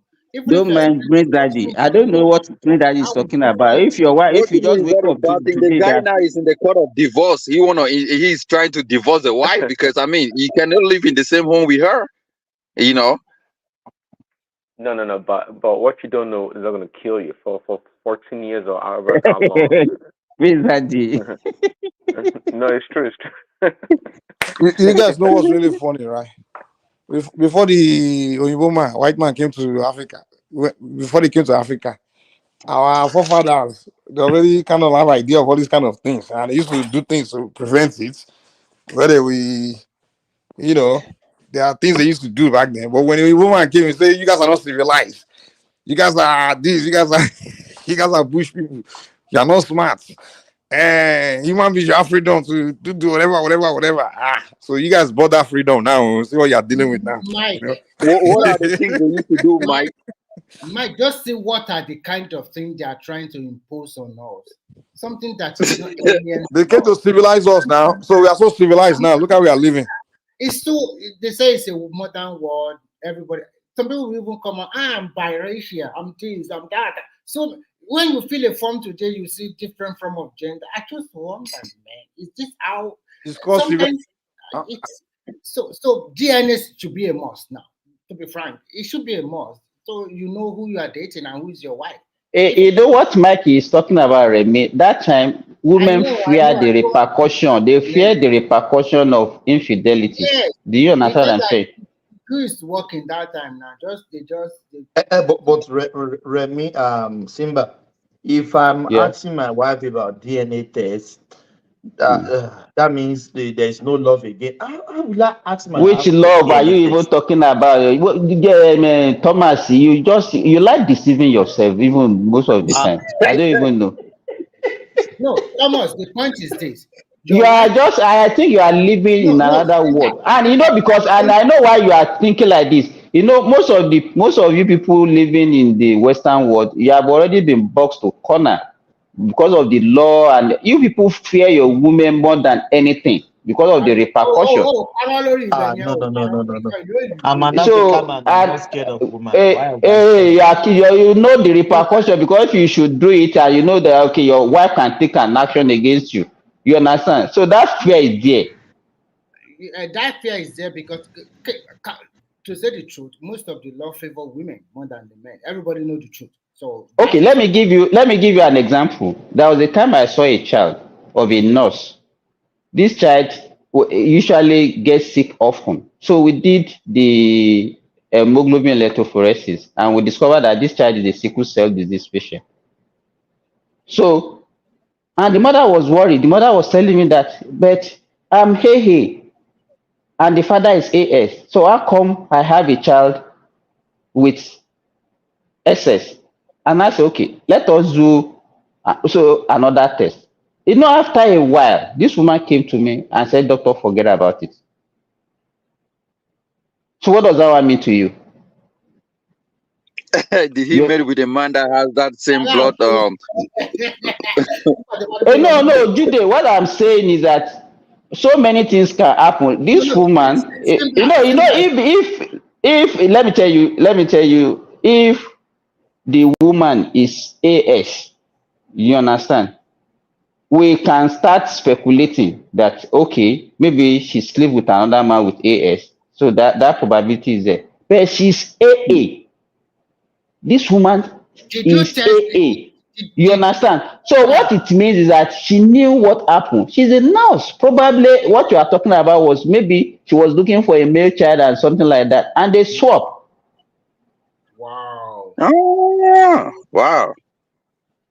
You understand? God, for a woman to say, no, doctor, don't go ahead with further tests. I'm okay.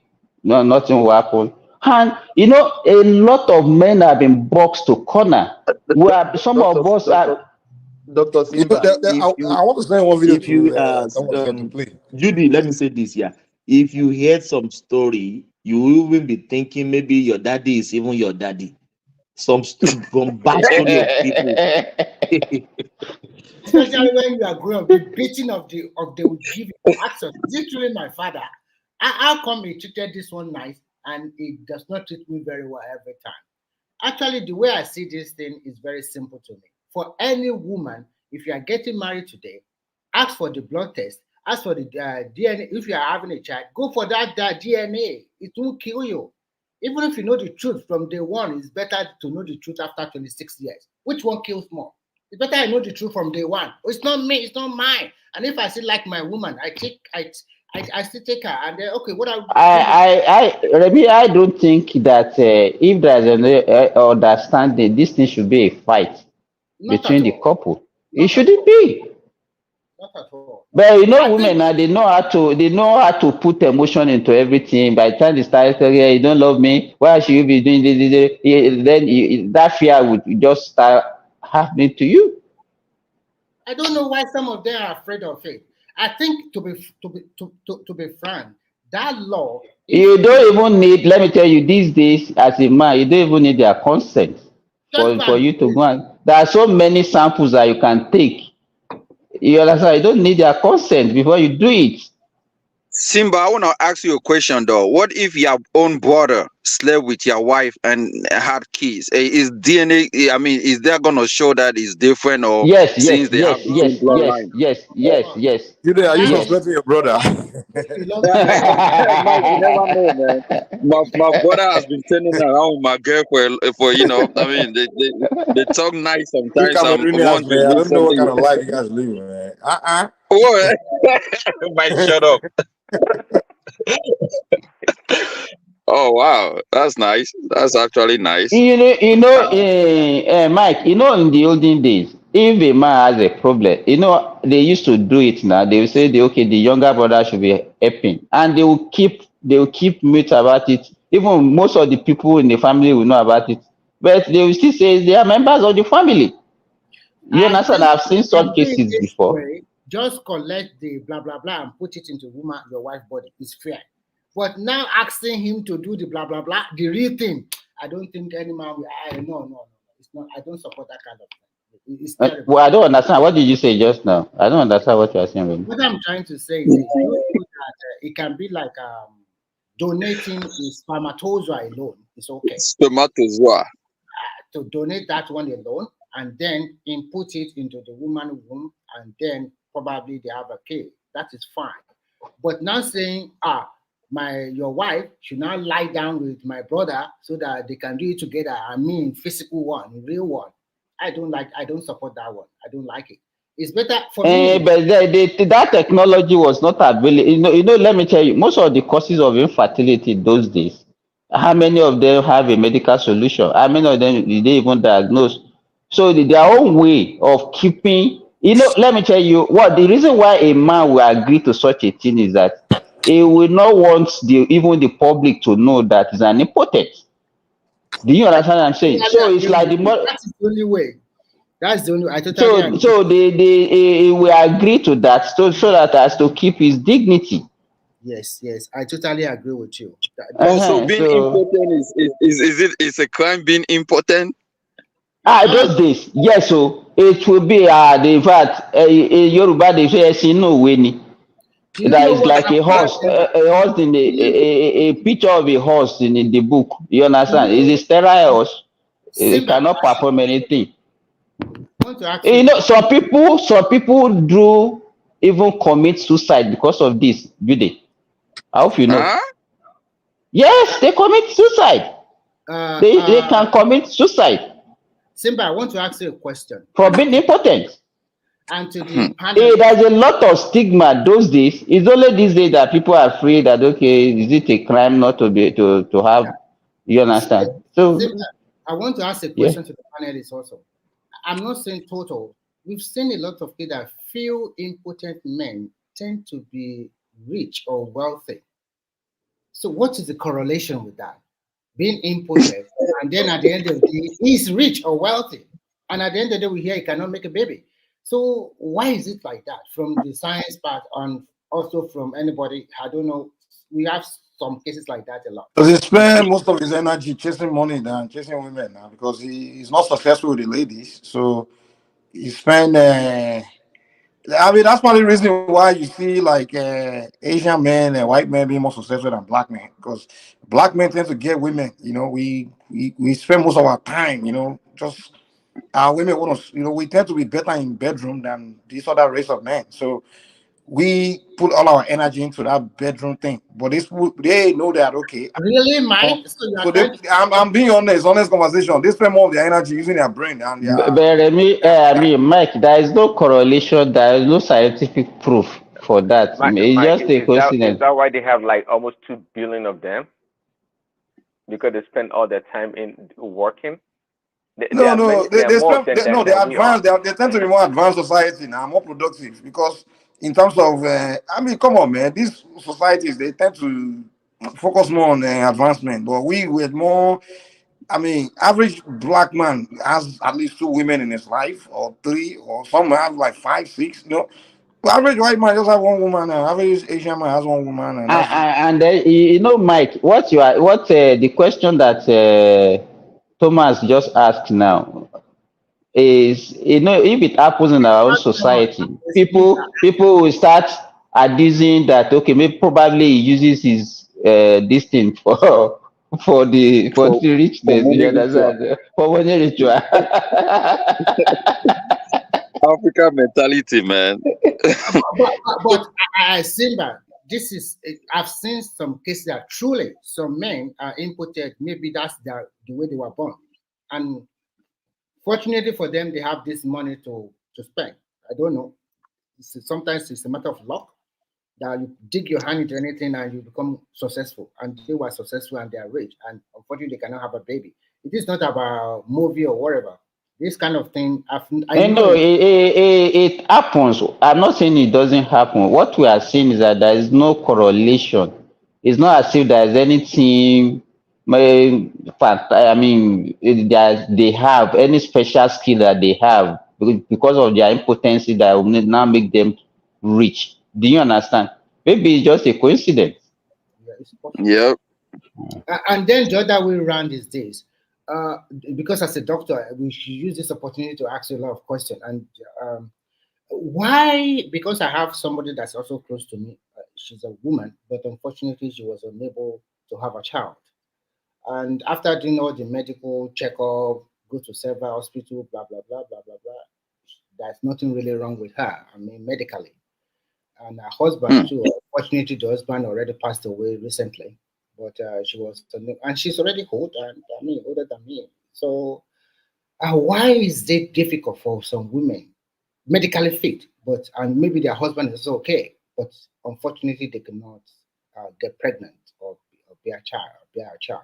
Why is it like that? No, definitely. If a couple cannot have kids, it definitely something must be wrong. You understand? So now the level of scientific test that is now available to prove that you understand is what is actually determine whether they will know the cause or not. But for a couple not to have kids, definitely something must be wrong with either of the couple or both of them. You understand? If they could not, if they cannot now find the cause, that's another issue. But don't say that there's you know, medicine also have limitation.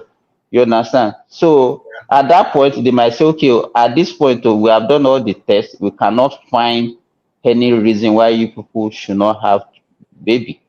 But definitely, if there is a problem, I mean, the infertility between a couple, definitely there is a problem. Something is responsible.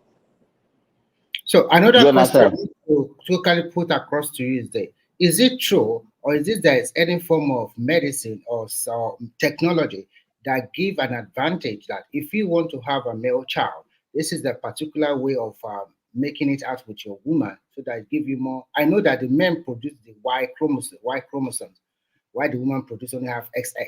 So is there a scientific way or any way that if a man want to have a male child, there's a particular way he should probably do it with his woman to have a male child? Is there any People try, No, no. As far as that male, female, if you have to, if you want to, you have to be, you have to time a period of time when what's the word do? Because the male sperm swim faster than the female sperm, right? So you have to time like when she's gonna have I don't know how to put it, when the egg is not there, ovulation. ovulation and things like that. Yeah, yeah. So by the time the male sperm will swim and get there, there's no egg to get on to connect, but so that male sperm will just die. So by the time the female sperm will get there, so the egg will be dead. So that is just the timing of that egg sperm connection. You understand? So there's time when we, is that true? Those are speculations. They are no, no, not no. actually. Hey, you have to So time I've that seen thing. doctors that knows about that theory. How comes they still don't have sons or female? it's I think it's speculative. the only proven way is you can just do an artificial. I mean this IVF in vitro fertilization, so that by the time they fertilize the egg outside the womb, they will now do selection. You understand? They can determine the sex of those. I mean, fertilize those. After determining the sex, they will pick the male one and implant into the woman. Do you understand what I'm saying? Yeah. So that is the one that is proven that. But every other thing is just. Does it affect the health of the baby when being born? Oh no! They will have a lot of. We have a I've lot. seen a lot of important We questions. have a lot of babies out there Guys, now let me that are this are is the why product of IVF.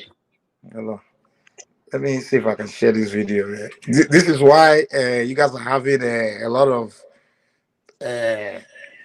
what they call it. This fraud? What Paternity fraud. paternity fraud? Listen to this babe, man. This is not you.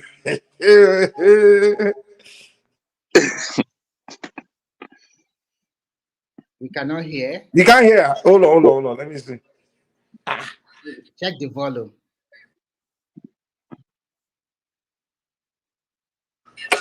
Hold on. Choi. Hold on. Let me see. That's the volume. Oh, this video is funny. Yeah, what this girl is saying. Hold on, let me. What's the volume here? Hey, Thomas. Thomas, are you It's there? not. Maybe you have to mute yourself before you do. I don't know how. No, it's the computer I'm using. I think that's right. The computer is just. Hold on, let me try something.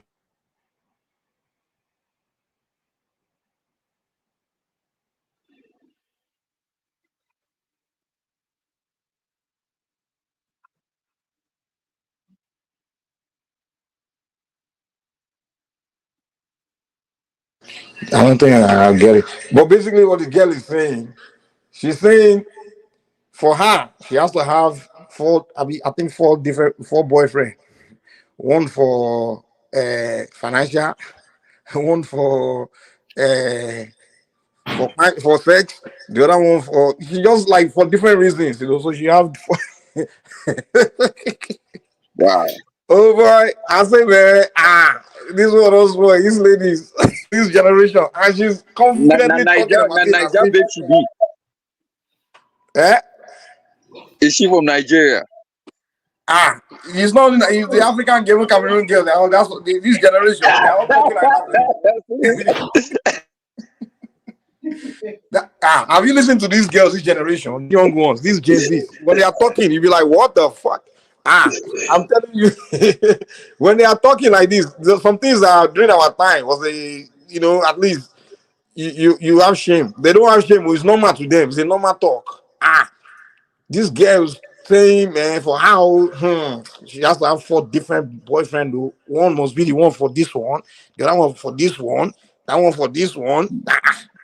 I say, man, this one, hey, what else, boy? Thank God, say, man, I don't be that generation.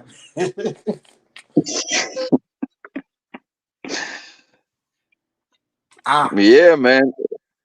Yeah, I mean, look, nowadays people are getting married for contracts. You say, okay, lady, let's sign a contract for 5 years marriage.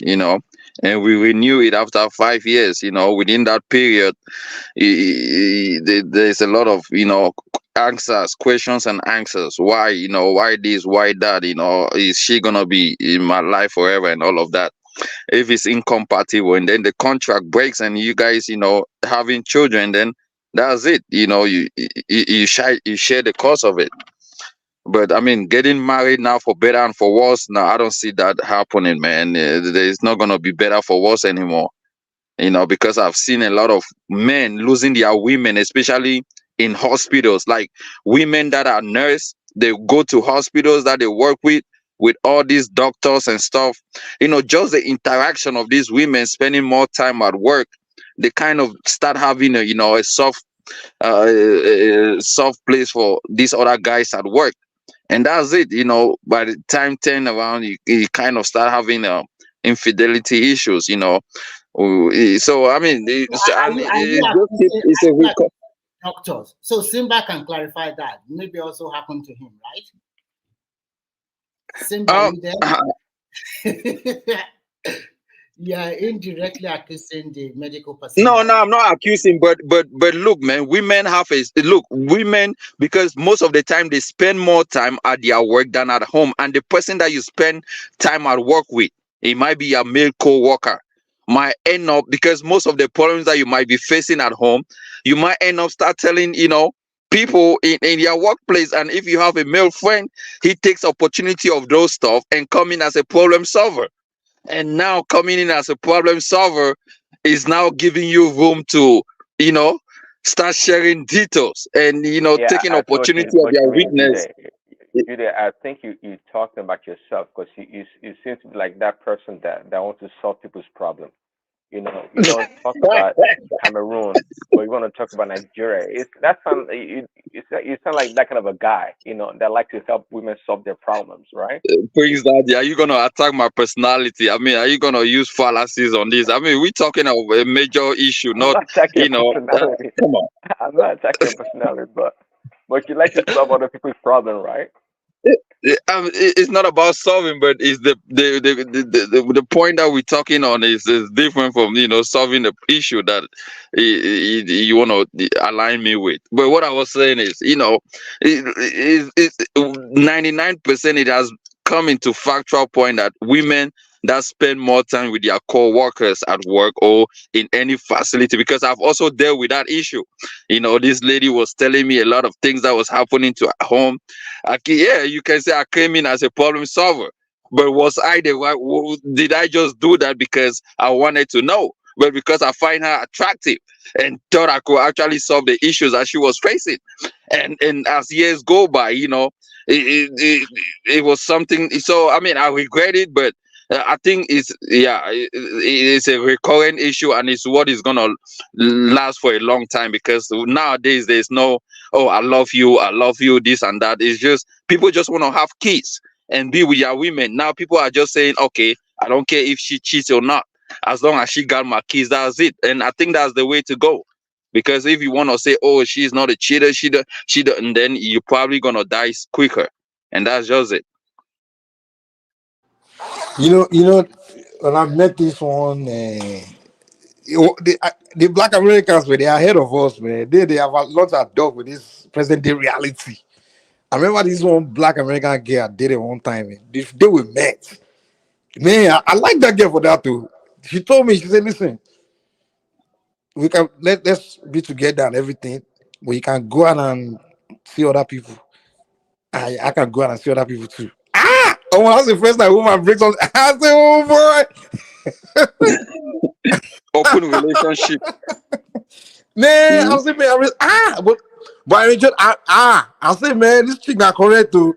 I mean, like, yo, for, hey, she broke it down like that. So I thought about it. I'm like, maybe, I mean, this present day people need to just keep it real like that. Just be honest with one another. You know one Man. thing, Jude, as much as you can, I know you don't like FBA, but as much as you can say, but they are upfront with their everything.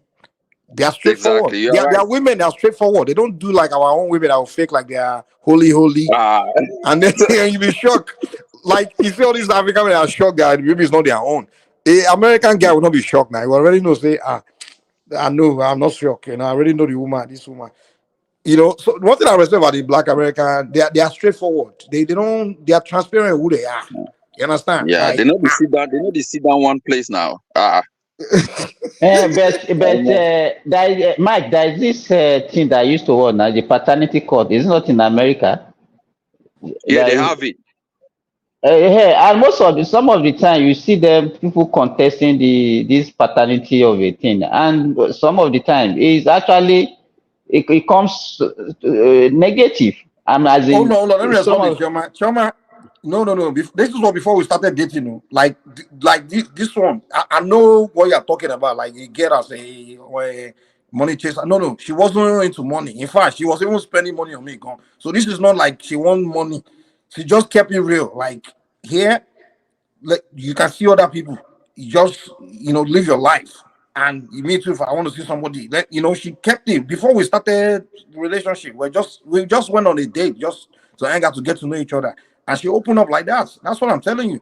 It's not like we started dating and then she broke it up. No, she just opened up like, come, I know life, and in this environment, I understand you're gonna see other, you're gonna be checking out other women, but hey, just let's be together, let's enjoy each other. But if you want to go see other women, go. And if I want to smash someone else, let me do it. I mean, upfront. So Chama, you That's come a on, man. good You thing, grew up in man. America, you should know this now. Chama just a Exactly. fake. These guys are you fake. Women in America, especially the African. There was one African girl that I was talking to. It took me like 3-4 months. I was like, almost like, why all this wastage of time? I mean, you don't know how time is actually going. Look, I mean, that's why sometimes when we so cherish, the lady was wasting your time, did they? Keeping I you posted mean, and posted and posted. keeping it posted as if we are in Africa. Oh, this and that. Oh, that. Like, I mean, like Mike was saying, you have women in America, especially this. They don't have time for all that long waiting. Once a woman doesn't like you, tell you on your face like, oh no, we are not, but an African woman, instead of telling you that, they have to waste your time, this and that. Okay, or more like in the for you to ask sex is as if you have to tell them in the long run, of which they should know now that how much, like, when this is happening, things like this have to happen. Man, I think that mentality Jude, for an African woman, everything has to be negotiated now. Everything has to be no more. negotiated. That is old school, But after Mr. all the Silva. That is old negotiation, school. they still deep maternal, what do you call it? Fraud. Maternity, Maternity fraud. they start doing paternity. Who is the father? Who is not the father? You know. But 99% of African women cheating, right? It has been them with their co-worker at work, because there's this guy that I know that fathered 2 nurses, and these nurses were married. African women, they were married to their husband, and he got The two with two. but it will not be good for us to be talking about this thing and without elaborating the causes. What is the cost now? What are the causes of this Simba, there's no thing? cause. The person you spend more time with at work becomes as a problem solver. You need that person to start talking, sharing points with. Oh, this and this. Oh, how was your home? You start. Oh, my home. No, This no, and no, this. no, Oh, I put my. no. Jude, there is you can't tell me that that there are many causes these days. Maybe because most men lives out of their house so long. Maybe some men of these days Simba, are you not can be as out no. for Just long. hold You on, just cannot be hold out on, for long. Jude, Go hold ahead. on. Maybe because we are not as strong as our forefathers in the other room, or maybe because women now have because of the internet now have opportunity, they have exposure to so many men, so that one also expose them to these things. No, that should be the causes. We have causes. Let me tell you, in those days, women are limited to maybe people, only the few people in their environment, and the Within people their in the village. environment, everybody knows each other. So it will be very difficult for them to even say they want to, because if you want to do it, everybody knows each one another. You understand? And they know the consequence. You understand? But these days, nobody cares. Even if you are caught, you know there is no remorse. People don't feel remorseful about it. You didn't see Simba, anything wrong about Simba, it. you know what's funny, right? If you guys are this civilization that you guys are, if someone like us now, we that still believe in nation, if we offer you magun now, if you say, guy, if you are a man, if you are a married man, take magun, use magun on your wife. They will say, blood of Jesus. No, we don't. Today, you know what magun is? I know you don't know. Maybe they will explain to you. I know now that the word give you manpower. No, it's not. Simba, you Oh, know, explain magun now. Simba, I know magun now. I see my there. you, you, Let me. you mean you mean like Dewale, I know something Dewale that is you for can I Ekiti. know hold Magun. I know Dewale, you are from Magun. I know Ekiti. Magun. I know Magun. I know Magun now. No, Jude, what is Mike is trying to, that is the charm that you oh can charm, put yeah, on a that's what I was woman. saying. What controls That the you what can put controls on the a wife. woman. Yeah, exactly. Yep. Not controlling, not really controlling. If another man sleeps with her, then that man is likely to die. You understand what I'm saying? Does that work in America or only in Africa? It can work anywhere if you have it. No, the magum, yeah, the magum, I would recommend is the one that the man, if you want to sleep with your wife, his thing will not get up. So how is that gonna impact? I mean, the way you put it on the Someone, wife, but the man stuff will not get up. How is that gonna be affecting the guy though? no. If you go away with another woman, I can get up. But when it comes with your wife, his thing will not get up. You know? Mike, No, I don't. that If thing you is want very, back, I can do one for you if you want. You know? Mike, that thing is already happening. You're right. It's already, some women are doing it on their husband, and whenever they want to Oh, go and really? any side chick, that thing will not. Yeah. So women do it on their man too. Like if you want to go and smash a woman, your thing will not get up. You know? It's very interesting, you know. So men should also be careful. Don't you think, okay, I can do whatever I want. If they put it on you, that is Is this reality or is just something? I mean, because how does that it's true affect the now. guy though?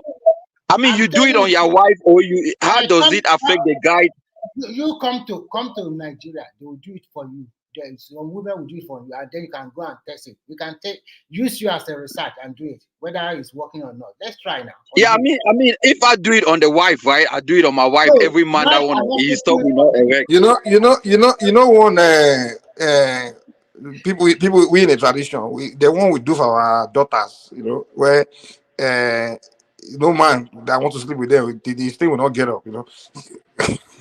So our daughters remain virgin. Mike, I knew one girl. Is from the Badagry side. For her, she just have the ring in her hand. That ring, whenever she put it on, no matter what kind of blah blah blah she do, she's not going to get pregnant. That she does not use all this the normal protection or whatever. Just a ring in her hand, and she will not get. And it's true. Those women are some of them, if you sleep with them like this, they control your penis forever. Mike, is that gonna affect They can Akata? decide, they own it now. It's like they can decide whether I get up again or not. You can if you don't I don't see Mike, things. You Mike, get is one that guy gonna called affect Mimi. Akata? Yeah?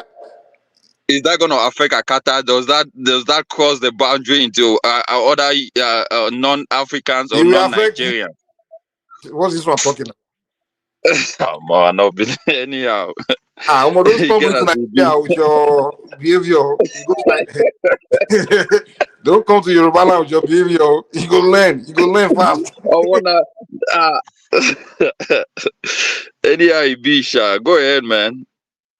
The black Americans are doing it now. Go and ask all these black Americans that come to you. Go, Dynas, go to his channel and talk to you. We explain most of these things to you because he goes to Yoruba land all the time.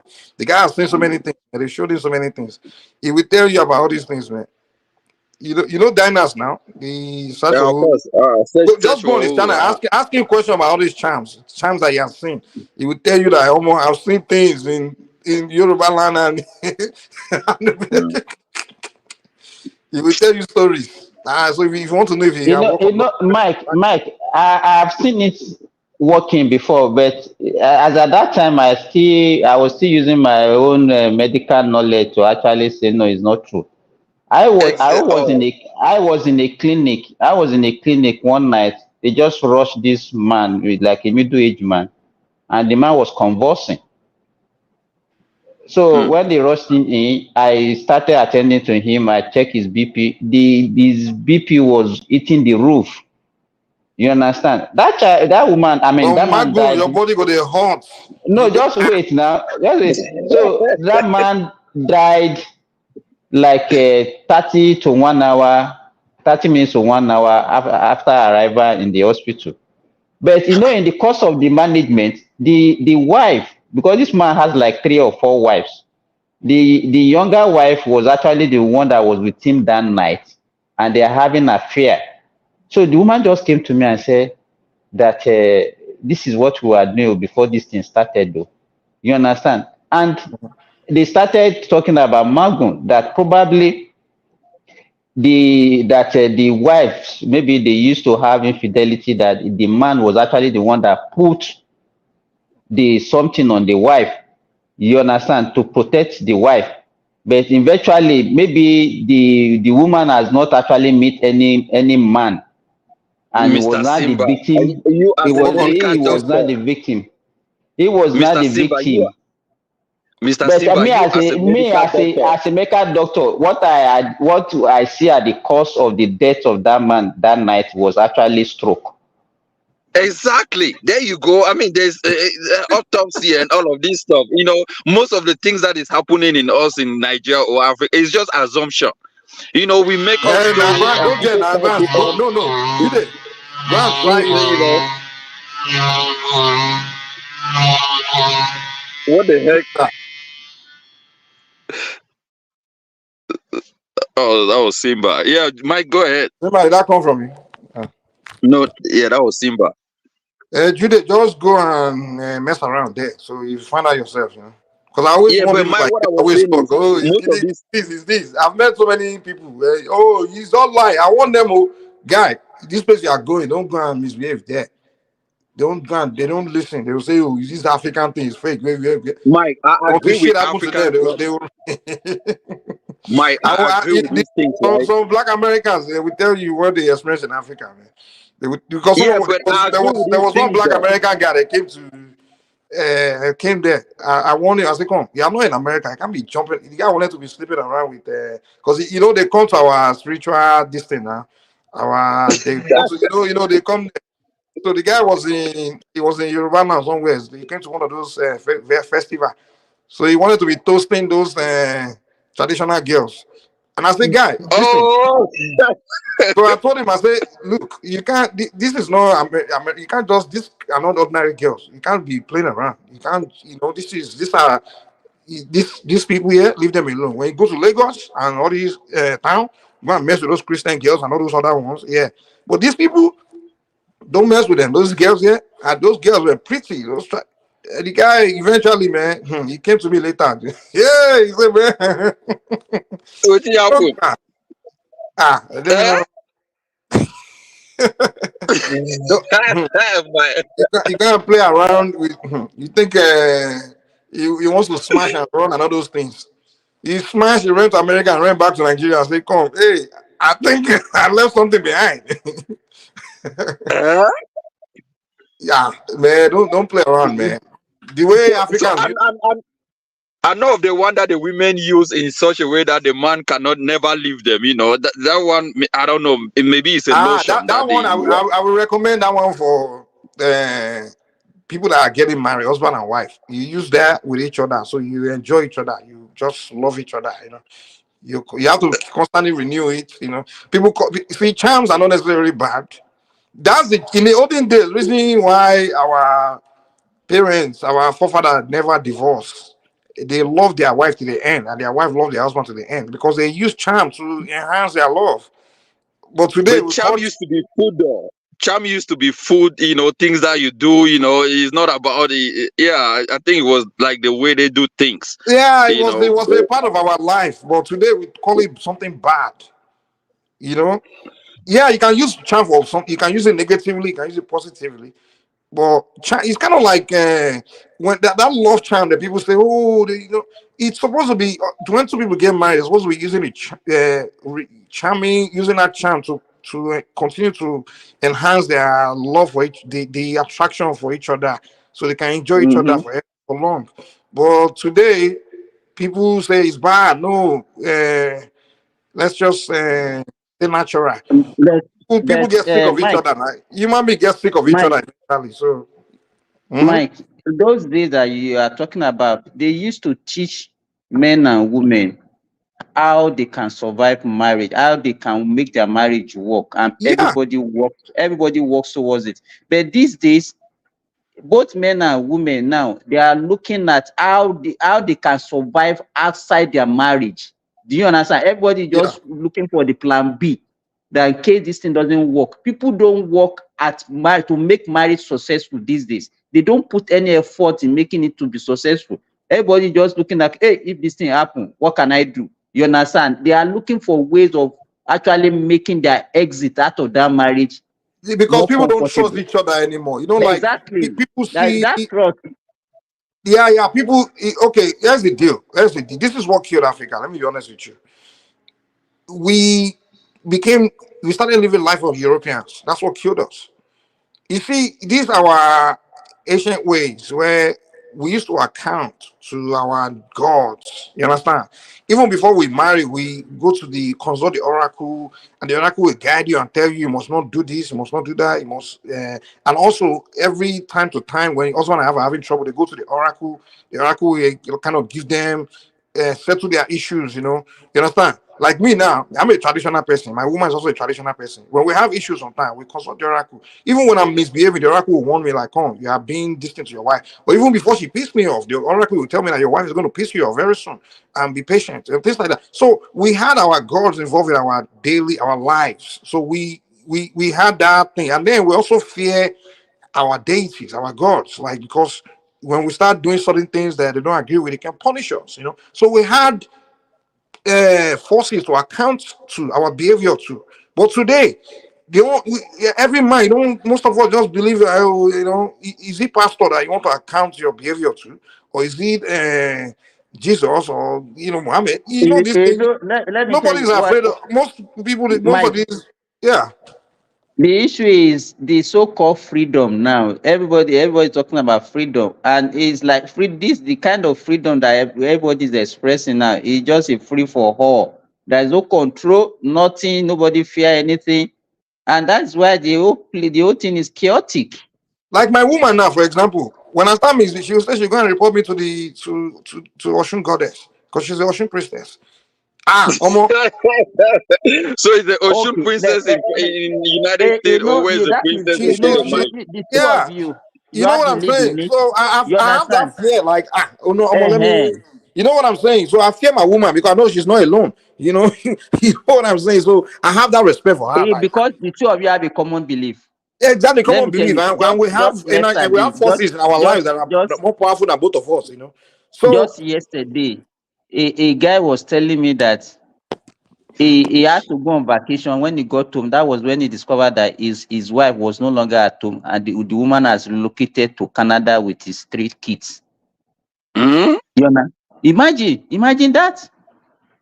And he contacted the so-called father-in-law.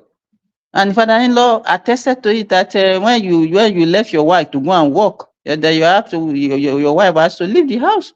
She sold the car, sold all the property, get all her document and everything, and left. And now he's Huh? also threatening the guy to be sending money to Canada for the care of the So children.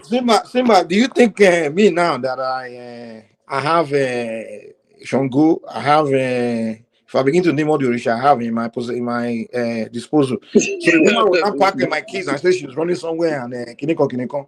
Say I won't say Shango after her, or she knows she can't do that to me now. You understand? You know, back in the days, you can't just do that to a man because you know. Okay, I will take the matter to the gods. You know, they will take the weapons of it. She has said she be the one to run back to you, like, hey, you know. So Simba, back I'm in interested. Africa, we have things that make us behave well. But today we are living like Europeans. We become free. We are just living our lives anyhow. We have nothing to account Even for. we're even worse That's than why the we don't trust Europeans. each other. Let me tell you, Mike, we're even worse. Our own is even worse than the Europeans. Believe me. They still have conscience. We do They still our have own without conscience. The conscience. black man is not built to live their life. That's why God created them the way He created them. He created black people the way He created black people, and then He puts the gods in our midst. Like, okay, these people, these blacks that are created, I know the way I create them. They are not. They are not. They are the kind of way I create these black people. They can't be left alone. So that's why God put all those God deities in our midst, like Ilala, Ogun, Shango. He put them, help me manage these people here. Because if you leave them alone, they will become something else, man. You know what I'm saying? So that's what I'm saying. So somehow we abandon ourselves and begin to want to live the life of other people, and But I want that's to why we are ask you a paying up. question there. Is marriage becoming obsolete? Like living with a woman, you have to marry, live with a woman, or is it becoming obsolete? Definitely. The way we are going, Jude, a time will come that will not be anything like marriage again. Believe Exactly. me. For you people in the that's where it's going with you guys. Eventually you guys will say, what's the solution to this? And then you guys will realize that, okay, until we go back to our Asian ways before this thing can work out. But with Because this I've present seen a lot of people trying to be independent, especially the women. You know what? We are degenerating and we are going back to like we start behaving like the primitive animals. Women, they can just have kids for so many men. Men can also Yeah. have kids with so many women. yeah, that's where you You guys are going. understand? That we are coming, we Mm. become animals, like just mate and move. Mm. You be like the leopard and this thing, just go and mating season, you mate and bounce, when mating season, the female dogs are looking for the male dogs, so go and get pregnant and move on. That's where you are heading with this westernized, so-called modernized No, but world. I see that as a good thing, We though, call it Mike. we call it we It's call it civilization. Civilization. to You are me, I see becoming that as a animals good and you're thing. calling yourself civilization. No, it's not. It's not because I see it as a good thing because most of the time men have been caged, or a man and a woman have been caged into say, okay, we have to stay here, be here my whole life, do this till I mean, it's now becoming obsolete where the woman has also seen a way to say, okay, I can also do this, and the man have also seen a way that, okay, if I'm traveling, I don't have to be tied down to this particular person. So there's a lot of flexibility right now as we speak. Like you mentioned of the open marriage or open relationship where the ladies say, okay, we can still be together, yet we are seeing other people as well. I mean, a flexibility, you could kind of try different things while in that the space that you are in, and also it also increase your lifespan. You don't die young, you don't get stroke, you don't think too much, because there's other, you are exploiting other form of pleasures that you admire, but you couldn't do it in a marital home with you and your wife. So I see it as a success story, right? For me, that's what I think. Dude, are you kidding me? Are you kidding me? It depends on your outlook on life, what you understand life to be. You understand? So if you are somebody that's just in this world lost, like you just think you came to this world just to just have fun and die, then that's good for you. The But if you are somebody that actually believes, yeah, go the ahead. consequence of what you are saying now is that we are talking about parenthood. Now, how will you all the kids produce under this kind of condition? Who takes care of these children? How will they grow up? What kind of mentality are they going to have? You understand? If you are living like The animal, government. you understand? Probably how we take care of all of them. You travel to Cameroon, you have one there. Then maybe you go to Singapore, you have another one there. Who takes responsibility? It's going to create a society that is I don't understand. Simba, who takes responsibility in an animal world where dogs or they just go But ahead and have that's kids? why animals don't advance. The animals don't live long That's anyway. why the They ladies eat are each other getting. every day. You Yeah, know why but the that's animal why the doesn't care? ladies. Jude, you know But why the that's why animal the doesn't women care? are getting groomed. That's why the women are getting groomed. They are getting more independent. They have jobs. As time goes by, everyone has their own. So they are able to take care of their own kids and pass them the Oh, same okay. So right of now information. the man will Like just be doing the sleeping. The woman will be the one taking care of the kids. Is that but what you are but, saying? but that's where the world is turning into. It makes you more flexible. You can actually stick to your company. You can actually produce more work than staying home and taking care of your own kids. Yeah, this independent world. It was America that introduced it to the rest of us. Like the land of the free, almost the brave, freedom. You can't human beings, not all human beings. You can't, are meant to be given freedom. It's not everyone. You have some people you still have to No, control them. Mike. Even the American that's No, telling you Mike. that freedom, they incarcerate more people. They have more people in prison than anybody else with the so-called freedom that Yeah, they are talking about. So some yeah, human beings but you can't give them absolute freedom. They don't, they will abuse it. They don't have the wisdom no, to. but there's no country that has With wisdom, absolutely with freedom. freedom comes responsibility. So when you give a man absolute freedom, he has nothing to account to, no one to account to. He can do whatever, man. He can just, like you said, a man can just wake up and just impregnate like women all over the place. And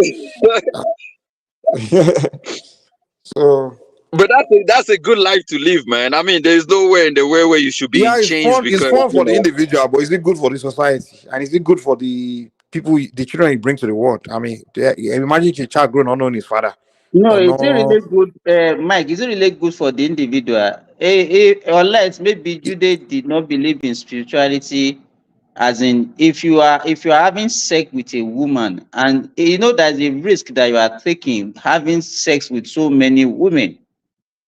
do You you are know taking a that? Do you lot, know the that? risks are both the risks are spiritually and the same if medically. you also have a wife. The risks are the same, man. I've seen someone that has even suffered more risks in a family relationship. I mean, married to his wife, than people that have done the lifestyle that I'm talking about and done. I mean, it's vice versa. Yeah, the deal is, see, in Africa, right? From African belief is that sex is a ritual. It's not, but in other societies, it's nothing. But in African term, where I'm from, it's a form of ritual. When the word ritual, the definition of ritual is a communication between the physical world and the spirit world. You understand? So when you're engaging in a sexual activity with a woman, you are having some communication with the spirit world, maybe the ancestral world, both the female's ancestral world and your ancestral world. So from there is when they can now decide that okay, they want to bring somebody to this world. You understand? From the spirit world to the physical world, the human being come. So it's part of it, the negotiation. Because when you are doing having a sexual intercourse, there's not interaction between the spirit world. That, okay, which person is going to come to this world? So that's where the Africans see it. Also, there will be a disagreement between the spirit world about two of you even engaging. And also that lady, the man that you are having intercourse with, may be carrying some kind of curse or something like that. And from that sexual intercourse, you may end up sharing that curse with that person. So that's another danger of sexual. So if the African begin to break down what sex means, you will be careful having sex. I'm telling you, with just anybody, you know. And there are some people where it's you have no business even. There's some human being where they have no business being around each other or being together because their spirits are completely like opposing of each other, where they can even end up killing each other if they spend too much time in the same space. There are human beings like that, whether it's male and male or female and female or male and female. That's some human beings that just not business being in the same vicinity, but they will end up killing each other. That's why if you go and talk to spiritualists, when they do divination, sometimes they will say, "Guy, you are in the environment. There's somebody in that environment. You need to leave that environment, or one of you will end up killing the other because your spirits just hate each other. Because everybody have this guiding spirit, but we don't know that. That's why you see some people they just you find out that they kill each other over nothing, maybe over a snake or something. They just have no business being in the same environment, you know. So and imagine marrying to a woman that you and that person have no business even being in the same environment. Talk of being married, and that's why you hear like a wife kill a husband kill a wife, you know. So it's deep. Mike, Life is deeper than you people know, man. so in your culture, is divorce? Is there anything like divorce? Is there anything like divorce? It's a choice now. I mean, it's a choice. You can. It's human choice, human life, human choice. I mean, It's not a you choice can. if you married in a traditional setting, right? Because I mean, if you have your You still own at the end of the Oya, day, you're still a human being. You can still make your. You can even be happy, very happy in a relationship and decide to move on. You still have that human free will to do anything. The only thing is with spiritual thing is they just trying to help assist your life. That's what that is. It's just to so assist you. they don't enhance you to stay in this in a family home The, that the, is the, the caused reason by why it's trauma. rare in those traditional settings is that before they even got married or anything, they already did some, some Some findings. consultation, yeah, findings, and they already know things about each other's spiritual life, each other's, energies, and so you know a lot about yourselves, you know, before. So that's why they already know each other well through the spiritual side of things. So sometimes they can overlook their physical differences, or maybe sometimes maybe you're not physically that in tune with the person anymore, but you always remember the spiritual side of that person. There's some people that before they got together, they say, man, this person you are marrying, when you marry that person, these good things will happen, come into your life. You understand? This great thing will come into your life. And Right. you know that, and they will tell you that the day you and that person will leave, that's the day you begin to decline in that part of your life. So if you're not So marrying that person, do you really want to let that go? Like someone like me, for example, my woman, I mean, the oracle told me that when you get with that woman, your business will begin to progress. And that's exactly what happened. As my business started picking up, I'm like, whoa, wow, so I so started doing good. So do you think I want to leave that chick? So my business, so so my so business. so so another question that I want to ask is: does your culture, is submission still part of your culture? Are women still, is submission still a major aspect of your culture? It's not culture. See, listen, that thing, all these terms you guys are using, submission, this and that, it's human term. See, let me tell you, every human being came to this world with their own destiny. You understand? Everybody came to do something in this life. A woman came with our destiny. You came with your destiny. So for me to, if a woman has purpose in this life, who am I to now tell her that you have to live my according to my direction? You understand? So we don't believe Mm. that. I can't do that. If I purpose and everyone, one thing about your purpose in this life, once you discover your purpose in this life, you'll be so glued to it. You'll be so you uh you'll be boiling in you. You know when you're engaged, you discover something, you have so much passion for that thing. You understand? You have so much passion for it. That's one of the things he came to do in his life. So imagine me now telling my woman that this thing you are doing, because I don't want you to be doing that to, yeah, you have to submit self to me. You have to submit to me. But I'm hindering her purpose in his word now. She discovered her purpose. It's something she know that she's so interested in doing that it's like that's what makes her happy, because that's her purpose in his word.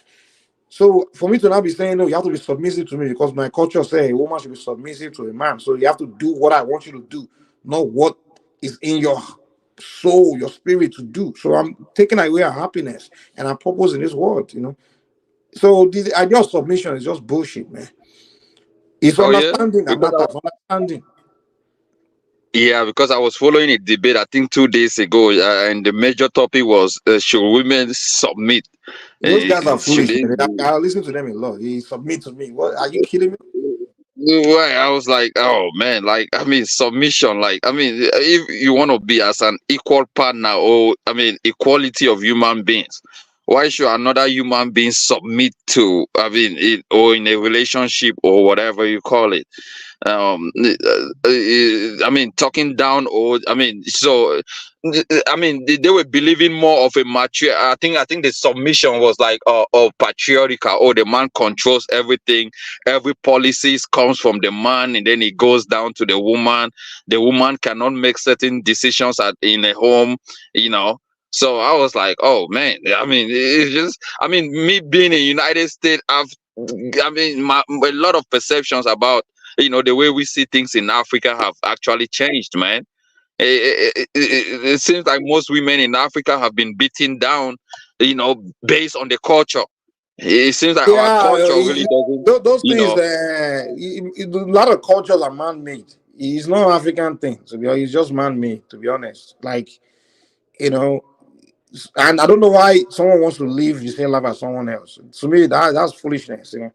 Like you can't say our culture say we have to do this, we have to do that. No, you do things. You.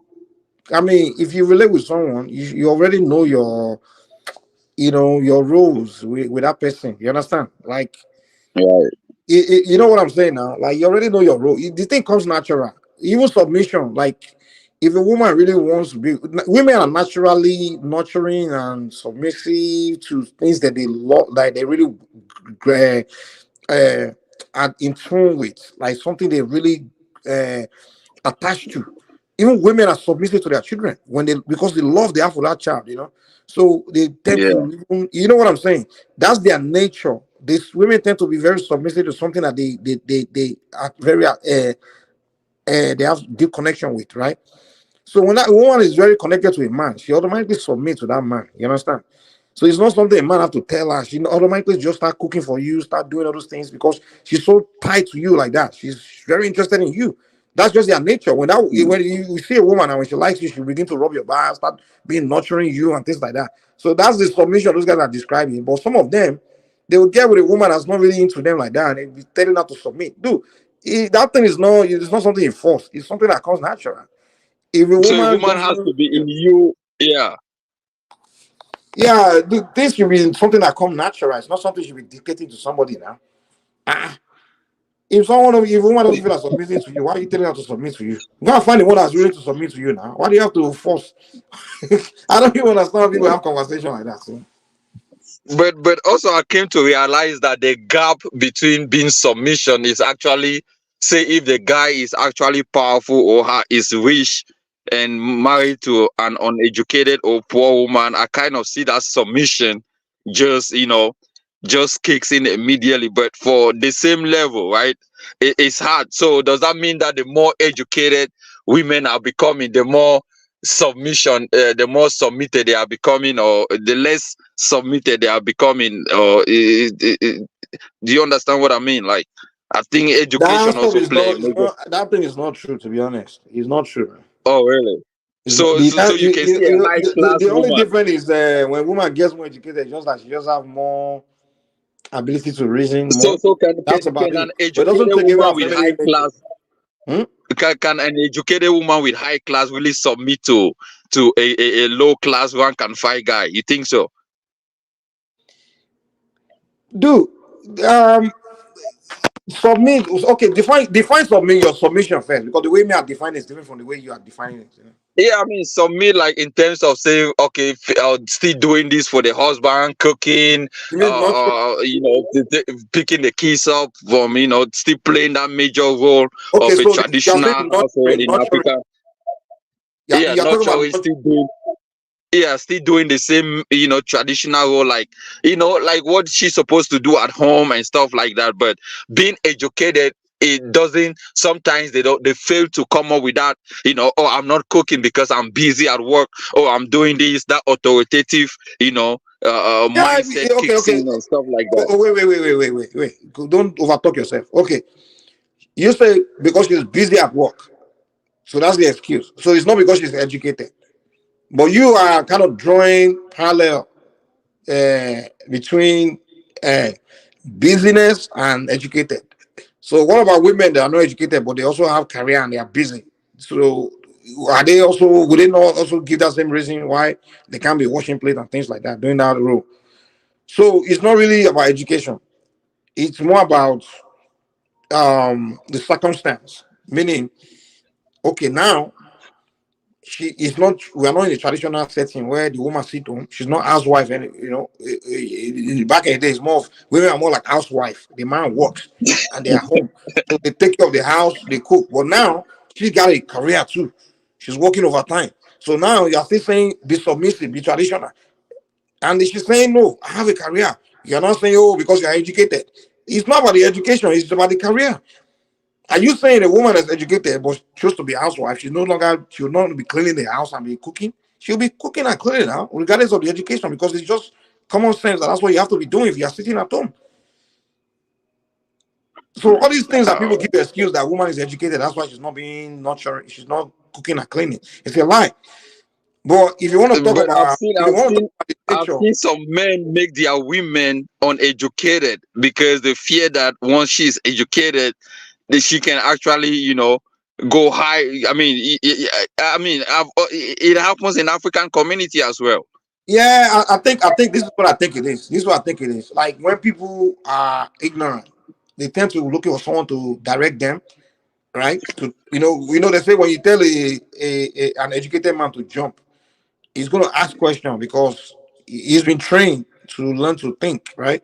But if you ask someone that's an uneducated person, very ignorant person, doesn't know much, if you say jump, they will just jump because they really don't have the capacity to reason for themselves very deep enough. But I won't say it's all everyone that didn't go to school that can't reason, because there are some cultures that are really all about education, that yeah, But in some cultures, if you really don't go to school, you're just ignorant. So uneducated person is easier to control than an educated person. I get that. So if you are saying that in terms of you're looking for someone you can just control, tell to what to do, and the person will just do it. Yeah, I get that. But the person is not doing it because the person wants to be submissive, because the person doesn't know much. So she is, it's kind of like you come to okay, now you come to a hospital, like somebody's a doctor, right? You walk into his where he's up doing his work, right? Because you don't know shit about what he's doing. You're only going to follow his instruction, right? You're just going to sit there and be following Simba up and down. He's going to be okay, pick that up, pick that one up, pick that one up, because you have to do that because you don't know jack.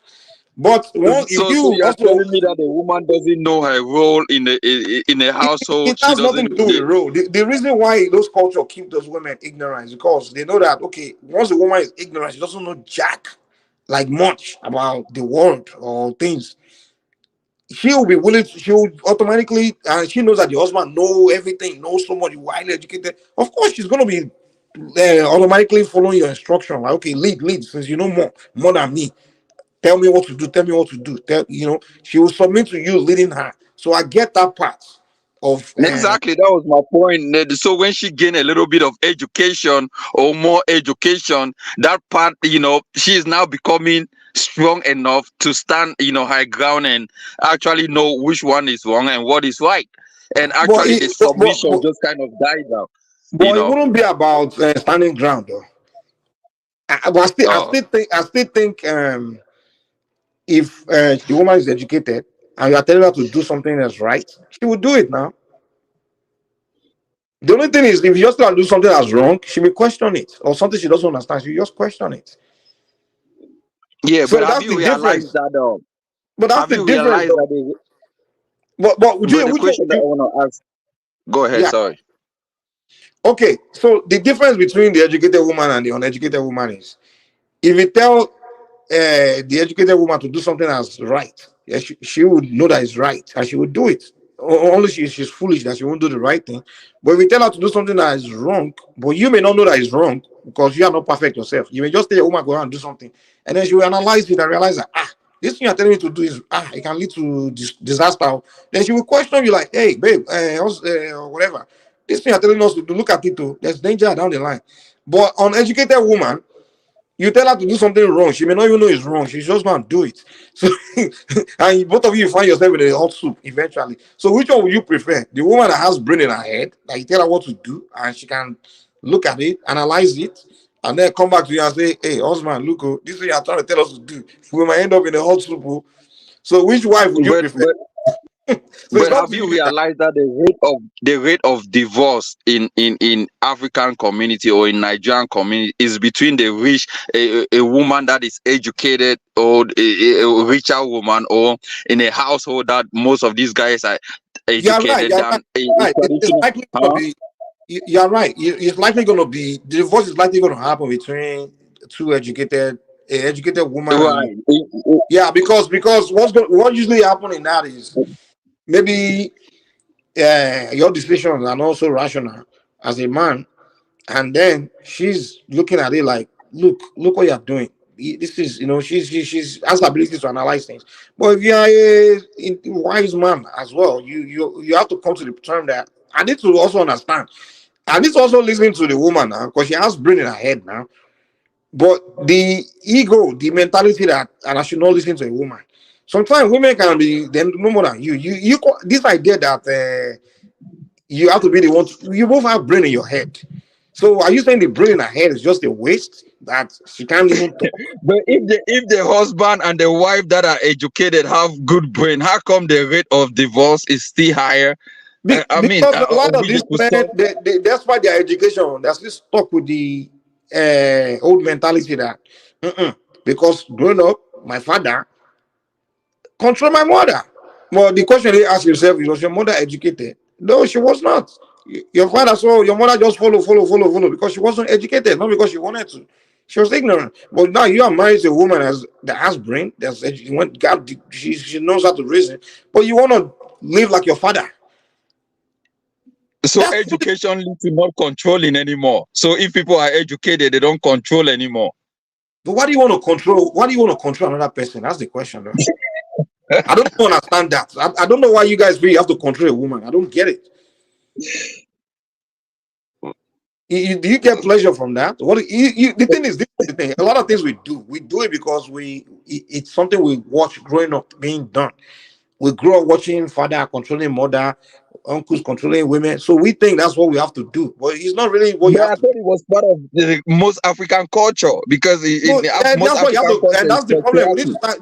You know what I love about philosophy? I will recommend everybody philosophy tell you how to really think, not how to see. I will recommend one book and by one tech guy. He said it's called The Five Level of Attachment. The book cannot explain that.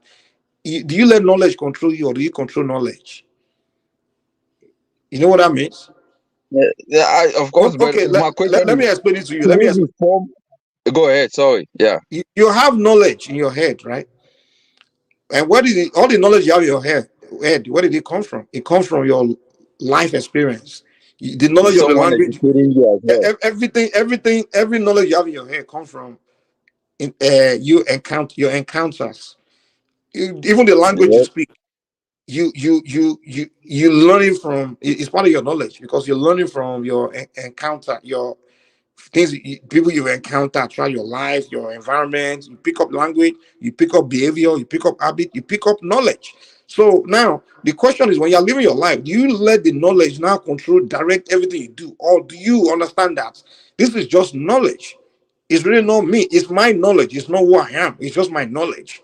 Someone with a different knowledge we see things differently and do things differently. So now you have to now understand that I have knowledge, but should I do things because my knowledge tells me to, or I'm the one doing it because I'm. So that's what they say. Do you control your knowledge, or does your knowledge control you? But your knowledge doesn't supersede the law of that land, because your knowledge might be telling you something, but the law doesn't allow you to do so. But So that's well, you are talking about rule of law here, but we are talking about just. Is it a rule of law that is it a rule of law that you are talking about the culture say this?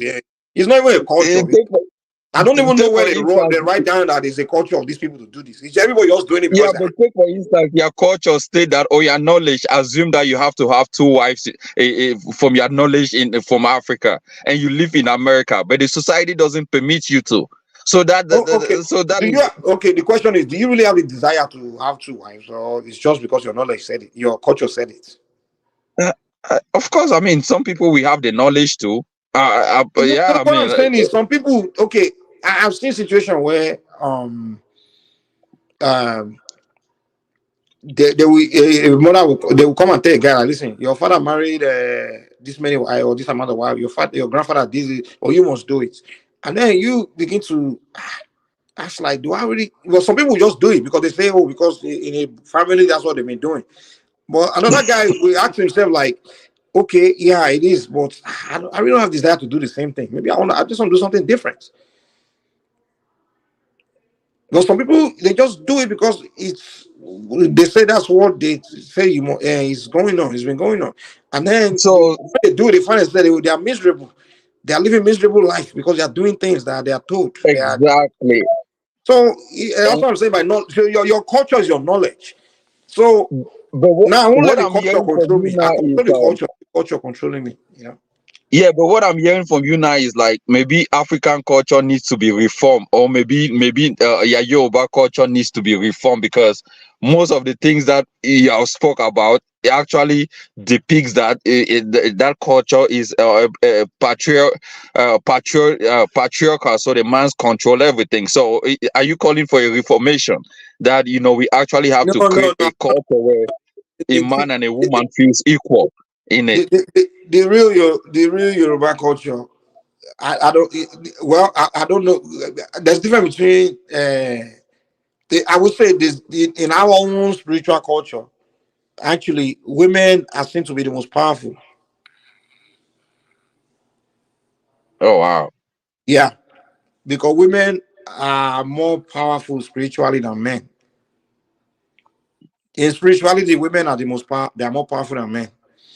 But the men, um, we have advantage in a spirituality because we are more exposed to there's a way the thing is balanced in our spirituality. For example, there's no ritual we can do without a woman being present. You understand? Whether it's initiation, whether it's you know, even in the spirit realm, the most powerful entities are women. Mm. But then do you know the earth itself is a female? That's why they call it Mother Earth. So when they say it's a man's world, it's a lie. It's actually a woman's world.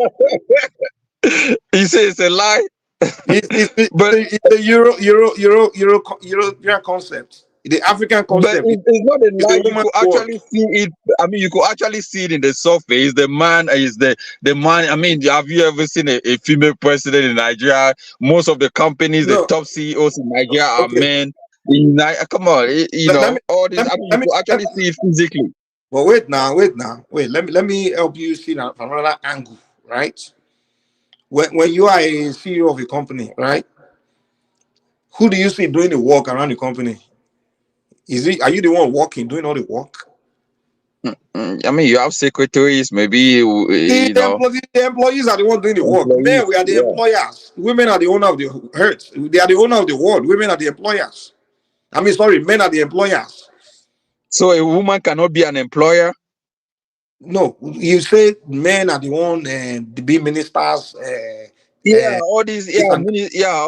But let is me that tell you how a it was secret. supposed to Let me be? tell you a secret. Let me tell you a secret. Okay. And reason why Some society we always look better than the other, and we always advance better. Any society where in your laws and your dealings you don't put the interest of women first, you're not going to grow. You're going to have a Mm. spiritual problem, curse. You're not going to advance. You will not. The white people understand that. That's why if you go and look at their laws, everything, they always put the interest of women above the interest of men in their laws. In They their have it in their laws, but in the That's why upper they are chamber, progressive. That's why like they are prospering. There's only one no, African Mike, president. Mike, Mike, they Hold are on not now, hold on. progressing because Bros, I'm telling you the spiritual part of things. That's what I'm trying to explain to you. yeah, but did you know it was just few years that women actually were paying the same pay Yeah, with men in Mike. America? Let me chime No, in no, there, I'm not talking right? about money part. I'm not talking about money part. I'm Oh, talking okay. about the welfare, the welfare, the welfare, Oh, okay. the welfare, the welfare of the women in our society. You have to put it. You can't just ignore their welfare. You can't just like in Africa when those guys are coming lawmakers, they're making law. Do you know that they don't even think about the life of women at all? Those African men, they don't even when they are gathering, they want to make laws. Are just thinking about the way they see things. They don't invite women in the room and say, "Come, where do you guys see? How do you see things? How does these things? When I How does see Well, this? How when will I this see law because Nigerian affect the senators, women let in me chime in, society?" Mike, because just like the West, by the way, is no different than Africa in a lot of ways when it comes to the way they've dealt with women for over the years, right? Not until recently in America, even in America, you're talking about here, well, 50s, 60s, that women started having rights. They took care of the women because they have a place, they have their own place that they put them. But when it comes to the affairs of the state, like making laws, exactly that. who's in Yeah, charge? Yeah, Okay, they are the affairs women of men. the women state. But are I not think regarded as such. Okay, I, so I I think let's I not think you're pretend. missing my point. I think you're missing my point. That's why I gave that example. Like, hey, the CEO of a company is not the one you see doing the work. And what I'm telling you, I'm speaking from a spiritual side of things. I'm telling you that the way nature designed things, it designed men to be the one in this world to do the work, to go to war, to do we are more like sacrificial lanes. We are designed to be more of a sacrificial lanes for women survival. Because the women Who are really define the role? hold on, Is give me it a second human now. beings or God define it? Who define that role? Give me a Okay, nature. Mike, hold on. Hold So on. you have Well, to let's choose talk one one side. at a Hold on time. a Give me second, give me Mike. a chance to land first. Give me a chance to land. So because things I'm explaining is very deep. You have to really give me a chance to land. If you look at the way nature designed things itself, people hardly want to kill a woman. You understand? During war, right? People tend to avoid killing women. You understand? But when you say a man, they take him out. Because During they see women as weak. hold on, That's why. give me a chance. Give me a chance. Give me a chance. If you take time to study nature, you understand what I'm saying. Even within the animal kingdom, the when the animal, if you look at the male lion, they leave the women alone. They kill each other. You understand? So, and even in our spirituality, we want to sacrifice animal. We sacrifice the male animal. We don't sacrifice the female for most of the time. So, in nature, really designed men to be more of the they want to go and do work, build the earth, build the work, and be the one to go to war. Like our life is just like it's meant to be like just harder than like do the hard work. Whereas women, they just reap the fruit of our labor. You understand? So that's the way they are designed. So they are the world was built for them, for us to come and assist them. But their job, they're the one that actually will now give birth and multiply, bring forth life and nurture the environment and keep the clean the environment. They just their nature. They nurture the environment. But we just they keep life going. But we just provide sperm and then we go to war and we die, we kill each other. We do more dangerous things and build society. We're like workers. That's what I mean by that. And then when the worker is doing his work and that work is doing is not favoring the owner of the land, which are the women, everything you're doing will be going in vain. The order of nature will be going against you. the order of nature will be going against you. And that's why I tell you that in society where the men are working, but the work they are doing, they're not considering how it impact the women, right? How it favors the women. That society doesn't really progress much because nature, the spirit world is against that society. That's why Rwanda, Paul Kagame started putting the welfare of the Uganda women, the Rwanda women, he started considering their welfare. In fact, he started involving them in everything. Rwanda started progressing, and the rest of the African countries. Oh wow. So I'm that giving was, you you think that spiritual was the law. major, you think Jude, take a pen. That's a spiritual law. 101. so you think that was what progressed Rwanda's Jude, let me community tell you a secret. economy? Let me tell you a secret. Women are they are all witches. The word witch is not necessarily a bad word. They have spiritual power. If women start wishing you bad, I'm telling you, man, things will start going bad for you. I'm telling you, if women in the environment start wishing you bad, or if the women in the environment they are just not happy, that place will always be messed up. If you look at The neighborhoods point, where the women are bitter, you always that energy there is always bad. Or a house where the woman is angry or bitter, not happy. When your mom is not happy, you know everybody's not going to be happy in that house now. You know that. When your popsy is not happy, we don't understand that. Oh, just gonna sit in a room somewhere. When women are not happy, they have very strong spiritual energy where that place just become messed up. But the moment they the start being question that I happy, you want to see, ask you, the Mike. moment women start smiling, they're happy. You see that joy, start feeling good energy, good spirit, start flying that place. You know, that's just the way. I'm just telling you spiritual laws, man. So, so, so you are telling me that the African or the world has to stay patriotic, where the man is the employer and the woman should remain the woman of the house. So is that what you meant? I mean, No, that's drawing not what I necessarily influence meant. from. That's not what I necessarily Uh, meant. I'm eh, just saying that yeah, but I mean, what I'm since saying that is role whatever we cannot, are doing, so if that role what can I'm be saying, reversed. no, what I'm saying is this: whatever we are doing in an environment, we have to make sure it doesn't impact women negatively. You have to try to make sure it's impacting them positively. That's the point I'm making.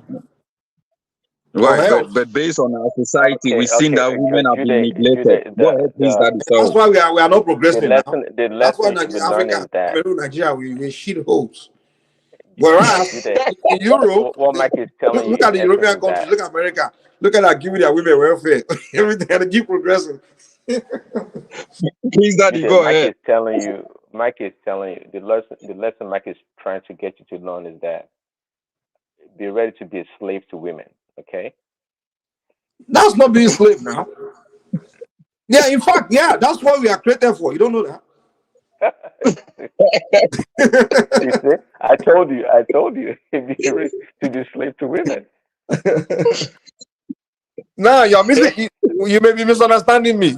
When I'm speaking, you know No, what? no. Where Listen, people on the aspect of the spiritual principle, I agree with you. It doesn't only extend to women; it extends to women, the poor in society, and children. So overall, yeah. I think Prince Ali, hold on, give me 1 second. Whenever I have this kind of conversation, automatically what some men are thinking is I'm talking about relationship, me and my girlfriend, I should No, no, be. no. That's not what I'm talking about. I'm just talking about. I When I'm giving you spiritual knowledge, I'm not talking about intimate no information about your girlfriend. I'm just telling you about energy, not the physical, the energy of the environment. So when I'm talking about uh, because human being we are energy before we are even material. See, our flesh, our body is just material. So the woman I'm talking about is not the woman in the physical woman. I'm talking about the energy of the woman. So when I'm talking, I'm just talking about energies. Well, people always see what I'm saying as, oh, he's talking about, oh, that woman in shape and my girlfriend. I have to worship my girlfriend. No, that's not what I'm talking about. You know, so I just, they'll say it's a simp. So, Mike, based on all, but what I'm saying is, you see, that's why we are shithole anyway. I mean, it's a great topic, but I wish Africans can upgrade. You know what I'm saying? This culture that we have, we should. That's why I believe that the white culture, where this equality, No, Africans are not living their culture.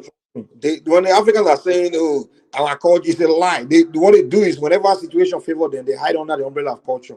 And it's not even, that's what they will do. They will Oh, say, really? you will see some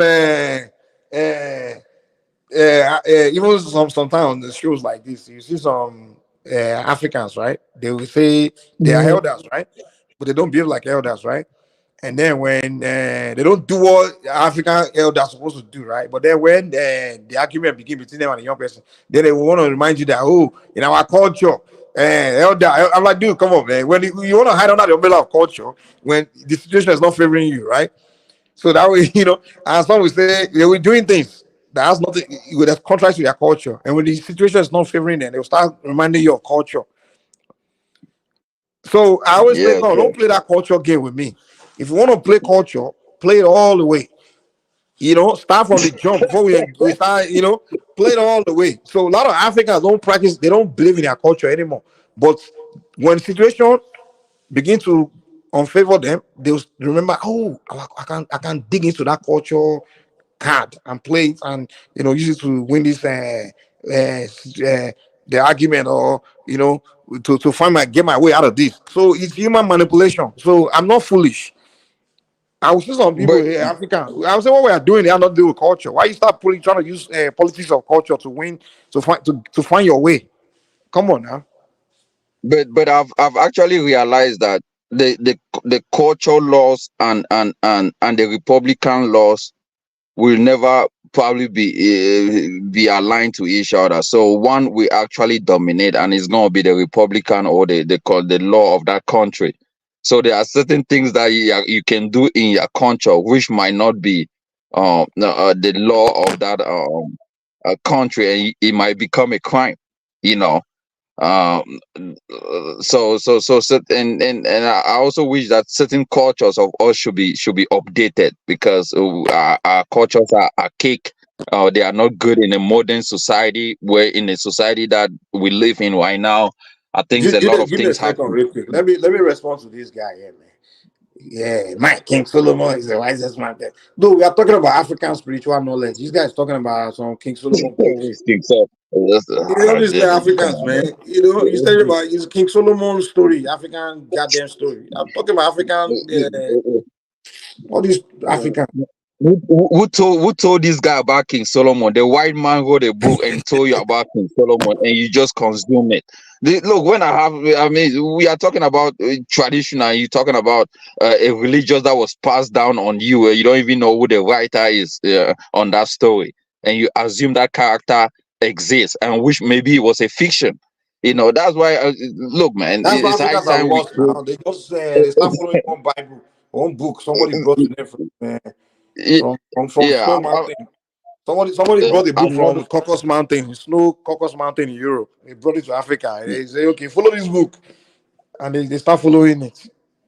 Yeah. Yeah, I was over here, and I was on this panel one time when it came to religion, and people were having conflict of interest. I mean, come on. I mean, a book that was written by somebody, and there have been so many versions of it, and every time they come on with a version, they change and edited everything on it. When the Bible, we'll call it the Bible, first came into existence, a lot of Ethiopian characters were in that Bible. Out of a sudden, some of these characters were eliminated, and a version of a Bible came in, and all the characters in this Bible, they all look like Like snow which bunnies. And character, Jude? Like which? You say Ethiopian character? Ethiopian? Like which one? yeah, I'm not versed with the Bible because I don't want to be versed with it. But I was talking So if to, you are I talking, you was don't know what you're talking about. You're just no, but talking, huh? exactly. I came across a Bible that, wow, I did not know it existed. I think one of my guy pulled it out, and I was going through the Old Testament and the New Testament and realized that, wow, a lot of things has changed with the current version of King James and all this version. I was like, so where is this Ethiopian name? And they said no, that is an old version. I was like, wow. So man, I wouldn't talk much because I don't want to sound like You, an you know, you know, anti, you know, you know what? You know Christianity why we or Africans we forbid anti-religious. writing our own knowledge down. You know, You we know, don't write it. We forbid it because one person can just change that knowledge, and it has changed it forever. yeah. I mean, what do you think of it? I've seen Ethiopians that say they were main characters. I know Ethiopian names. Even some names were taken out of the current versions. But most Hold on. Africans have not. Judith, maybe Mike should answer this question. Somebody put a comment on there. Mike, if you can see the comment on the chat. Why it's a Bahrain, Qatar, Saudi Arabia, Kuwait, Saudi Arabia. and UAE are prosperous, but the women's rights are limited. Why are those countries not poor? Mike, Do you see their women? Wait. Do they allow their women to go hungry? Do they forget this idea that these women are being oppressed in those countries? It's a lie. The welfare of these countries put the welfare of their women. In fact, those Muslim countries, they protect those women. Go and touch their women anyhow, or go and I don't want to use the R word, RAPE. The women that they will chop your head off. The way we do women but women are not women are not hungry in Africa neither. I mean, women eat. I mean, no. women are hungry and the men Hold go on. around eating. Wait. In these countries, this Saudi and UAE, these countries, when they are making their law, even when they call so-called this, even so-called Islam, they put the interest of the women into their everything. Good. The only thing you can say is they make laws to restrict behaviors, bad behavior. That's what we can complain about. But the Western world, we like to say, oh, they are oppressing women because they are making laws to restrict behavior. It's not only women's behavior that women's behavior that they are making laws to restrict. It's both men too. But because the West, we want every woman to behave like a hoe and just do all this rubbish. They will say, oh, they are oppressing women there. Are they giving? Are they?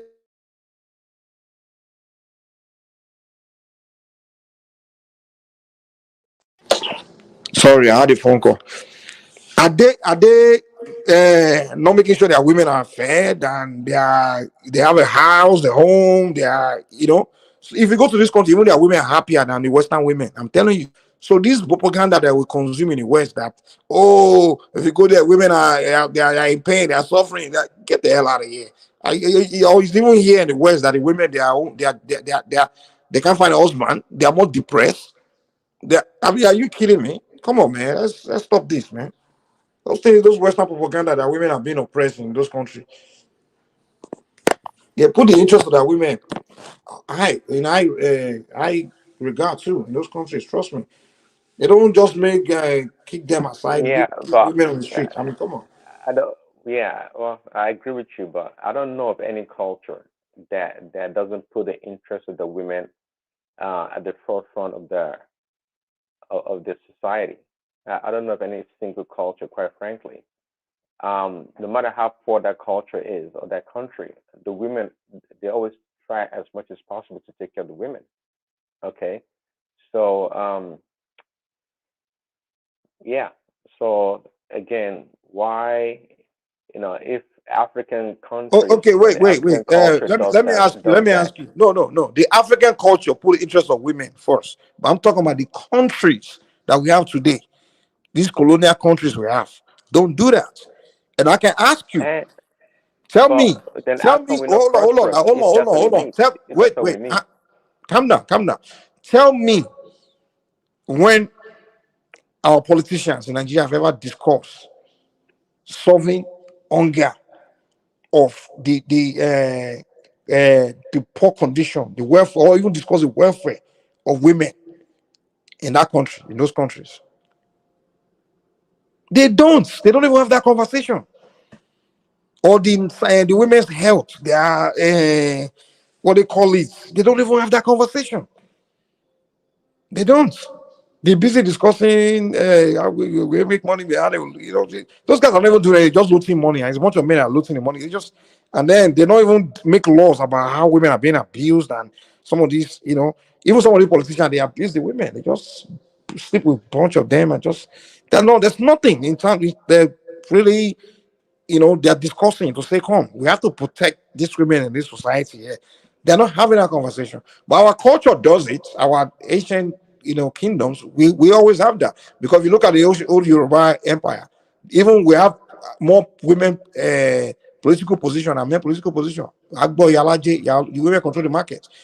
Yalo, there are so many women titles, and those women are very involved in what's going on in a community, in a society. They are very involved.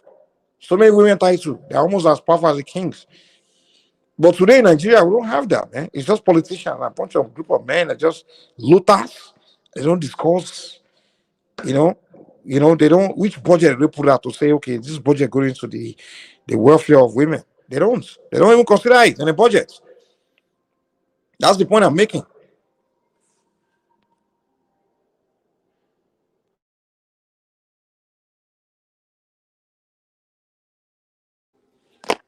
But let me call the person that called me back, sir. Okay, all right.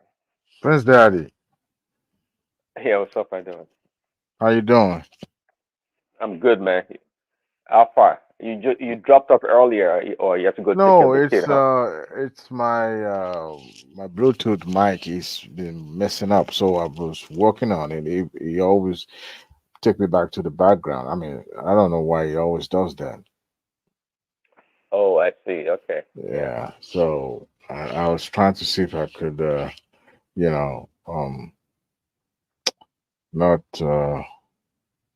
But anyway, it's working now. It's working well now. So, what are you guys talking about? Judy ran away. Mike is one lecturing us that we should be slaves to women because without women, our society, our lives will not go, our life will not get better. So that's what we're learning. It's true though. It's Well, yeah. true. You know, women are actually the life of this planet Earth. If there's no woman, you can imagine how chaotic the life will be here. But with the woman, the life is not just chaotic; it's hell. But it's a bearable hell anyway. You know, Really? I'm telling you. Yoruba will tell you, go and get married. Koko Bale. Have you ever seen a man getting married and Okon Bale? Eh, it's only about one thing or the other. Something must happen. They can't just sit without looking for your trouble one way or the other. And honestly, people that says marriage is a learning institution. It is. Reason being is that when they comes with those shenanigans and all those things, and you begin to wonder why they always act this way. But what it does is that it teaches men patience. It teaches us to be tolerant. It teaches men to be more accommodating, right?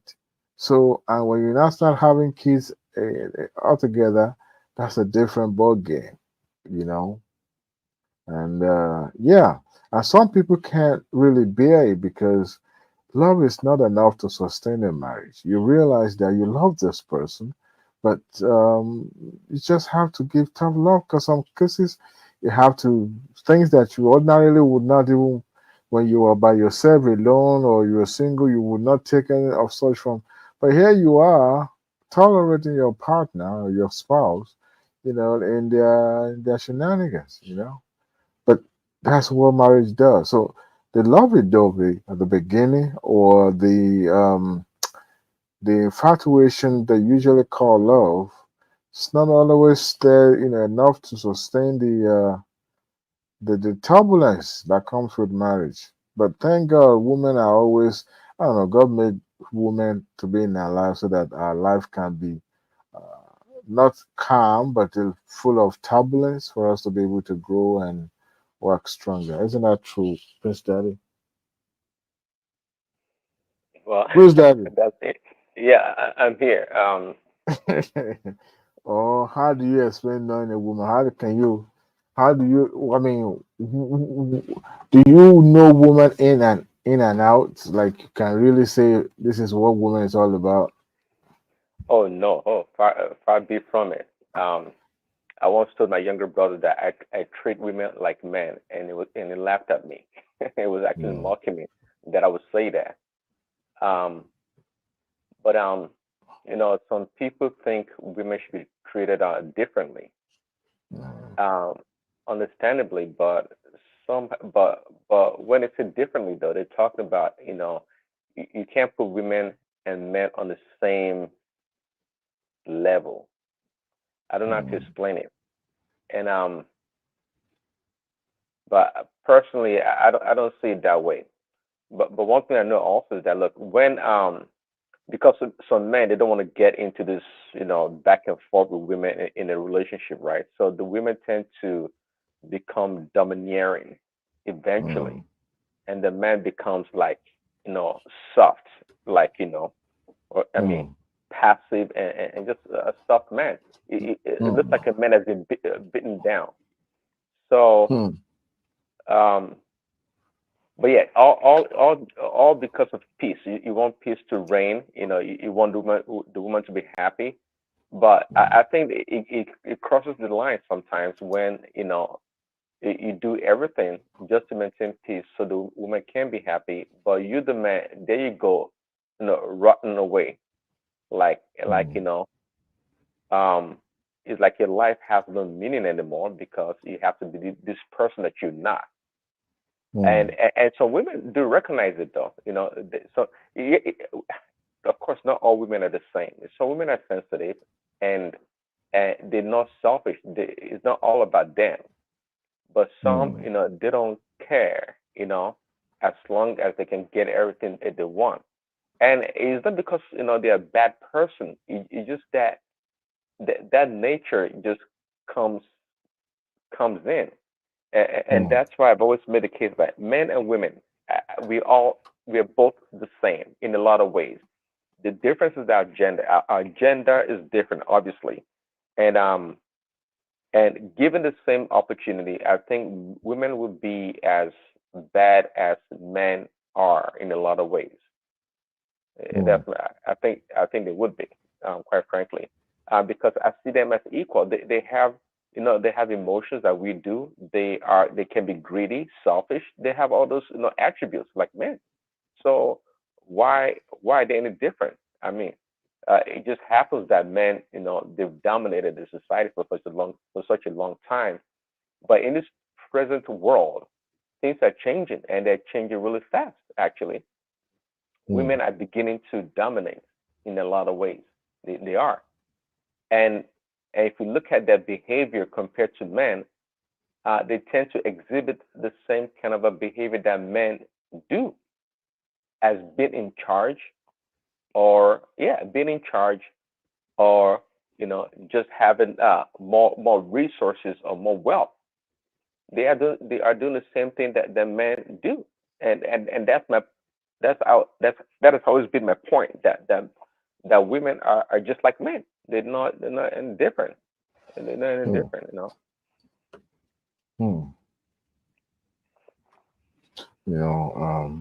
Society is changing, the world is changing at large, and we're embracing some. Honestly, Prince Daddy. So I think it was the other gentleman that was, the Amazonics that was on this show earlier.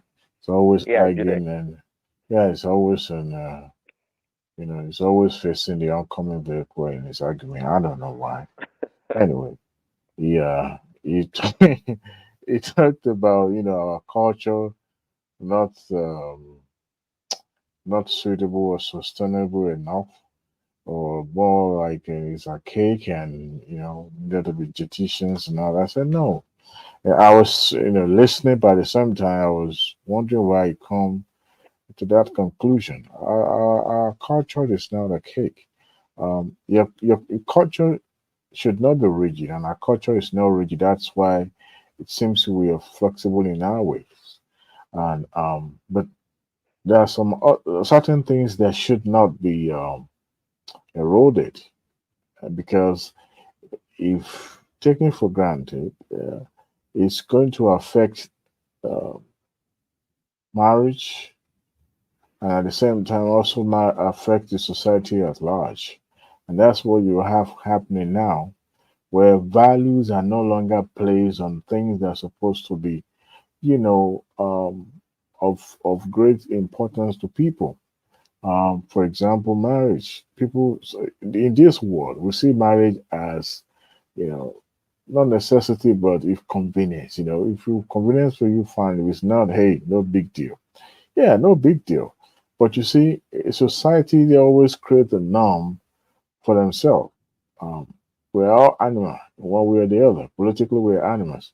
But we have these norms that we created for ourselves that govern, is unwritten, that govern the society where human beings reside. And any contrary to the norms of that society will be seen as an aberration, and you know a society will frown upon whatever your action is that is contradicting the established norms. Now, when people started moving away from those norms, you were becoming how should I call them now? Exceptions in some ways. Now, um, marriage is no longer seen as a um, that catalyst that built the society. So we treat it with levity. We treat it as with nonchalant attitude. It's about negotiation. It's about what we can get from it. The greediness of human being. Now, at the end of it all, people go into marriage having prenup. I'm not saying prenup. I mean, those are the culture that's completely alien to us. Because we've seen people that are greedy enough to want to take from where they never labored, which I understand completely. But you see, when people goes into marriage, they are not willing to sacrifice. They're not willing to, it's no longer about you now. It's about uh, the you and your partners, and if possible kids comes in, then the children are involved, and the picture goes beyond just you alone, right? So, and society suffer from those things because we no longer see, things that should be of importance to life, right? And the advent of social media doesn't even help matters. It makes it worse because things that used to bond family together now in the past are no longer there. Now we have social media, we have the entire world in your hand, literally. So everybody get busy without having interaction with the others. So you start seeing marriages, going different direction. So a lot of challenges. That's why people don't see marriage as what should be of priority to human being. You live it fine, you don't get it, that's all.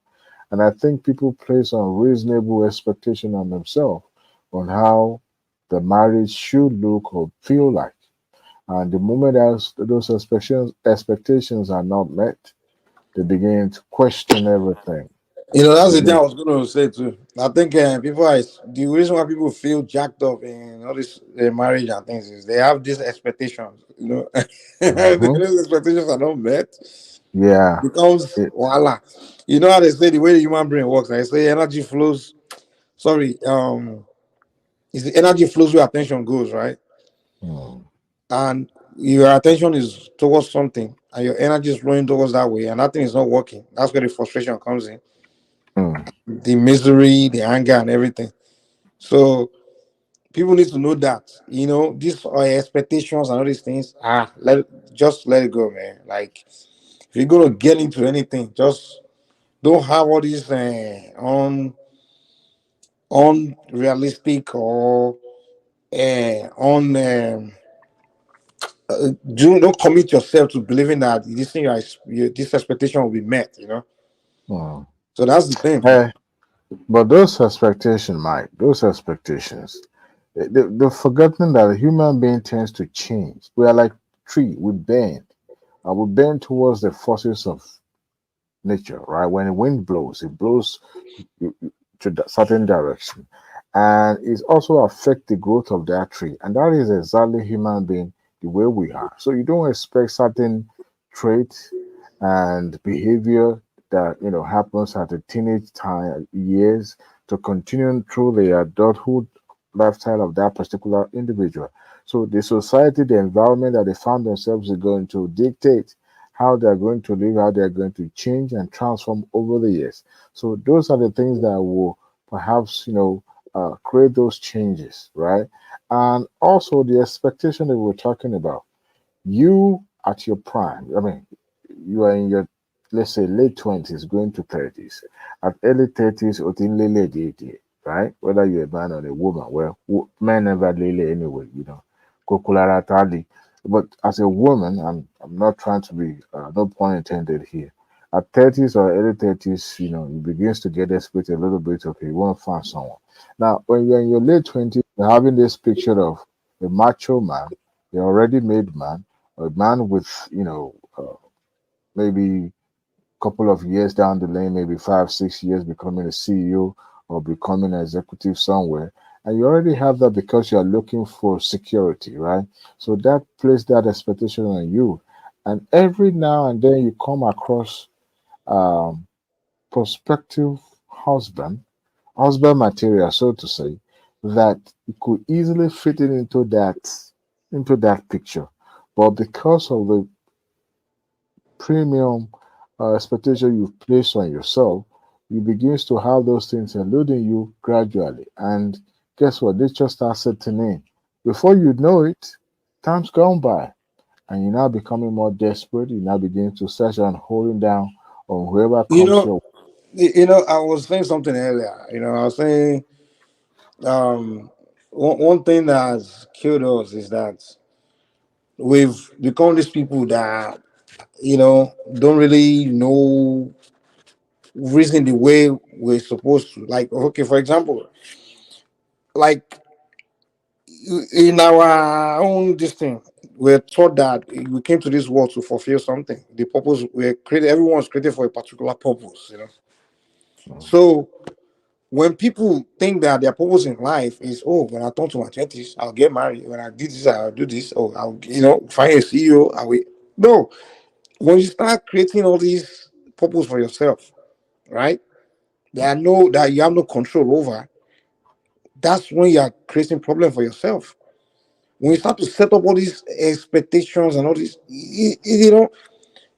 in us, we believe that we came to this world for a particular purpose. Everybody have his own purpose, and when you dig within yourself, you find whatever that purpose is.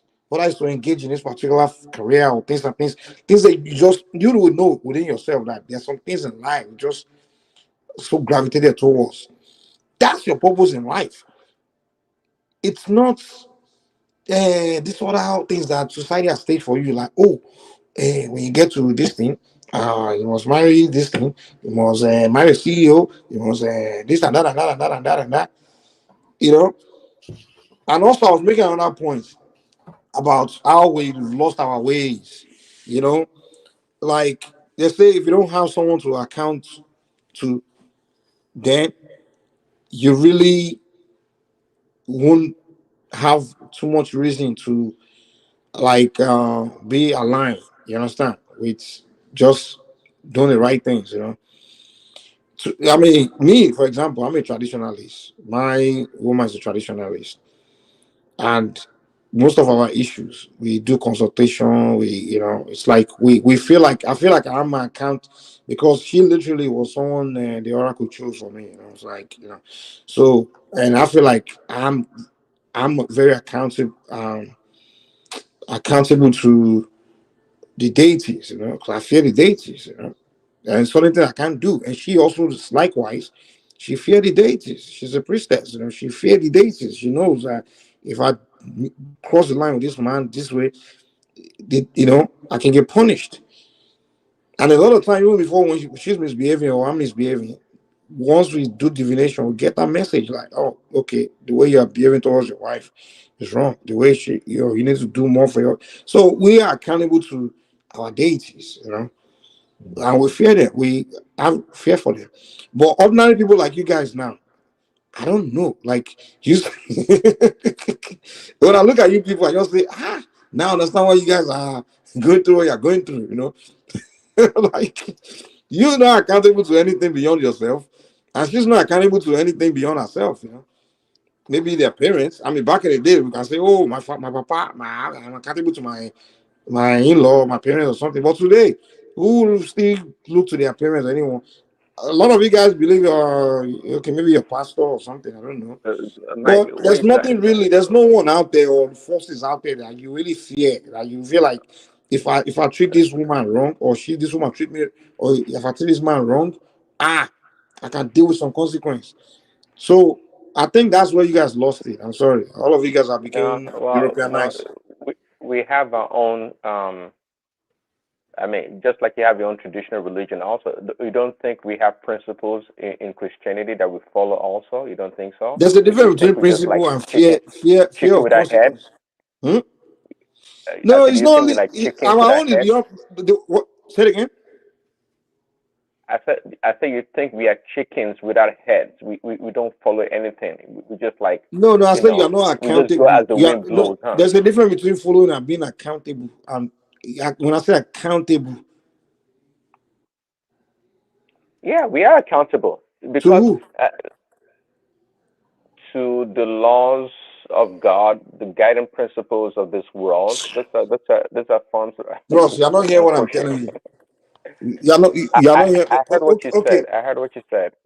I heard, You know, yeah. you are. Ross, if you one day wake up and you feel like going against that so-called principle, Mhm. what is it? What are you afraid of that will happen to you?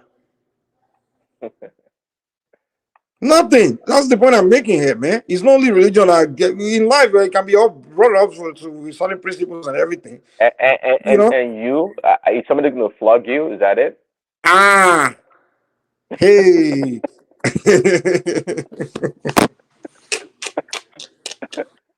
When a woman say, "I'll go and report you to the gods," I don't know.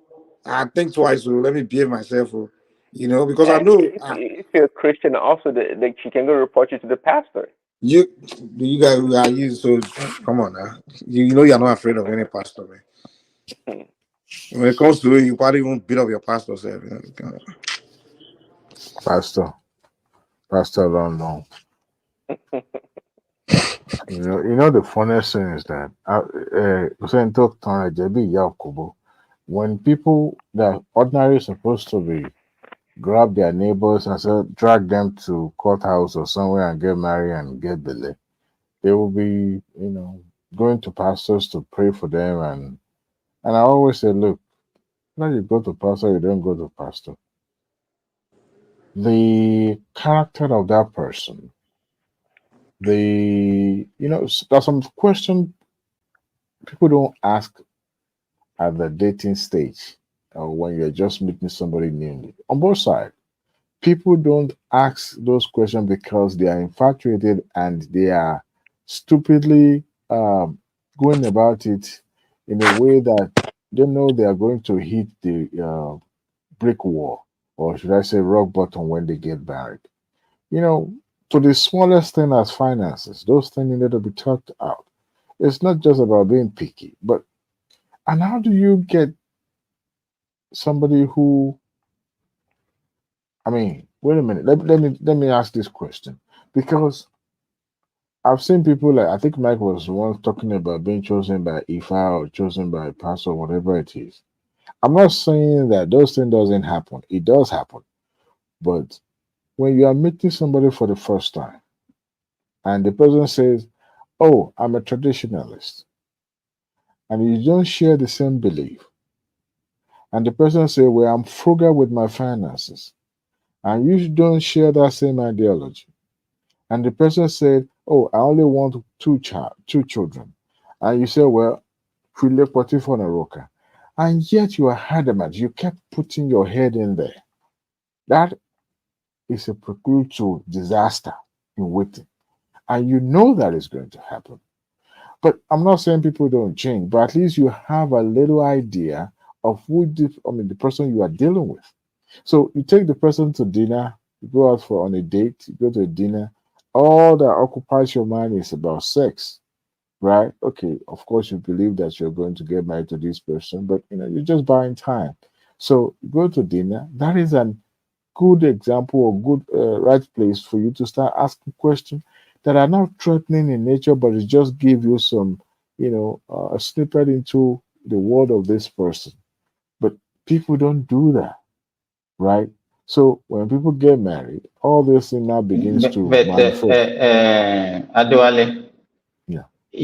all those red flags that we're supposed to watch out for, Even the questions that you're supposed to ask, how many people know the appropriate questions to ask to actually familiarize with them and see all those red flags in any of the spouse?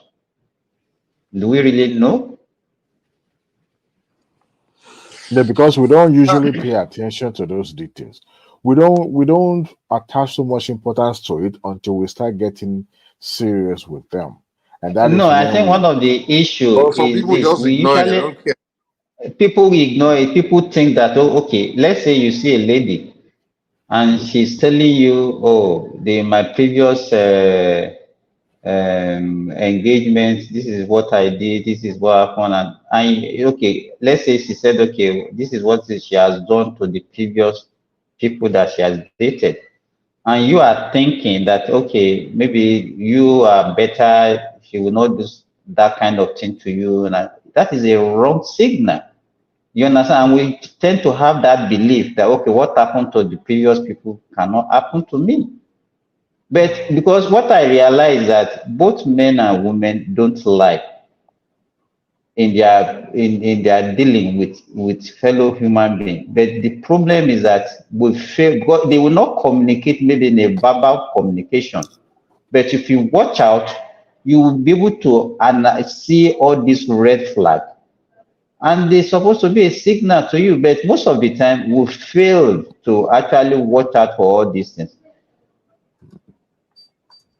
And why is this so though? Why is this so? Okay, Why good do question. I was going people to ask the same thing. Yeah. Simba? You know, people are I think desperate to you get said married. something. He said something. Some people will do it out of desperation. Some people will do it out of infatuation. You understand? Because as like men, we tend to be, for the first thing that draw our attention to a woman is not their character, it's their beauty. Yeah, beauty. You understand? So and How that we get one like, tend And so the and that woman, one then to actually be cloud our judgment in most of the cases. You understand? And most of the time, you tend to also you don't want to come out in the initial stage no, you don't want to lose the woman because maybe you're already attracted to her. hmm, that's a good point. That's a good point. But you know, why not mix it more uh 50-50? Put your card on the table. If you're going to lose, I mean, we're talking about forever and forever. So if you lose this person, that means he or she is not meant to stay, right? But other than I think sometimes when men meet a woman and already have it at the back of the mind that they're going in for marriage, not necessarily dating or having good time. There's this level of desperation that comes with it. And if you have a family that are also, trying to hurry you up to do the needful, they won't give me enough time to actually know that person very well because it seems everything they do, they're doing in a hurry. So there's a chances of masking their true character. There was this sermon that was preached by Pastor Funke Juma. It was actually also a hot topic at the TVC, where she advised that women that are, having been in a serious relationship and their first time going to their in-law to be's house, that there's certain way they should comport themselves. Sit by the first chair that you sit in the living room. Don't start scanning and looking around in the room. Don't finish the food given to you. Don't sit at the edge. Make sure genuflect or bow or knee, whatever their culture, require. Don't ask too many questions. remember that video? I was thinking about. I was like, wait a minute. Telling the Where woman to does think for now. Yeah? So where does he leave that particular lady's character? Where does he comes to be? How would they be able to assess if she's able to fake So everything? I think from what I can see from what she said, she's just telling them to pretend. Exactly. Yeah.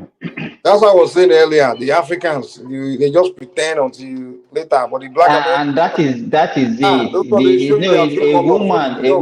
that you courtship is actually different from marriage. Most women will pretend through the courtship. What they cannot, by the time they get, is like the marriage give them the license. It give them the free will to now express themselves after marriage. And that's why you see that some of them within few months of marriage, the marriage will scatter. I beg. Oh, It's so, the whole thing Mike, is not everybody has the great opportunity that you do to go consult the gods before you get married. But there are people that have been married for a but long time. when people not doing it in Christianity also, Prince Daddy, that they say that they dream that sister Sarah is my wife, and the people believe that. Well, sure, Well, that but one is even those people that don't do it, there are people that have been married for a very long time and they met. If it's their destiny, it happened. They got married and they happily married, and of course they went through ups and downs in their marriage just like everybody else. But they didn't consult the gods. So what do you say about that? Mike?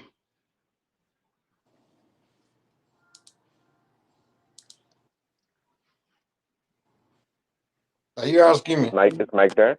What was your question? Yes, now you are the one. He's asking you the God, now the small God. I didn't hear the question. Repeat it. I said, what about people that don't have the opportunity like you to go consult the gods and they've been married for 20, 30 years, for a long time, and they're happily married? What about that? Well, they are lucky now. They are lucky. It's I don't luck. even Okay. understand. I don't understand what Prince Daddy mean by happily married. Is there anything like happily married? Everybody is Well, just coping. You can tell that it's they the are same. coping with their marriage. They are coping with their marriage, not happily married. No, well, what I meant is that at least they are together. Of course, there's Yeah. always ups and downs in marriage, in any relationship. That's not the point. So don't The say point they is are happily married. Some but some people are. they are coping. They are coping. How far away? Okay. During the marriage. The marriage. Well, that is life now. Is there anything is there any happiness actually in marriage? Can you really say that there's happiness? But a happiness that cannot be sustained for one day. Well, it's supposed to be renewed every day. So yeah, that's the way it goes.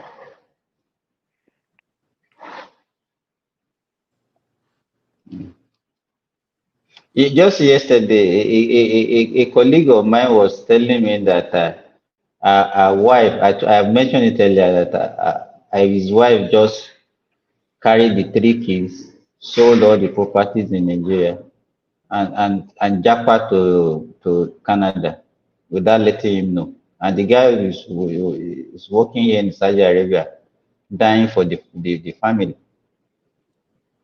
You see? Was the lady in Nigeria? Was she living in Nigeria? Yeah, she was living in Nigeria before. She shouldn't worry now. The guy shouldn't worry. The lady, I mean, well, Lady will do what? we don't know the whole story. It could be that the woman exactly. she's struggling. The woman is not sending enough money. And Are some you people are you believe when sure they the get kiss? to Are you sure the kiss is that most guy's kid? Africans, when they get the American or Canadian visa, they will take it to. They will just. Do you even know what happened? Now she's requesting the guy to be sending money for the upkeep in Exactly. Canada. Most of them think once they get to all those countries, And then the father-in-law is now saying that if he doesn't send it, that he's going to inform the our this thing professional bodies that the guy is not a responsible guy. Can you imagine? Even threatening the poor doctor. when she ran away without letting him know. Dude, But so Sinbad, Now she what really happened? in a hole now. Now you want to go. You know what? Let me tell you what really happened is this. They had a plan initially that she wanted to go for maybe a master degree in Canada or whatever that they are processing. But the man was not around, but he was one that provided the proof of fund and everything. But the agreement is that she will go alone. She will leave the kids to be schooling in Nigeria. Do you understand what I'm saying? But when she now started, because the guy was not on grant to at least oversee the processing, but not knowing that the woman actually had an ulterior motive, had her own plan, that she just wanted to escape with the kids. And that was what she did. In fact, the guy she sold the car, the only car that they have. In fact, the house that they have, she will have sold the house also, but it's a mortgage that they have not completed the payment. So the document of the house is not with her. If not, she will have sold everything and then escaped like that. So how is she able to get it? How many children? If you manage Three children. So how is she able to get the children to go to Canada without having the consent of the husband? I mean, it sounds kind of a. Did the man sign the documents by any chance? Actually, I didn't. I don't know how they do. Maybe did they really need consent for them to do that? I think you do. Hey, because if the man provided the proof of Prince Daddy, the man provided the proof of sponsor. You understand the proof of fund. Is that not enough to say that the man gave the consent? Well, there you go. I mean, are you sure the man didn't give his consent? I mean, it sounds like I don't know. So the man must have signed the documents, must have provided all the necessary supporting document that she needed, and that's why she was able to do it. Because if it didn't, there's no way she could, unless she forged the documents, and they would have to have verified with the husband or somebody that may have pretended to be the husband to verify those documents, because Canada will verify those documents. They will. So she must have somehow, yes, maybe lied to the husband and manipulated him and used some other person to represent him in collaborating the documents. Something like that must have happened. But what is the problem? I mean, okay, you say there's nothing being happily married. So with your happily married. It's definitely they are not happily married. If a woman can do something against the wish of the husband. Well, so can we say the woman she's unhappy about something? I mean, these days. Let me tell you. Well, these days, what women does is this. Even whatever is going on, some of them they will pretend, and they will have a plan of escape. Do you understand what I'm saying? And that is why you see that most people that japa, by the time they get to these UK or US or Canada, then you discover that is when the woman will start expressing herself, because she knew that she can't do that in Nigeria, probably because she doesn't have the financial wherewithal. Do you understand what I'm saying? But by the time they get to all this Western world, they have the backing of the law and everything. Then they express themselves. So it's just like the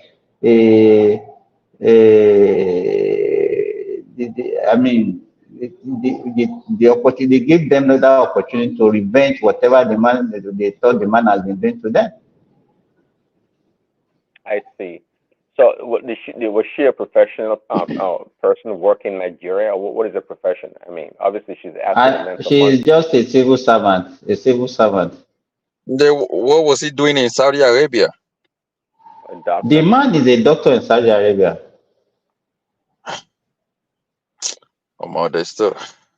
How can you abandon a doctor and japa with you, and you are calling them to send you money? Yeah, it makes no sense. I mean, I told the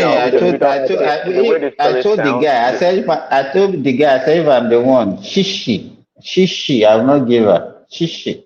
And the guy said, because of the children, because the children,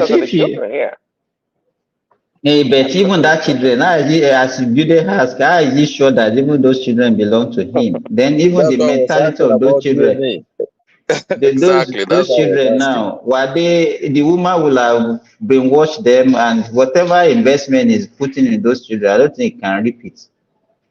No, you no go whip am. I mean, if the guy not take lucky, you no go see those kid anymore. He has to make he's come to Canada quick enough. If not, another person go claim him. You know. Okay, we don't know, the way the story looks like right now, like the woman, looks like This she's a one, bad this woman. story that is not a something, But no, is somebody that's very close to me, no. I Is person understand. I know. It's not as if I heard But it I'm trying from to, news or whatever.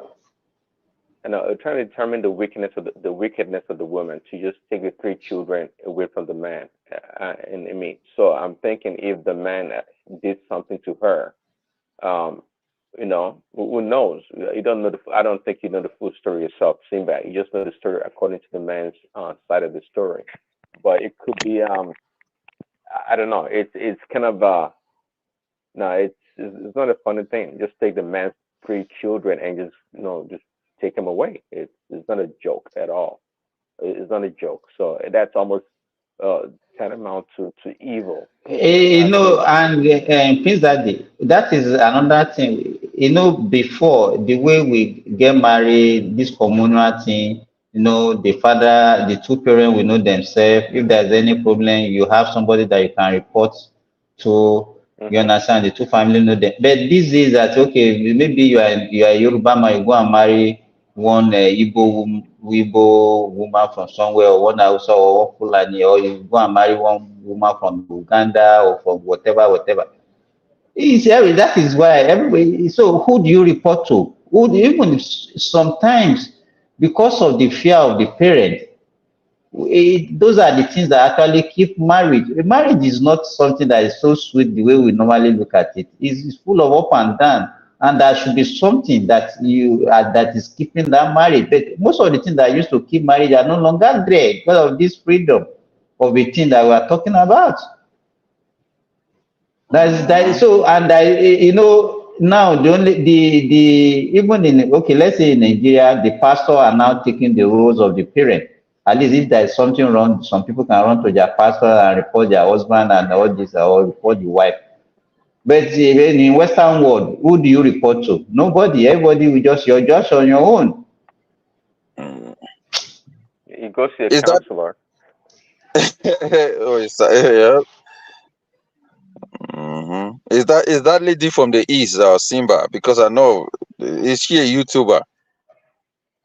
Oh, That lady. no, she's not. Because I know of one lady who's married to a doctor. They're from the east. The doctor went to Saudi Arabia for some reason. The lady is on YouTuber bashing that she's not taking the three keys to Saudi Arabia, this and that. No, you see that one. I But know that one now. I think that one Wait, is in wait, Saudi Arabia. She's in Saudi Arabia with her husband now. oh yeah, it seems like Simba, she finally moved. Yeah. So the story you are telling us. So that man, the doctor is living in Saudi Arabia, but the wife and the kids are living in Nigeria, right? yep. Yes, yes. So is the man just in Saudi Arabia for a little bit of time, or is he there for a long time? I mean, He's just there for maybe a year. we only went there for a year. He's supposed to come back. Hmm. No, it's not as if he's supposed to come back, but he has only spent 1 year there. Ah, so the woman is just there with the kids by herself in Nigeria. And the I Yes. don't. man is sending money now. Hmm. Mm. So what's the difference between a woman being in Nigeria and being in Canada? What's the difference? I mean, like to him, what I mean, is it not the same? Okay, so basically the difference is that she didn't tell him or something. I mean, What you are telling me that there's no difference. The financial this thing, there's a lot of difference being in Nigeria and being The guy in could Canada. actually go home at any time in Nigeria, but not in Yeah, Canada. yeah, exactly. But in Canada now. oh, you mean the man? Oh, he Yeah, can Yes. go man. to. But The it's kind not. of It's not. That's what I was let me tell asking. you, Like, the is it? kind of family support, everything that you get in Nigeria, is a totally different environment. Okay, now What of if the man now, how much do you need to sustain a family in Nigeria? How much do you need to sustain a family in Canada? But he doesn't have to do that. Since she went and she can do the other, it's not like she's not forcing him to be paying big money there. I mean, then you just tell him to come back. That is it now. He pay So it's not. It wasn't pays like a big. I didn't he see a pay big deal in that. Like if she yeah. okay, if she got a Canadian visa, right?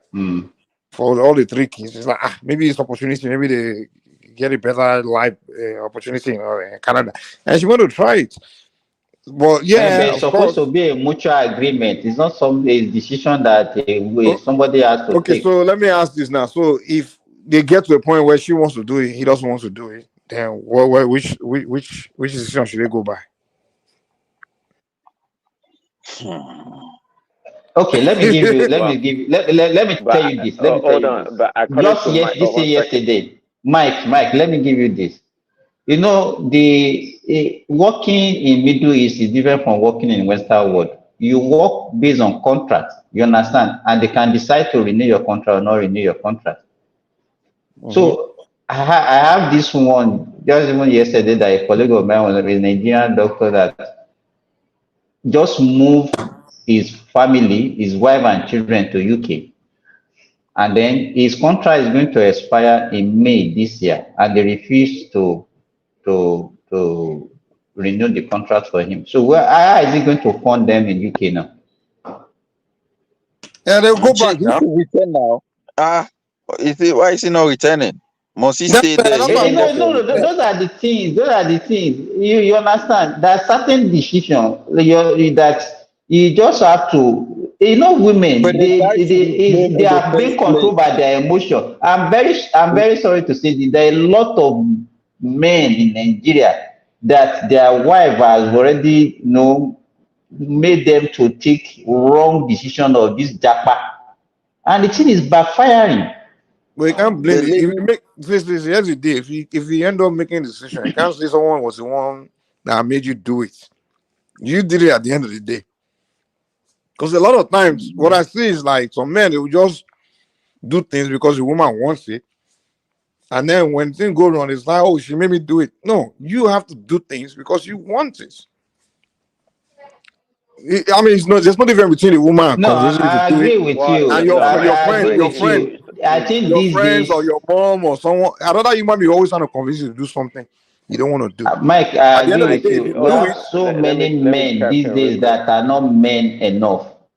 You so it's not the understand? And woman's you fault know, then. So it's not you can't blame the guys. woman then. They should work on themselves. Well, Mike, most of the times most of the times when we do stuff, we do things for ourselves and we do it because of other people. Okay, so the man that made the decision for the wife and the kids to go to London, England, um, he did it because of the wife, and maybe because that's what she wanted. That's what she wanted, right? And that's why he did it. Okay, So so if at the end of the day, if it goes wrong, you have to accept the blame because you're the one that made the decision. well, sure, exactly. it can accept the blame. No doubt, it should accept the blame. But keep in mind, it didn't do it irrationally. It did it because of what the wife wanted. Okay, because they are in a partnership. If he wants to make the wife happy, that's what she demanded, and he made it happen. That is At life. the end of the It's day, always you the still made it happen. So if it goes okay, wrong, you should Mike, are not you blame the telling wife. us that you cannot do certain things to please your wife? That's what Mike is If I saying, maybe. if I end up doing it and it goes wrong, I'll blame myself. I'm not going to be seen and be Well, blaming the yeah. woman. So I it's made the yeah. decision. Okay, If I make decision, I it's not make about the just like blaming it's part. not different. Hold on. It's not different from sometimes my kids will want something, right? And I'll give them later. I regret giving them. I'm not going to blame them for giving them. I blame myself. I'm the one that made the decision. I just fixed it. I'm like, okay, I learned from that one. Okay, next time I won't do that. So I blame myself for my own decisions. The same thing with friends or family.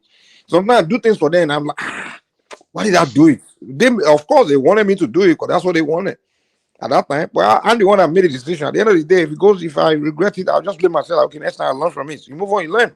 But I don't sit around and just start blaming the other person. At the end of the day, I made a decision. I owe myself. I can't even for my own choice. But the moment that guy left Nigeria, went to Saudi Arabia as a doctor, left his family behind to go and get better money. I think that was where the problem started. Maybe the wife did not approve it. And that's why this is how long was he in Exactly. Saudi Arabia? You say You for a know, year.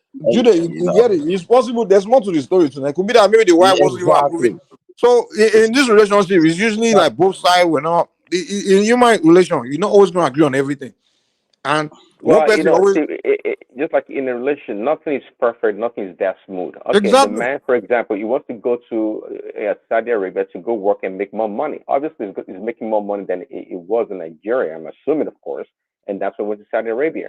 Now, well, maybe the woman did not agree with it, but it's a reason also, there's a rational reason why he did it. Just like, Yeah, of so course.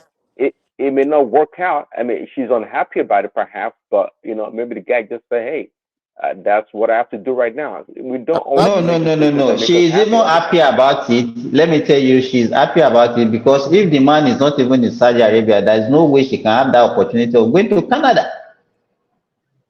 Hmm. So she No, we went don't under know. the We don't man's know that. consent then. No, we don't know that. Maybe She the went under Canada the Because man's she can't consent. I have the think. financial with her to even talk about going to Canada. Yeah, I think she went So where under did the she get man's the money to consent. go to Canada from? The man sent it to What do her. you say? Where did she get the money to go to Canada from? The man I was just there. told you that she used the proof of fund that you need to get the visa was provided by the man. Exactly. So, So the man so, is aware actually. so he's the one that provide. He's aware. What the only thing that the man is not aware is with the kids going with her. Oh, okay. Oh, he So thought she the was going man is alone. Wait. Doesn't make sense. So he didn't know. Wait. So he thought she was going alone and leave the kids alone in the house. I mean, come on now. Not in the house. What the kids? They are not small kids now. I think the youngest is about 12. They're already in yeah, secondary school, living in boarding school. So were they but going to see be by that. themselves in Nigeria? So he was thinking his wife was going to leave his kids alone in Nigeria. And she would go to Canada I to mean, go and do what? for a master program in Canada. How long is the program? It's just 1 year now. Oh, I mean, yeah, I don't get it because I mean, so are they staying in housing given by the school, college, or university, or what, or is they homeschooling? I mean, because I mean, who approve it going for a study and then you carry 3 kids? It doesn't make sense because the funding that the man gave her was probably just for one person. Carrying 3 people along with all the visa fees, kind of. Man, yeah, I Well, don't know, no, man. the man signed some documents. I'm telling you, you can't just keep on the 3 kids. Exactly. The man must have signed a document one way or another and approving the travel. If he Right. if he, she did it, Prince, that this is what cunningly. happened in a lot of these marriages, right? They will make decision, and then when it thing go wrong, one person will blame the other person. Say, "Oh, it's the husband." They point finger. They blame each other, and that's the thing. The And guy that's is one thing. mad because the lady went and took expensive house in Canada instead of staying probably in low housing that was given to her by the college or whatever. That and the expenditure is not as what he expected. So Definitely, that's she where can't stay in an hostel. She cannot stay in an hostel. She has to go and get an apartment because of the there three you kids. go. Exactly. You see, the woman now is getting. I think that's where the problem is. The woman doesn't want to stay in like a small place with 3 kids or one bedroom. She want to get a bigger I place think with she took more. that decision knowing fully well that the man can finance it. Because Oh, if you come know on, that the man. man So can, where? yes. I mean, the man cannot, based on I mean, the lady want to probably drive a car over there, and that's where the problem is. Instead of catching a bus to work to school, I mean, come on, that's too much, man. My You cannot brother, put come your on burden now. on the man. With 3 kids, how do you cut boss with 3 kids? Oh, people do it in America, Simba. Come on, I know families that are still catching buses Not in saying bad, that is America. Thomas. With three No, kids. it's not. I mean, if you just is starting a life in the United States or Canada, you have to go through that route. You don't just, walk and buy cars and just start driving. I My don't know, brother, but when I came to Australia, they have already getting the car for me from the airport. I took my car from the airport. Oh, Yeah, my father-in-law is here, so I oh, took my okay. car from the airport. Your father. So how did you get your driver's license? I mean, how did you? I I mean, can so drive did with you just start Nigerian driving license for immediately? I can drive with Nigerian license for 3 months before getting Oh Australian wow. license. Yeah, Not in yeah, America, man. You yeah. You cannot do can that in drive for America. three to 6 months before you get your original license for this country. So I drove from the airport home. So you want this lady to start driving immediately? She's in Canada, not even catching a I bus am not to saying school. I didn't say from the airport, but with 3 kids, you have to have a car. Car is not a luxury; it's a necessity, isn't it? But I mean, did she already find school for them while she was in Nigeria? The school they are gonna be studying in or what? Oh, yeah, it's still a story that has not been really, I don't understand the story. It's not actually. I don't think it's actually the whole story that we know. It's just that a lot of the woman want to go large. She want to probably live in like a house, buy a car, like brand new like car. like You know, Beyonce. exactly. That's what I'm expect. That's what I'm thinking. The man was actually aware, but because of the expenditure, the woman want to rush and do that. Because she's in Canada. That's where the problem is, and she's not working, and she probably is not gonna be working, just studying, and that's another problem, because you have to also sustain your husband, and I mean sustain your family. You have to be working while studying. You know and based on the visa that she's getting, I don't think she can work. She can only study. So that's too much, man. Yeah, I think here Australia you have 40 hours in fortnight as a student. You can't do more yeah, than that. but you think that lady probably wants to be doing that 40 hours? She has school, has to take care of the kids. She probably want to just sit down and the guy is Well, sending who will money she for leave the 3 kids for to go and work? her. And there you go. You Even see, going to school. You know, women. mm, that was a The story bad is not decision, hard man. enough. The Mm. story is not hard enough. Exactly, it's not actually adding up. I mean, because her going to Canada, she could have probably have a family member over there, or probably a family, in the place. I mean, she did not actually do her findings well. There You have to know, be someone. There have to be someone there to sponsor her to come there. So exactly, it's not exactly. possible that she went alone. Yeah. I don't know. Yeah, if you ask me, I'll tell you the story is not actually adding up for real. It doesn't make sense. Maybe the guy is not giving us the true The guy story. is not gonna give. That's the danger of listening to one narrative. When people come to me and say, "Oh, my wife can you come? My husband can you come?" I'm like, I'm just telling you the side of the story, man. I have to hear the other side of the story too. Yeah, It's because always I two mean, sided. the guy has to put down bank statement that could actually be for the 3 kids, and the lady, the bank statement for the wife alone cannot sustain with the kids. So I mean, there was gonna be bank statement that could actually back up the 3 kids and her. So yeah, it's a What lot. what what I always The notice a lot in people's marriages is either one of them or both of them always want to have this my way or the highway. You know, Mike, Mike, it's the my only way. I problem want is it this. this way or the highway, Exactly. rather than But the saying, okay, major let's meet in the middle at some point. Mike, the major problem is the lady she wanna go more than her shadow. She don't wanna catch a bus. She wanna drive a car, and maybe she doesn't wanna probably drive a small Toyota. Maybe because of the key, she wanna a SUV and stuff like that. That You use sense to put her in a position where she end up paying for it now.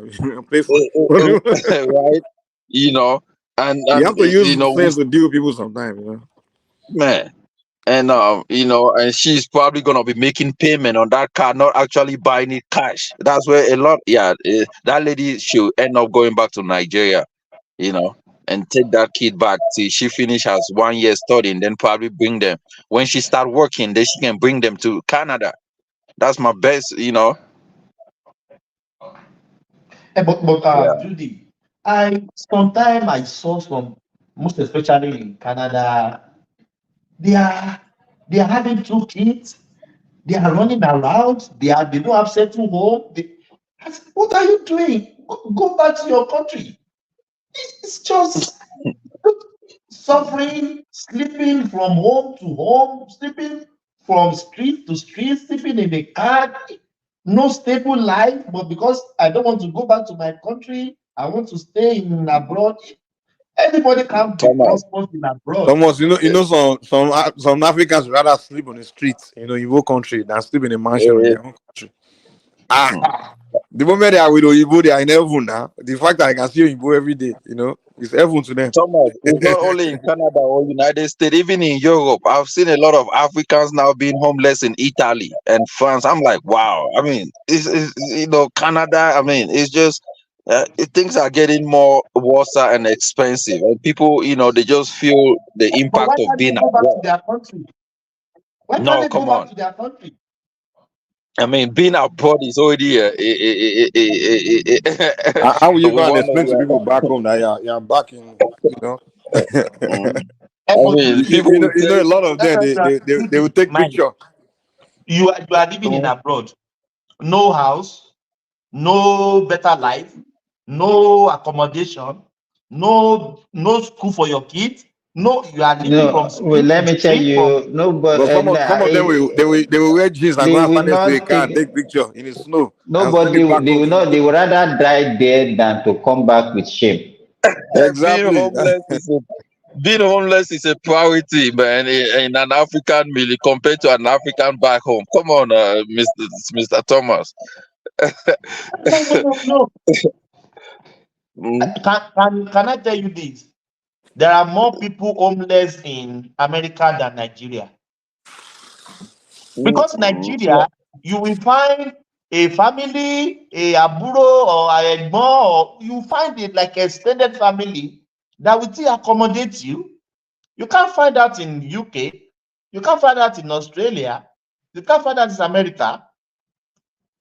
You have to But be on what the do you call streets.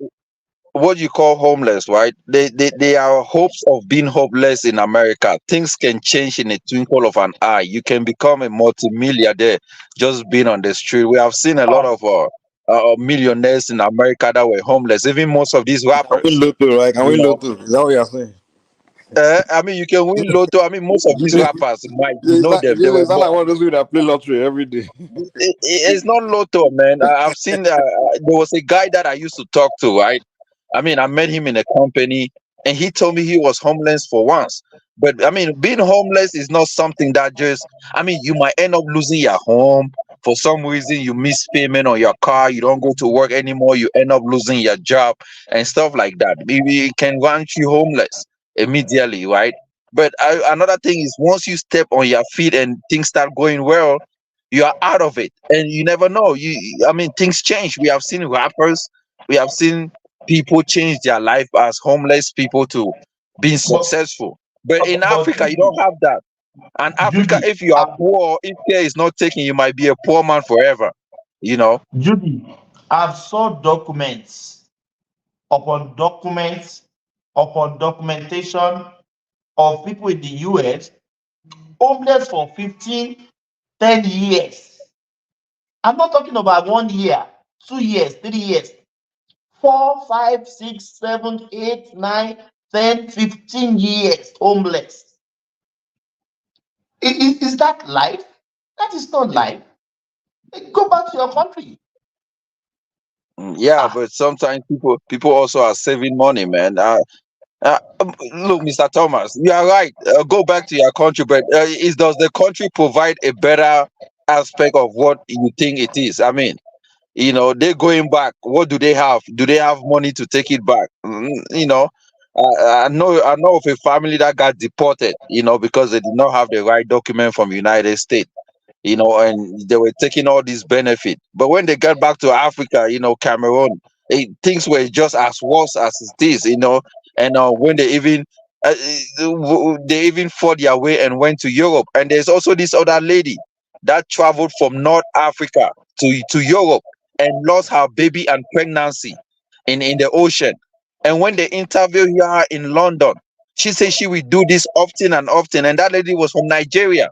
She said her losing her baby and one of her child doesn't. I mean, she will do this if this was to repeat herself again. She will do it again. You know. So it's Is crazy. that not desperate life? Desperate. I'm like, bro. I mean, you would do that. You just lost a baby. You lost one of your child in a North African route. I before coming to Australia, I wasn't do bad. I wasn't doing bad in Nigeria. And I mean, and I'm not a millionaire. I'm not rich, but averagely, I can still afford anything I want.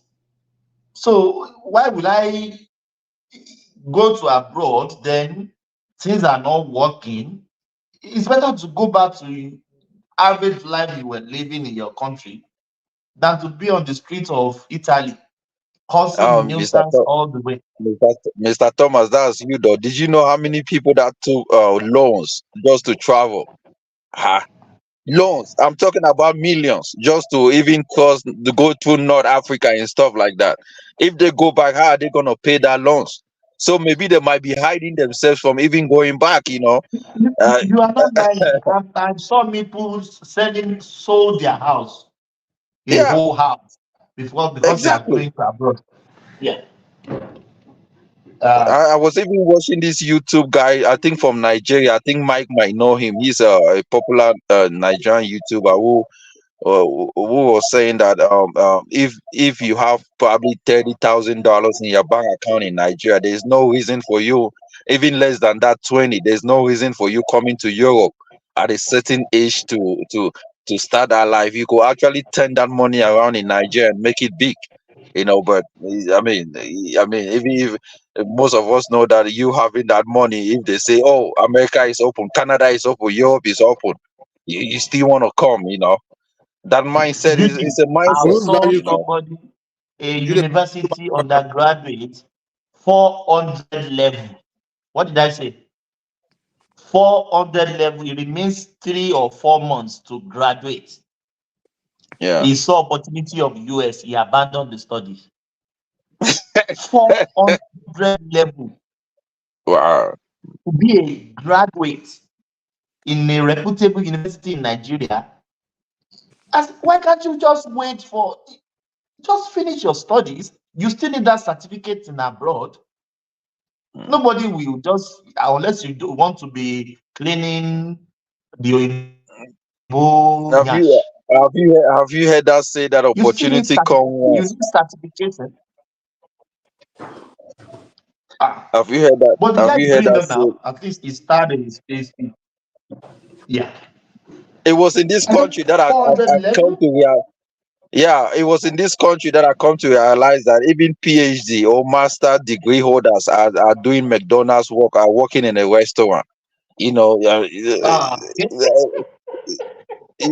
I mean, the kind of degree that we uphold in Africa, in America, if care is not taken, it really don't make sense. I mean, yeah, it was in this country that I went to McDonald's and a PhD, a master person.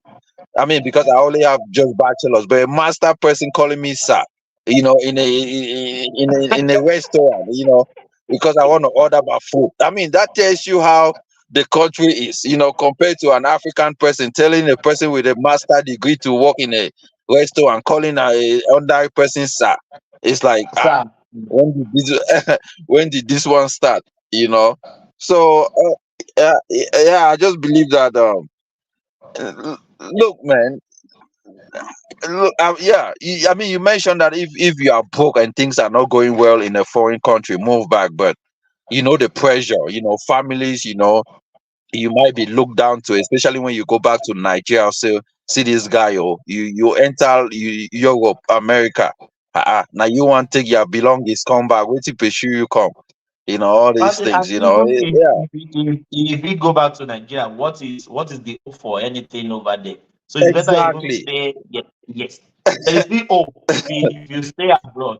Anything, things can change. Things can change. You can find a job. You can Yeah. things, but Being homeless for 15, 10 years, that is no. That is awful. Even my wife and myself say, let's try in Australia, but let's see if everything is good. You always give things try. Yeah, maybe luckily we have somebody here that can that can tell you what to do, where to put your feet. But we thank God, yeah. But it doesn't work for everybody like that. Some even when they move abroad, their life is even worse than Yeah. where they are coming from. Things are not working at all for them. Yeah, but maybe we thank God that things are working for us. That's where we are. My mouth is very sweet now because things are working for Mike, me. Yeah. exactly. Mike, you were asking for that YouTuber. You know Franklin, the YouTube, the for Nigerian Franklin guy. I mean, if you watch most of his videos, he will, I think he's a Nigerian based in UK, a YouTuber. So, yeah. But Mr. Thomas, you are right, man. The most important thing is, I wish us will have cherished our. Mr. Thomas, if I ask you, you had a better job in Nigeria. How come you did not stick to Nigeria? How come you still had to move to Australia? So it tells me that you wanted more, right? You wanted more. You wanted a successful life with your kids and all of that. So maybe this is what also other people want for their own life. They got hopes that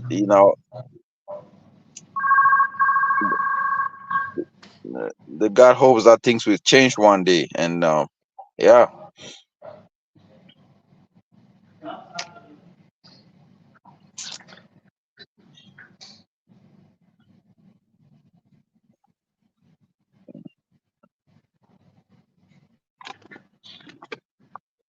Yeah, Mr. Adewale, you were talking about how I said African culture is archaic and stuff like that. I actually say some of the stuff that is archaic needs to be taken out and not actually making the whole culture archaic. But and the culture should also be aligned with the modernization that is coming in, because what I was saying is, our culture has put women down. You know, not making them to have the same level of equality like the men. I was watching a YouTuber that went to an African country and said they could not even allow her to buy a piece of land because she was a woman. Because that community does not recognize her as as a person that can own land as a woman. So they were But, asking but, for but, for, but for for the really, husband. that is not only Africa. Do you know a few years ago they just endorsed lady to drive in Saudi Arabia? But A female cannot even drive. Jude, I have problem I don't know how. you guys take one Yeah. community and use it to generalize the whole Africa. So because one community, But a woman cannot buy land, it means in Africa, a woman cannot buy land. Thomas, can a woman buy land in Nigeria? Very well. Why we can Exactly. buy even So, acres. and that's the one thing I hate with all this propaganda about Africa. They will take maybe one village in Africa, something's going wrong there. They will say it's Africa. As if mm, the whole Africa. That's what's going on in the whole Africa. Come on now. It's so not so Mr. related to Thomas was saying that every country has their own law on their women, and like Saudi Arabia, they cannot drive. So those laws should also be the same. I mean, does that mean that just because they have it, should we also have? Yeah, we can't do that. To be honest with you, I don't see why that superiority of male to female. It's just we are both human beings. We even some female, you will be praying that they should be your mother. Look at we have many of them very influential. Even having one female is even better than having four males that doesn't even they are not productive. Are you telling me that like Okojo Wiala now, his father, our father will be regretting giving back to her if he doesn't even have a son? as a female. It's. Are you talking of Folusho Alakija, the richest black The richest female? woman. Yes. Can you imagine? I'm his father. I will be. Will I be regretting giving back to that lady? It's But even more than 100 man. these Like richest women, have we ever heard of their husbands? Are their husbands facing that kind of inferiority complex? Uh, they uh, do. uh, He just got divorced. Same oh man, wow, the there you same. go. Yeah, yeah. He just got divorced some months, And that was maybe 1 month ago. wow, and that was what I was telling Mike. That you see, when the level of a woman is elevated, especially in America, you see all these Oprah, and most of the time they turn independent. Because it's hard for them to actually go down and provide, the basic necessities of, you know, like in a traditional house or like an Africa where a woman is not educated, and yeah, that was one of the major. And you see, they just break out. Come to think of it, maybe the man cannot, the woman is not actually doing the work of the home, not actually doing the right things, and the man doesn't like it, or maybe the man can no longer provide like the woman, and they have to separate, because most women, they feel that even though they have money, the man should also be able to supply and provide for the household and things like that. Is yeah, is eh, a woman is not gonna be doing things like what the man's supposed to be doing, taking care of the children, paying this and that for the kids. No, I mean, if you had children, it's gonna be the responsibility of a man because you know the right and wrongs before they're having a woman impregnated. So yeah, you see the But woman's in divorce. diaspora, yeah, in diaspora, in abroad, yeah, there is no man something. It's almost maybe 60-40 or 50-50 or 70-30. Yeah, as the man is providing, the woman too is providing. Yes, Yeah, like but I can give an example of myself. I don't know how the food gets to the house. I don't give my wife money for food. She's doing that because why will I be? You know what I mean? Everybody have their sector. Maybe I take care of the bills. I have the bills on my card. I don't know how much you buy food. I just get home, I eat. right. I don't need to. Everybody have their sector where they. I know that I have to look after a car. I put fuel in the car. I take the car to the Thomas, mechanic shop. Look after the Thomas, car. Yes, I don't even know how much they are buying milk. I ebi ó don't pa know. á lọ́jọ́ She's kan. taking care of that. Yeah. Yóò fi ebi pa á lọ́jọ́ kan. No, no, no, no. She Yóò can't pa do that. ṣége sí ọlá. She can't do that unless if it's extreme. She's broke. Can I have some money for grocery? And I know she doesn't even ask me, so I could just send money to her to So any amount that you want here. so she doesn't bring her whole paycheck and give it to you to do that breakdown. No, no, no, no. He has that money. What concern me? I don't want to know how much is even earning. So what concern me about that paycheck? Hmm. Yeah, but most of the high divorce rate in the world is in these countries, right? I mean, despite the fact that you understand the role being split into, oh, she takes care of this, she takes care of that. There are also another reasons why there are a lot of high divorce rate in these countries, that they actually have those roles defined by the family and stuff. You know, so there are a lot of issues. I mean, you can have those things aligned, but there are certain issues that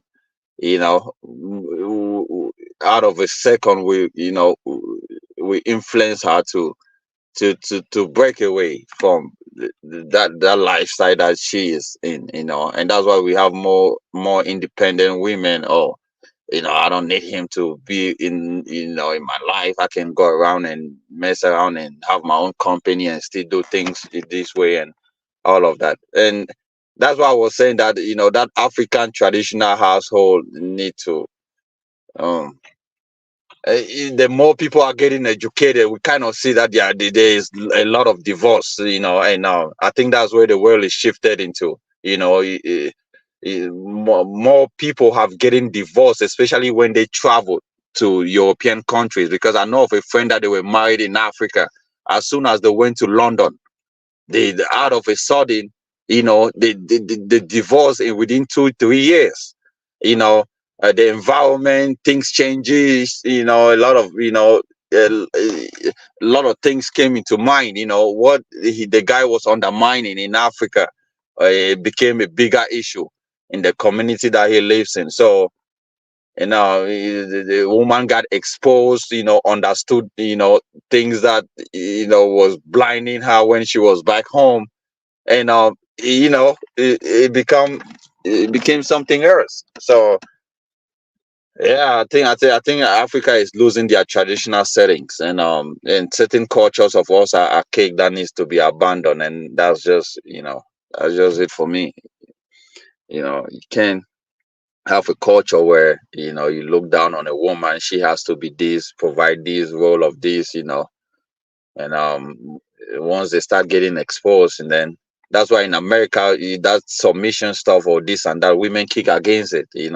No white or even an African. That's why when Africans or Cameroonians or Nigerians marry to a European or ladies, people start complaining. Oh, you want to leave your African culture to this. They adhere to not having families coming around and independent lifestyle. Do you want to be part of it? But most of the time it's actually a good lifestyle, because you having families coming to your home often and just take you in a surprise, and you have to spend more on them than actually with your own kids. I see it as a good thing. I don't Hey, Jude, like it, but I see it Jude, as yeah, Jude, have you ever heard yeah. when they say when you move to Rome, you live like a Roman or you adjust to the life You of do a what the Roman? Romans do. Yeah, yeah. So don't you think some of these Africans, when they leave their community in Africa and move to another society in Europe, don't you think they need to adjust the way they do things a little bit, instead of, because some Exactly. of them want to live like, if you want to live your village life in in Europe, and then Exactly. you wonder why you are divorcing. You have to adjust a Right. little bit now. Uh-uh. Yep. Carry that mentality back, and then you start. Yeah, That's and what I because was I telling was. you earlier. Like, some people don't Yep. know how to. They learn knowledge control. They don't control knowledge. They let the way they think, the way they've been co- are shaped to control them, rather than understand that, okay, the way I was shaped to behave, it worked in that environment where I was shaped. Now I'm in a different environment. I have to a little bit adjust. I can't continue to just, Exactly. so I think that's what killed a lot of Africans. Yeah, environment. Yep, it kills, and that's why, because this guy was talking about in London, where I think he was from Nigeria, and he bought 2 houses and did not tell the wife that he bought houses, and then the wife find out, and then it was a bigger issue in such a way where they got divorced.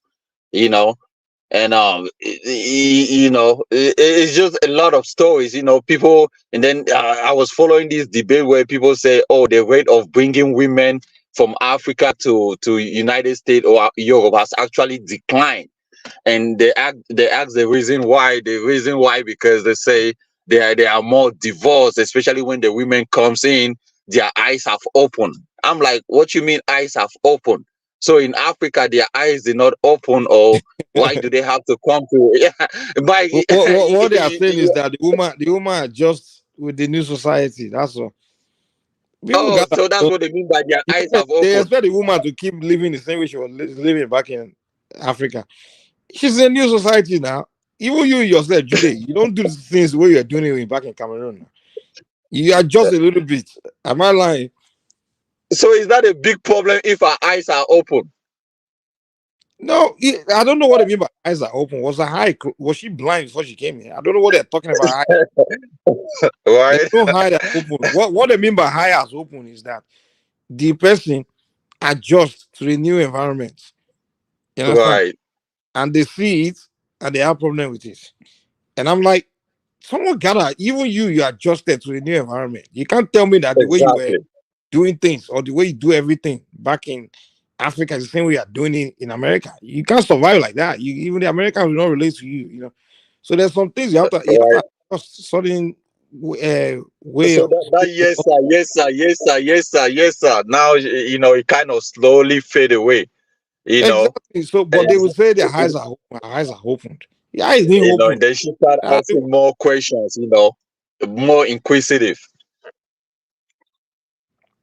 Yeah, some people just they believe when they bring someone here, they have to control that person, and it has to be yeah. Some people they just need to chill out. It was some parents. So when they bring that kid, oh, I brought you here. Come on, man. Stop reminding the person you brought them here. What the heck? You know, I see you. Yeah. So it's mentality, man. That's the problem. Yeah, I mean, we just hope for the best, but a lot of things, man, a lot of things. African community, this and that, but the rate of divorce is actually going higher and higher, especially in Africans. And if care is not taken, problem solvers need to actually come in and actually, how can you reduce because years to come, they say that the divorce rate in Africa might soon overtake European countries and America. And I mean, because when we were growing up, it was hard for us to even hear of divorce. Now it's getting rampant, and yes, then what about 20, 30 years from now? Maybe you actually, everybody is gonna be having just living his or I mean, I see it like I said, it's not a big problem to me, man, because like you're not gonna force people to live together. People want to experience, they want to be flexible in their lifestyle. It also, but uh, yeah, Mike, I don't know, man. Yeah, that's on certain laws have to be put in place. You see how Saudi Arabia was strict with their laws about women till now they finally, and open it up. I also heard that now in certain places in Saudi Arabia you could actually drink on the street before or in a certain locations, of which before it was not. So you have to be flexible because as the world is getting modernized, your cultural law or your law doesn't work anymore. And that's true when you say when the women come here, they experience the system. Yeah, because the world is getting modernized. That's why only a village girl will just, being closer to a man. But once she is exposed, have a lot of things educated, her mentality start changing. Yeah.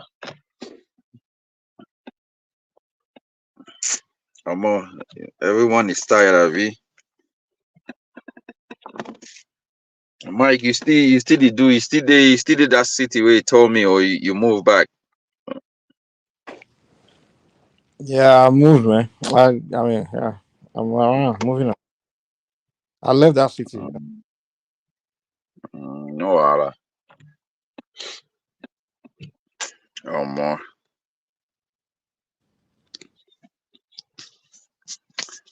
Any topic, or probably want to call it a day since Thomas is busy driving around in Australia.